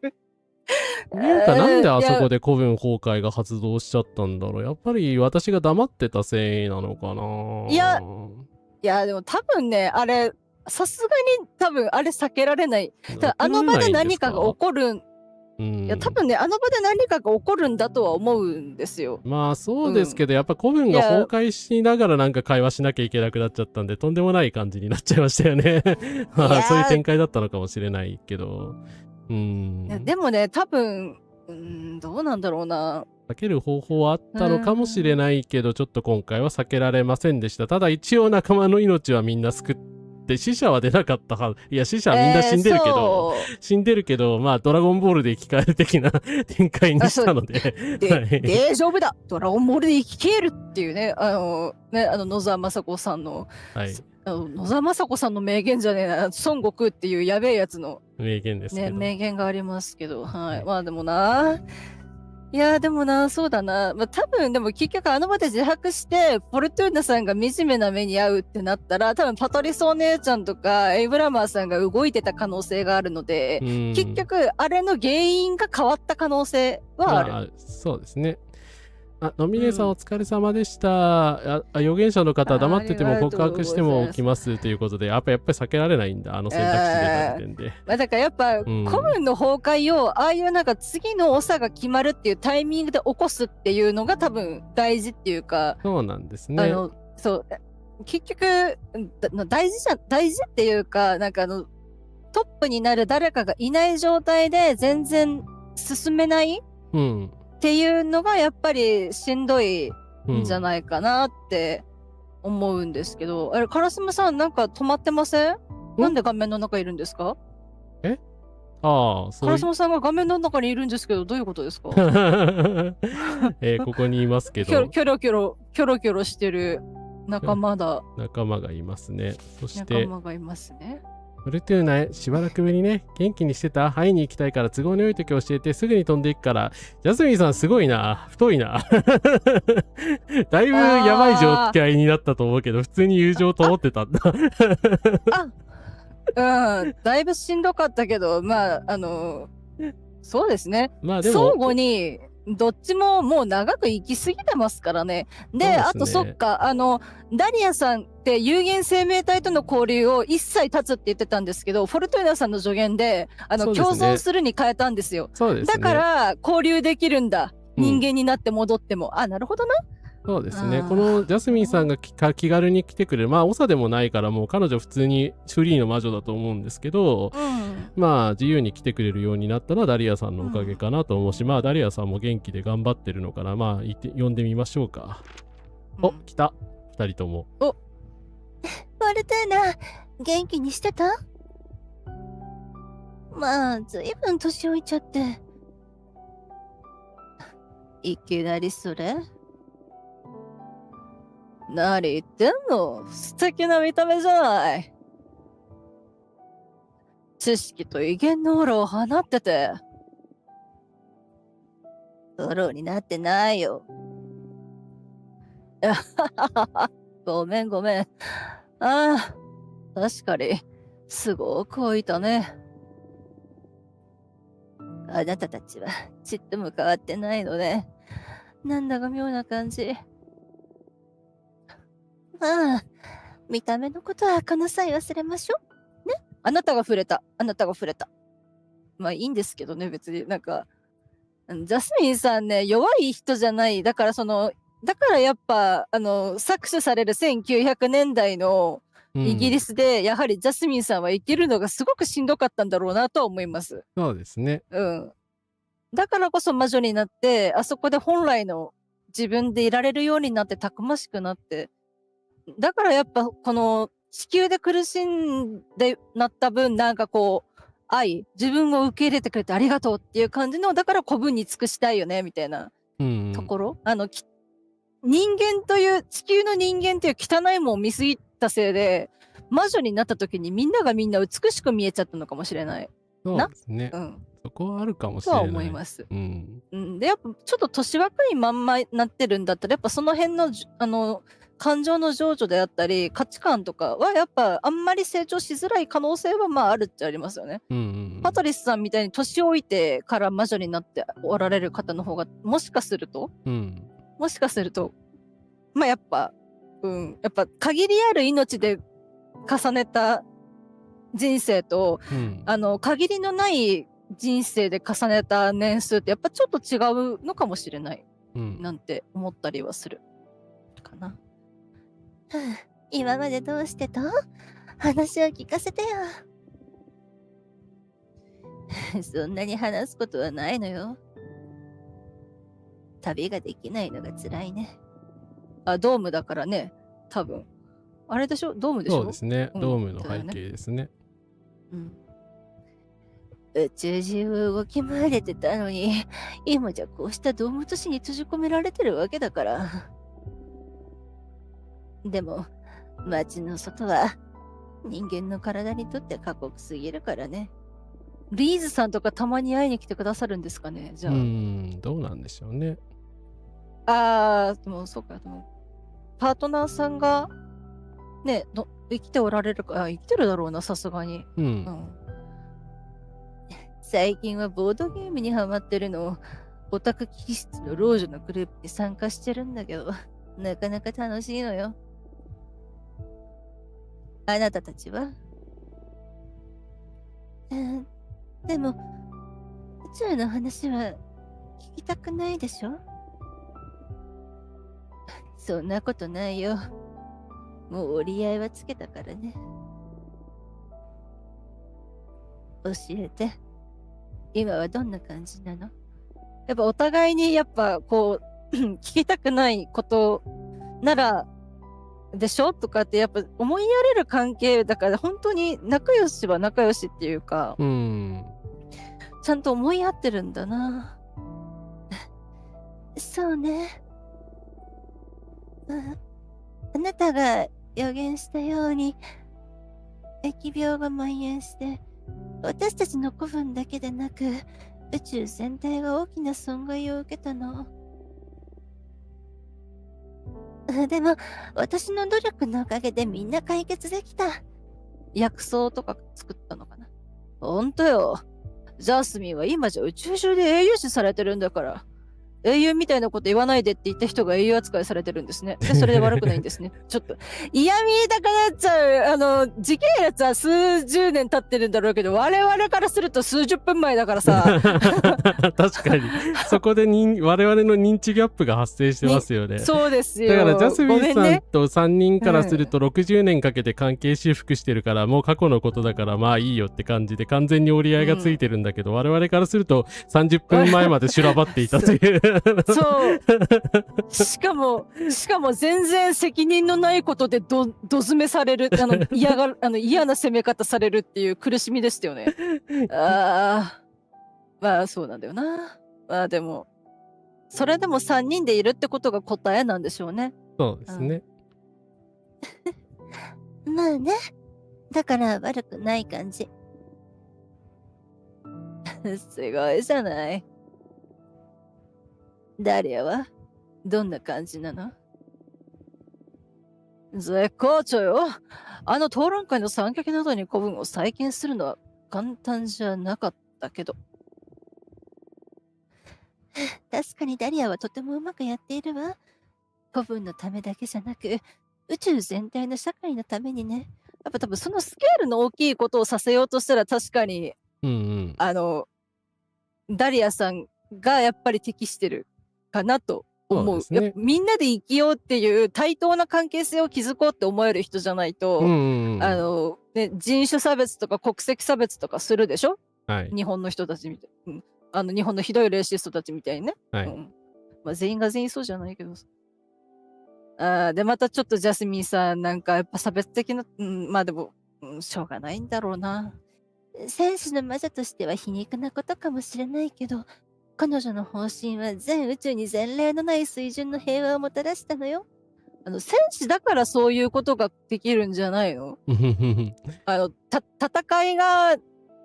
いで血湧きなんだ血湧き肉踊るっていう興奮を知ってるけど、でもそれが後に何を残すか分かっているからこそ平和が大事だ、みんなで生きるのが大事だって言えるんじゃないのかなって思いますけどね。そう実現したのよ、宇宙規模の平和を。大好き、本当ダリアさん。フォルトゥーナさんに意地悪言う前のダリアさんだったら高市と変わってほしかった。本当に。でも名演説でしたよね。すごく好きでした。素晴らしく。だからあれはちゃんと本心から言ってたんだろうし、まあ、ただね、やっぱりちょっと、ずっとトゥルースチリ食べてたから、気持ちがちょっとあれ持たなかったところはあったんでしょうけど。まあ、だから結局、若い魔女って呼んでるけど、結局、彼女たちもまだ若い方っていうことですもんね。そうですね。中堅ってことなんだろうからな。まあ、しかも未曾有の大事態だったから、まあ、だから自分がね、だってサイプレスタさん、余計に、だからあの方が静かだったのが、まあだからその重ねてきた年月の違いっていうか。まあ確かにサイプレスタが唯一冷静でしたからね。まあ関係ないって感じだったのかもしれんけど。あと、ウンヌ大先生は一体どうなったんですかね。死んじゃったんじゃないですか、あの時に。もうあんなことしない。だって多分あの方、ダリアさんの方策と合わないでしょ。そうですね。まあでも、サイプレッサさんと一緒に支えてほしいですよね。まあそうだし、だって逆にまあ嫌なこと言うけど、あの事件があってみんな、だから見た目の話として外形上の話としては予言じゃなくて、そのジーラーさんを連れてきたダリアさんと、フォルトゥーナさんの功績でみんな引き換えたことになってんだから、まあ頭上がらないっすよね。思いますけど、やっぱジーラさん助けて受け入れたから、水銀の方法を知ってるので、みんな蘇生したみたいですからね。ああ、平和ね。やったじゃない。これが末長く続くといいね。何言ってんの？続くに決まってんじゃない。そっかそっか。最近のニュースについては聞いてる？近況を知りたい存在とかいる？いや、みんな知りたいわ。それは知りたい。とりあえずでもお姉ちゃんかな。お姉ちゃんに聞いてみますか。まず縁聞けるとは思うけど。やっぱなんかエイブラマーさん一番最後に聞くような気がする。なんかやっぱ一番の心残りっていうか、なんかこう、やっぱなんかこう、結局、エイブラマーさんを真の意味で救えたかっていうと多分救えてないので、なんかやっぱ、そうだな、エレの、誰だっけ、グロリアさんか。グロリアさんとの関係性とかを整理できてないので、心配は心配。寂しいわね、実際。彼女がインスピレーションの女神に勝利した日は、とても美しかった。とうとう、待って、女神になるって言ってませんでした、そういえば。そうですね、占ってるんで、魔女としての役割を終えたらインスピレーションの女神になるっていう風に占いました。だから最後を占ってくれっていう風に言われてたから、その時に予言の力を教えたんですよね。そっか、そうだったか。あんなに多くの花火に彩られた景色は初めて見たわ。アフターパーティーも建設的な盛り上がりだったし、今では新しいダガーを作るたびに彼女が導いてくれてるような気がする。とても素敵な感覚よ。私もカードを作るときにバトリスの存在を感じてる。女神になって喜んでるといいんだけど。誰について話そうか。まあ、ユエニアさん聞きます、そしたら。そうですね。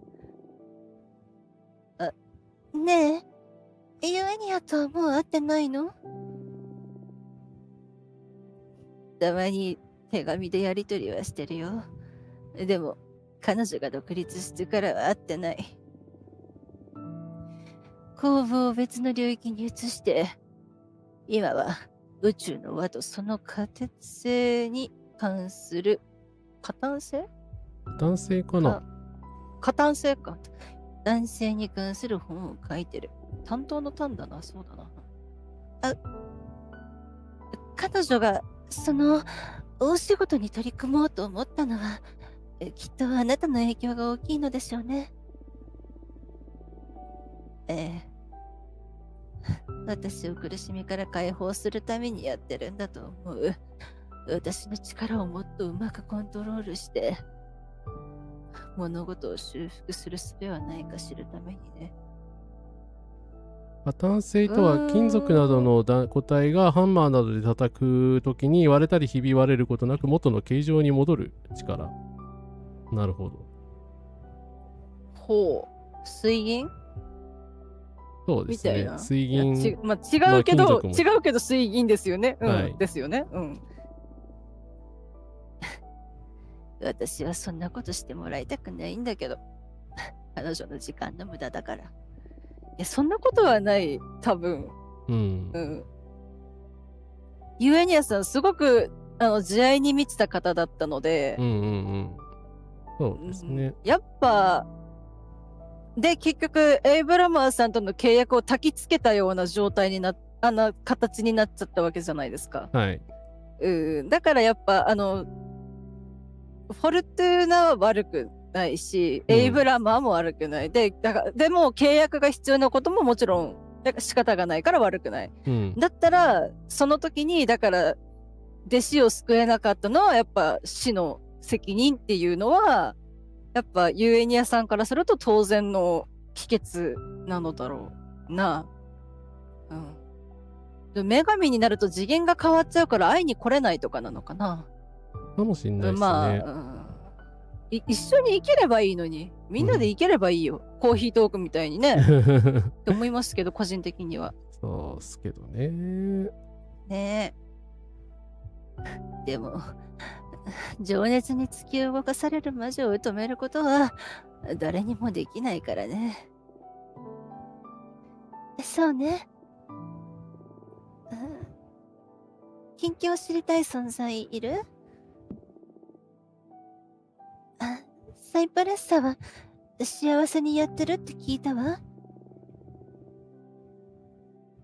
エイダーナの死を受け入れて、彼女の遺産の継続に執着するのもやめたみたい。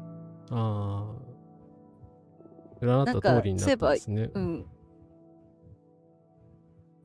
今は百中の神殿に住み、そこではるか昔に生きた魔女たちに関する伝記を書き続けてる。今度、一冊持ってこようか？いらない。そう。わかった。誰について話そうか？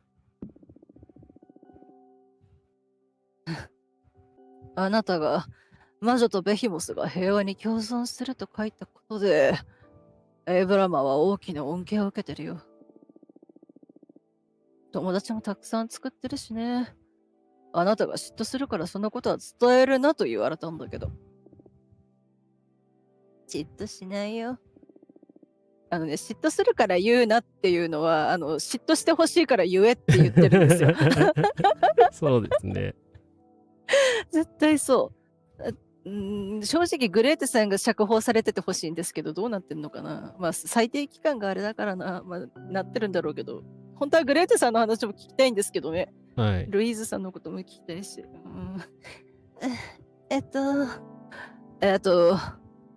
まあ、彼はとにかく魔女が大好きみたいね。あなたによろしくって言ってた。どうでもいいよ、あんなやつ。でしょうね。エイブラマーの話はもういいから。他のことについて話しましょう。誰について？なんか逆にエイブラマーさんのこと嫌いとかじゃなくて、やっぱなんかこう、自分を助けてくれた存在ともう二度と会えないみたいな、バイバイもう永遠に会えないねみたいな辛さを感じるんですけど、だから話聞きたくないのかもなって思ったり。そうですね、ね。米津玄師君は、せっかくのレイブンという素晴らしい曲を、サッカーで出したことを永遠に許さないので、みそぎしてくださいね、カラスマラジオに出て。ね。おはい願いしますよ。おはい願いしますよ。本当に。ちょっと疲れたから、今日はここまでにしましょう。この人間の体は随分弱ってきているから。辛いわね。あなたのそんな姿を見るのは。私もよ。でも仕方ない。聞いて。私、あなたたちが本当に大好き。私もよ、フォルトゥーナ。私もよ。あなたが大好き。元気でいてね。また、すぐに会いに来るから。少なくとも、私の葬式には参列してよね。フォルトゥーナ。さあ、もう行って。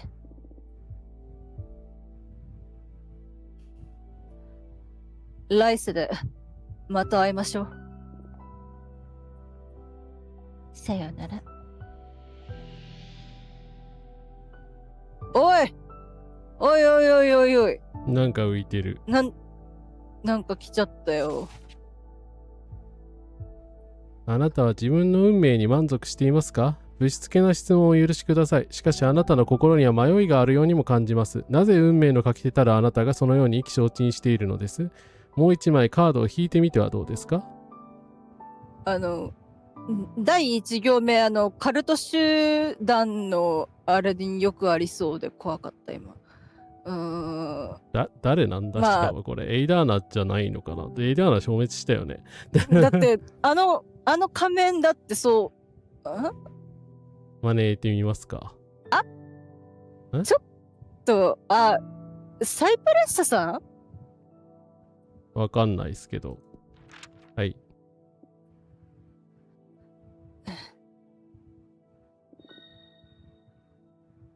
終わり運命なんて大嫌い。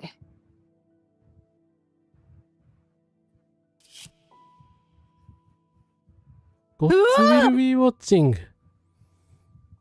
騎士のセイドは悟りへの門を開く。宇宙の探索者は文明の意志を担う。宇宙飛行士の世紀の衣は目的と発見を生み出す。決意、正当性、導き、発見、幸福、誘惑、無関心、停滞。これ、あれですよね。しかもパトリスさんの、なんかインスピレーションの女神になるの時にこれでしたよね。そうですね。確か。で、しかも、絆を築いたルイーズさんからいただいた、衣を着たカードで、最低期間の背景というね。月石の制度ってあれですよね、確か。そうですね。最最低期低期間のあれですよね。間ですね。なんか、よう来ましたね、このカードが。なんか、土のエネルギー。まあ、だから、諦めを受け入れて土に帰る準備はできているみたいな感じはするけど、でも飛んでるんだ。って感じですよね。生きている限り私たちにはコントロールできないことが必ずあり、その全てに抗うことはできない。でも私たちはそれを悲しみ、記憶、学び、共有すること、受け入れることはできる。こんなひどい結末は決して受け入れられない。このまま終えたら私は惨めな気持ちのままだろう。私が眠りにつくと時間は巻き戻り、私は全てをやり直す機会を得る。これあれかな？強くてニューゲームパターンですか？そうですね。これを押すと多分眠りについてから時間が本当に巻き戻るってことですね。こっちをやると、運命を受け入れて死に至るのかもしれないけど。そうですね。見てたら、もうだってダリアさんが来世で会いましょうって言い残していくんですよ。多分見えてるだろうから、そうですね。やっぱ生命エネルギーを感じるとかでね、ある程度まあ魔女だからもしかしたら、そういうことが見れるんだろうと思ったら、うん。ひどいかと言われたらまあ、ひどくはバッドエンドとまでは言わないけど、ビターエンドみたいな感じですよね。このまま受け入れたら。まあ、とても現実らしいというか、まあ、やったことの代償はしっかり支払ったと。そうですね。まあ、ただ、でもその支払ったのは、エイブラマーさんと契約した代償だけしか払ってないです。っていうか、それしか払う代償はいらないので、まあ、古文が破滅するっていう予言を、防げたはずなのに防がなかったエイダーナさんが悪いので、エイダーナさんが悪いので、とは思うけど、で、どっちを選びます？まだカードをこっから先たくさんなんかアルカナとかシンボルゲットできて、作れるんだったら火が足りないのでこっちでもいいんですけど、でもそういう問題じゃないよな。わかんない。どうなんですか、これ。セーブ入ってないですよね、また。入りましたどっかで。結構何回か選択肢選んだ時に何回もが入ってる。だから、まあ、エイブラマーと会話したあたりか、その終わった最後の日を受け入れたあたりかで入ってるはず。だから、このままいったら、まあ、普通に、まあ、エンディングというか、なんでしょうけども。かななんか、やっぱなんか自分の手で選ぶってね、占いって押し付けられるものであっちゃいけないんですよ。やっぱこうやって、最終的には自分で選ぶんですよ。まあ、今回のこのコズミックホイールシスターフットでは自分で選択したカードを選んでますけど、だから内容をね選んでるけど、現実の占いでもそうなんですよ。並べられた言葉の中から自分が選ぶんです。自分が考えてこれから先、どうしていくかを選ぶんですよ。っていうところかなって思うので、なんかだから選ぶってやっぱ決断するってしんどいのでエネルギーすごく使うから、だからなんかそのしんどさをねとてもよくなんでしょうね、こう突きつけてくる、いい意味でね、こうなんかなんかいろんな命のあり方とか、なんか全部が全部いいことになるわけじゃないっていう現実感がすごくあるゲームかな。まあ創作だからね、全然何事もなかったようにご都合主義ダイヤ断円大好きですけど、こういうなんかこうそれぞれの決断した上で納得して歩んでいるのならとは思うけど、さてどうしますか、烏丸さん、これは。まあ時間巻き戻してもいいんじゃないですか。どこに戻りますか？どこでもいいんじゃないですか、別に。だからそうですね。でもこれが出たんだからそうでしょ。まあ人間として死んで魂が宇宙に帰るって見方ももちろんしていいと思います。ただもう一度宇宙に自由な姿で、世紀の衣、生きた木の衣なので、やっぱ生きたまま上に登る宇宙飛行士でしょ、しかも。だからやっぱ生きたままもう一度宇宙に戻れないと、このカードは出た理由にならないかなって思ったりはしました。はい。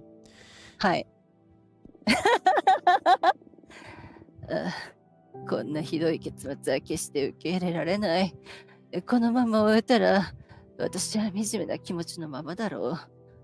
私が眠りにつくと時間が巻き戻り、私は全てをやり直す機会を得る。って、そんなことあるわけないのに。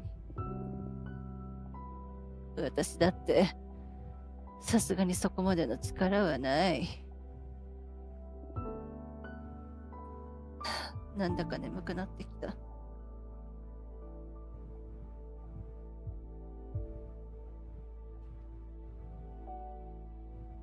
どうなんだろう。もう一度エンドロールがエンドロール。いやどういう解釈なんだこれは。まあなんか後であるのかもしれないですけど、はい、2回目ですが、ゲームクリアありがとうございました。これは何エンドなんだろう？バッドエンドなの？でもいや、バッドじゃないよね。これをバッドと言うならさすがにちょっと辛すぎる。やっぱなんでしょうね。もうちょっと厳しく。みんな死んでるけど全員生き残ってるし、エイブラマーさんもね、破壊して殺したりしなかったし、まあ他のダリアさんも、まあジャスミンさんも犠牲にすることなく、自分だけがまあ最初に選んだ契約の通りね、人間に戻ってしまうっていう運命で、まあ終わったので、はい。まあもっとマシなエンディングは多分あるんでしょうけど、他にいろんな、なんか無数のエンディングがあるゲームみたいなんで、まあいろんな可能性はあると思いますけど、まあ私たちはできるだけ他人を犠牲にしないルートを選び続けた結果、まあ最後こうなったっていう感じですかね。まあそうですね。はい、まあただやっぱ我々の方針からして、自分の願望を叶えるために他人の命を捧げますとかいうわけわかんないことは絶対に言えないから、やっぱ自分の不死性を差し出す以外の選択肢はないんですよね。いやでも一つだけ言っていいですか？いやもうゲームに対する文句じゃないです。こういうストーリーなのはわかるんですけど、なんであの時古文って選択肢にあったじゃないですか。だから私は古文を選んだら古文の崩壊を受け入れるっていう、要はさっきみたいにね、古文がボーボーするっていうことだと思ったんですよ。だからこれを選んでいる瞬間、古文は絶対崩壊しないはずだって確信があったのに、さっき古文が崩壊したんですよ。はあ、僕はどこで道を間違ったんだっていう、その気持ち、ちょっと絶望的な気持ちになったんですけど。なんでみたいな。いや、逆にですよ、はい、それ仕組まれてる可能性がある。仕組まれてる？わざと。わざとなんですか？だから古文を捧げるって選んでおけば、多分、古文を崩壊とかじゃなくて、なんかあれできるって思うんじゃねえかなっていう、なんかこう、なんでしょう、だからシナリオライター側にこっちの思惑が読まれてたんですかね。思考が読まれていた。エイダーナの目を使われてた。使われてた可能性がある。でも本当になんかね、先回りされてる感じがそうですね。しますね。なんか私の想像のすべて上を行った感がすごいゲームだなと思ってやってたんですけど。この選択肢が正解なんだとか、これで手応えないんだとか、多かったですよね。でも、そうだから本当に会話してる気分になっちゃって、びっくりして、本当にだからなんかすごく爪の先まで血が通ってるようなというか感覚というか、なんて言えばいいんだろうな。いや本当どれだけ時間かけたんでしょうね。まあたくさんの人が関わってるから大量のテキストは書けるんでしょうけども、なんかでも日本語翻訳たった一人しかお名前なかったので、大丈夫？お疲れ様です。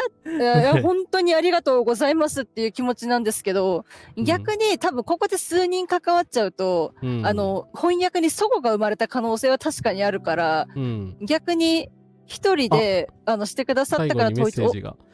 私たちのゲームをプレイしてくれて本当にありがとうございます。私たちも多くの方々と困難な日々を過ごし、パンデミックを乗り越えながらこのゲームを制作しました。今作には私たちの5年間の喜びと苦しみが詰まっています。だからこそあなたが最後までプレイしてくれたことは私たちにとってとても大きな意味があるのです。あなたが本作を楽しみ、本作があなたにとって何らかの考えや感情を想起させるものであったら嬉しく思います。宇宙の輪が私たちを誘う場所でまたお会いしましょう。はい。いやもう拍手。いや本当に制作に携わ制作企画販売テストプレイとかいろんなこのゲームに関わるすべての方に感謝を申し上げたいです。本当に何目線って感じなんですけど、ありがとうございます。このゲームをプライド月間にこのゲームを実況できたことを本当に嬉しく思います。こんなゲームを、こんな素晴らしいゲームを送り出していただきまして、苦難の、パンデミックっておっしゃってるので、おそらくコロナ禍の苦しい中、ね、本当はもっと綿密に連絡取りたいのになかなかうまくいかないとか、在宅ワークでできるんじゃないって思われるだろうけど、やっぱそういうわけにもいかない、体制が整ってない中、一生懸命それでも積み重ねて完成させて売り出してくださったおかげで我々の手元に届いたゲームなので、うんうん。いや本当にいろんな、だからここでも縁がいろいろつながってるなと思ってて、いや本当にありがとうございます。本当にこのゲームでいろいろ感じたり考えたり、私もすごく感じたし、烏丸さんもすごくね、このゲーム面白いって言ってくださったのでご紹介できてよかったなって思ったし、リスナーの皆様もね、このゲームでいろんなことを考えたり感じたり、なんならね、預言者になってくださったりとかね、いろいろしてくれたりとね、なんかやっぱこのゲームが発信しているポジティブなメッセージを我々スカーレット・クローワルツがお届けできるというのは本当になんでしょうね、私の力じゃないけど私に力を貸してくれたというか、そんな感じがして、本当にプライド月間にね、烏丸さんと一緒にリスナーの皆様と一緒にこのエンディング一つ我々が選択した結果のこのエンディングにたどり着けたこと、本当に喜ばしく思います。ありがとうございました。はい、ありがとうございました。ありがとうございまわからんやつだな、お前は。はっきりと言ったはずだ。回避する道はないと。お前は代償を支払うことになる。何度やり直してもそれは変わらん。しかしながら、本音を言えばお前となら何度でも同じ時を過ごしたいと思っている。100万回でもな。再びお前の苦しみに同伴しよう。私は魔女のフォルトゥーナ。なぜ私を召喚した？誇りを失う方がこのまま壊れるよりマシだと思ったから。面白そうじゃないか。詳しく聞かせてくれ。私は古文の長によって流刑に処された。期間は1000年。そして今日でちょうど200年になる。だけどもう耐えられない。力を貸して。お前にとっての時とは何を基準にしている？人類のゆりかご、地球。ああ、人にとっての200年間か。それは長かろう。かくいう私はお前に解放されるまで5402年の間囚われの身となっていたがな。孤独は時に多大な苦しみをもたらす。力を貸してやろう。お前のしもべになってやる。ありがとう、エイブラム。楽な姿勢を取るがいい。我々はこれから契約を結ぶ。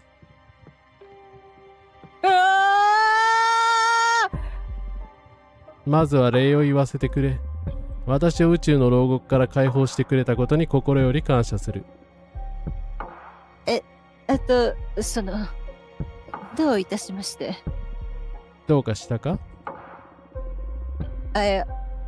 ベヒモスに関する書物はいろいろ読んで想像してたんだけど、あなたの話し方が意外に、なんていうか、普通だなって。あ、普通か。痛いことを言う。十分すごい迫力なんだけど、もっと古めかしい詩的な言葉で話すのかと思ってた。はっはっはっはっは。面白いやつだな。気に入ったぞ。よって契約の条項はお前に選ばせてやる。それでも私の魔力を得るには大きな代償を支払う必要があるがな。それはよく理解してるから大丈夫。よし、では始めるとしよう。儀式は5日間かけて行われる。準備ができたら私に伝えるがいい。もうできてる。あっはっはっは。主人として申し分ないな。初日は簡単だ。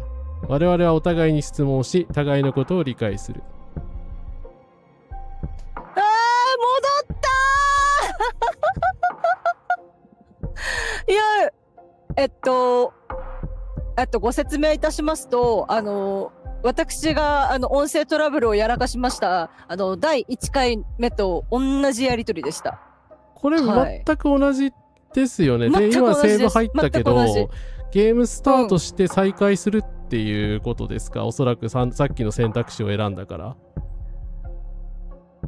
だからフォルトゥーナさん地球に戻ってもやっぱりその力は持ってる。だからやっぱりこれって魔女としてのフォルトゥーナさんの力じゃないんですよ、おそらく。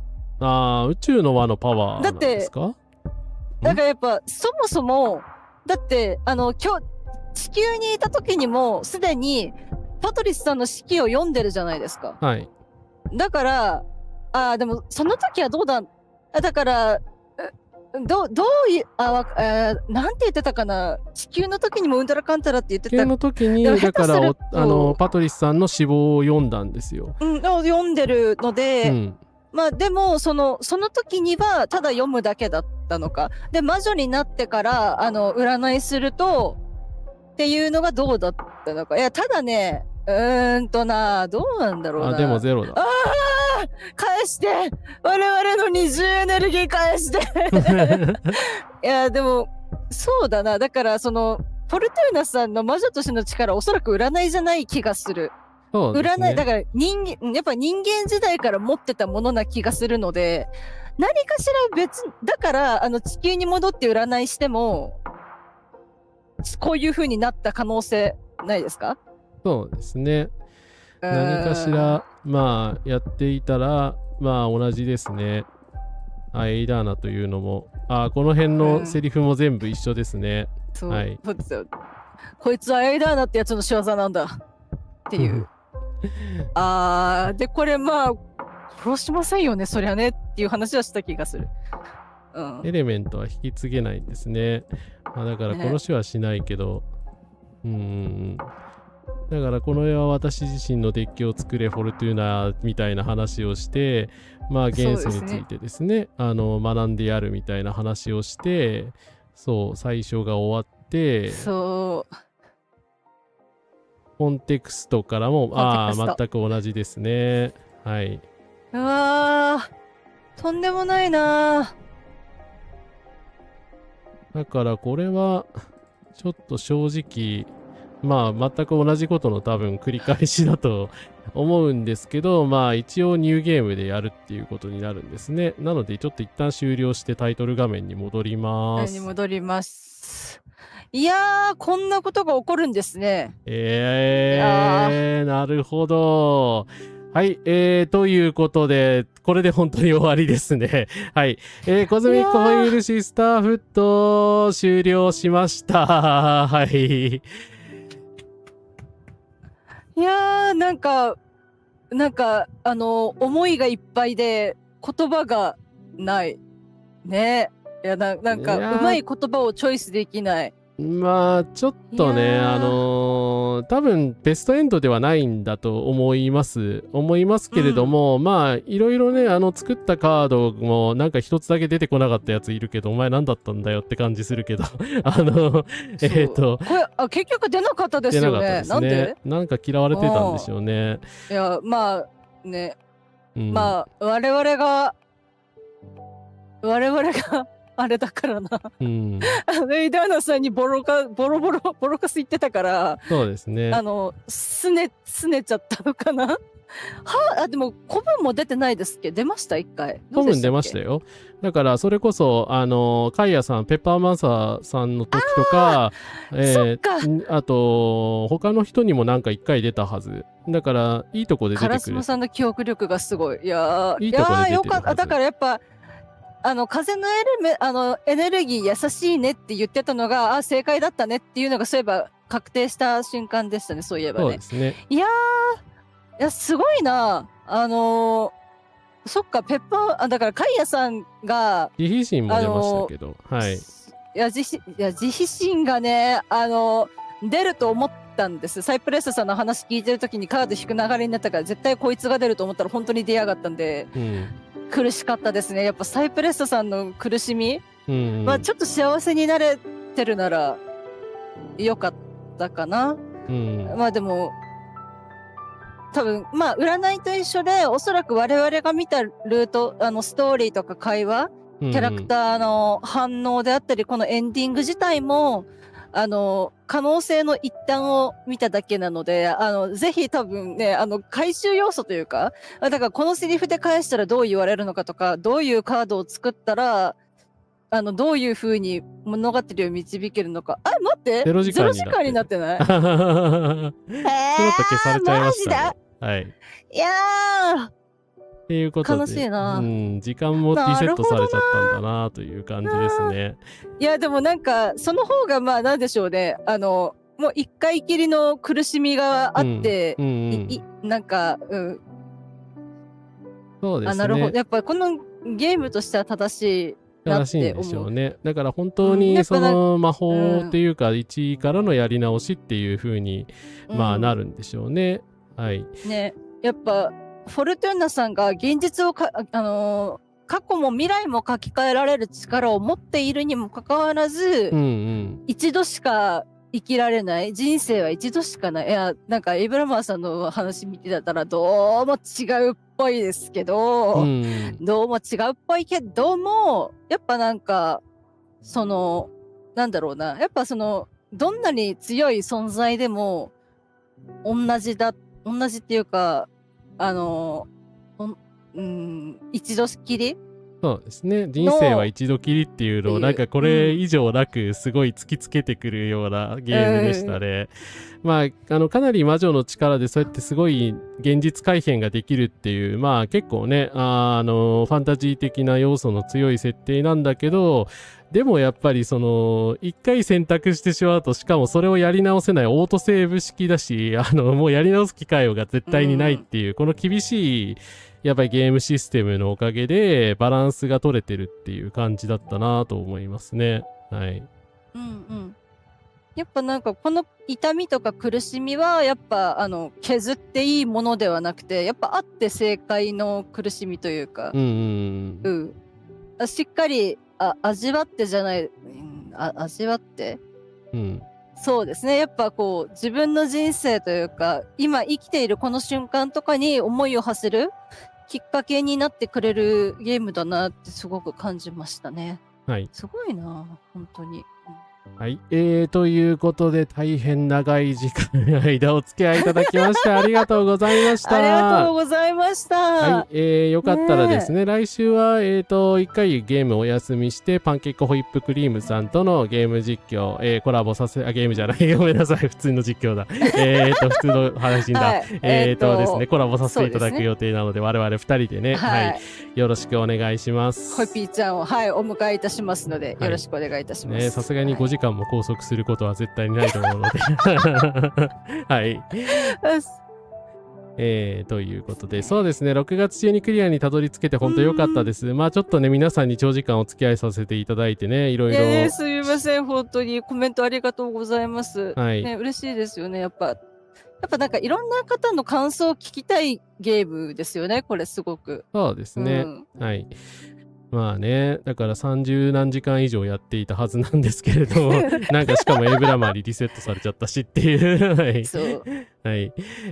ということでですね、まあ一度だけというですね、まあ結構、貴重な体験をさせてくれて、いろいろな考えさせてくれる面白いゲームでした。はい、皆さんもなんか今 60% セールだったかな、Steam でしてるはずなので、よかったら、手に取ってみてください。はい。ね、確かサントラとアートブックもう見れる、追加コンテンツも Steam の方でそちらも安くなってるようなので、ぜひ我々の実況を見たからネタバレで面白くないっていうことがまずほぼないであろうというぐらい、そうですね、分岐があるようなので、おそらくぜひ、なんか別とエンドは別にありそうだし、私たちはちょっと別のルートに行っちゃったので、まあこれはこれでね、いいエンドだったと思うんで、はい、特にね、やり直しとかする気は今のところないんですけど、まあ、機会があったらね、皆さんまたやっていただいたりとか、する機会もあるかもしれませんで、ぜひよろしくお願いします。あと、インタラクティブフィクションについてはメンバー限定にアップしてますんで、そちらもよかったらチェックしてください。はい。ということで、大変長い時間お付き合いいただきましてありがとうございました。ありがとうございました。本当に。ねえ、楽しかった。はい。ということで、またよろしくお願いします。新作ゲームの告知とか、また後々やっていきたいと思いますんで、よろしくお願いします。それではお疲らすでした。お疲れ様でした。おやすみなさいませ。おやすみなさいませ。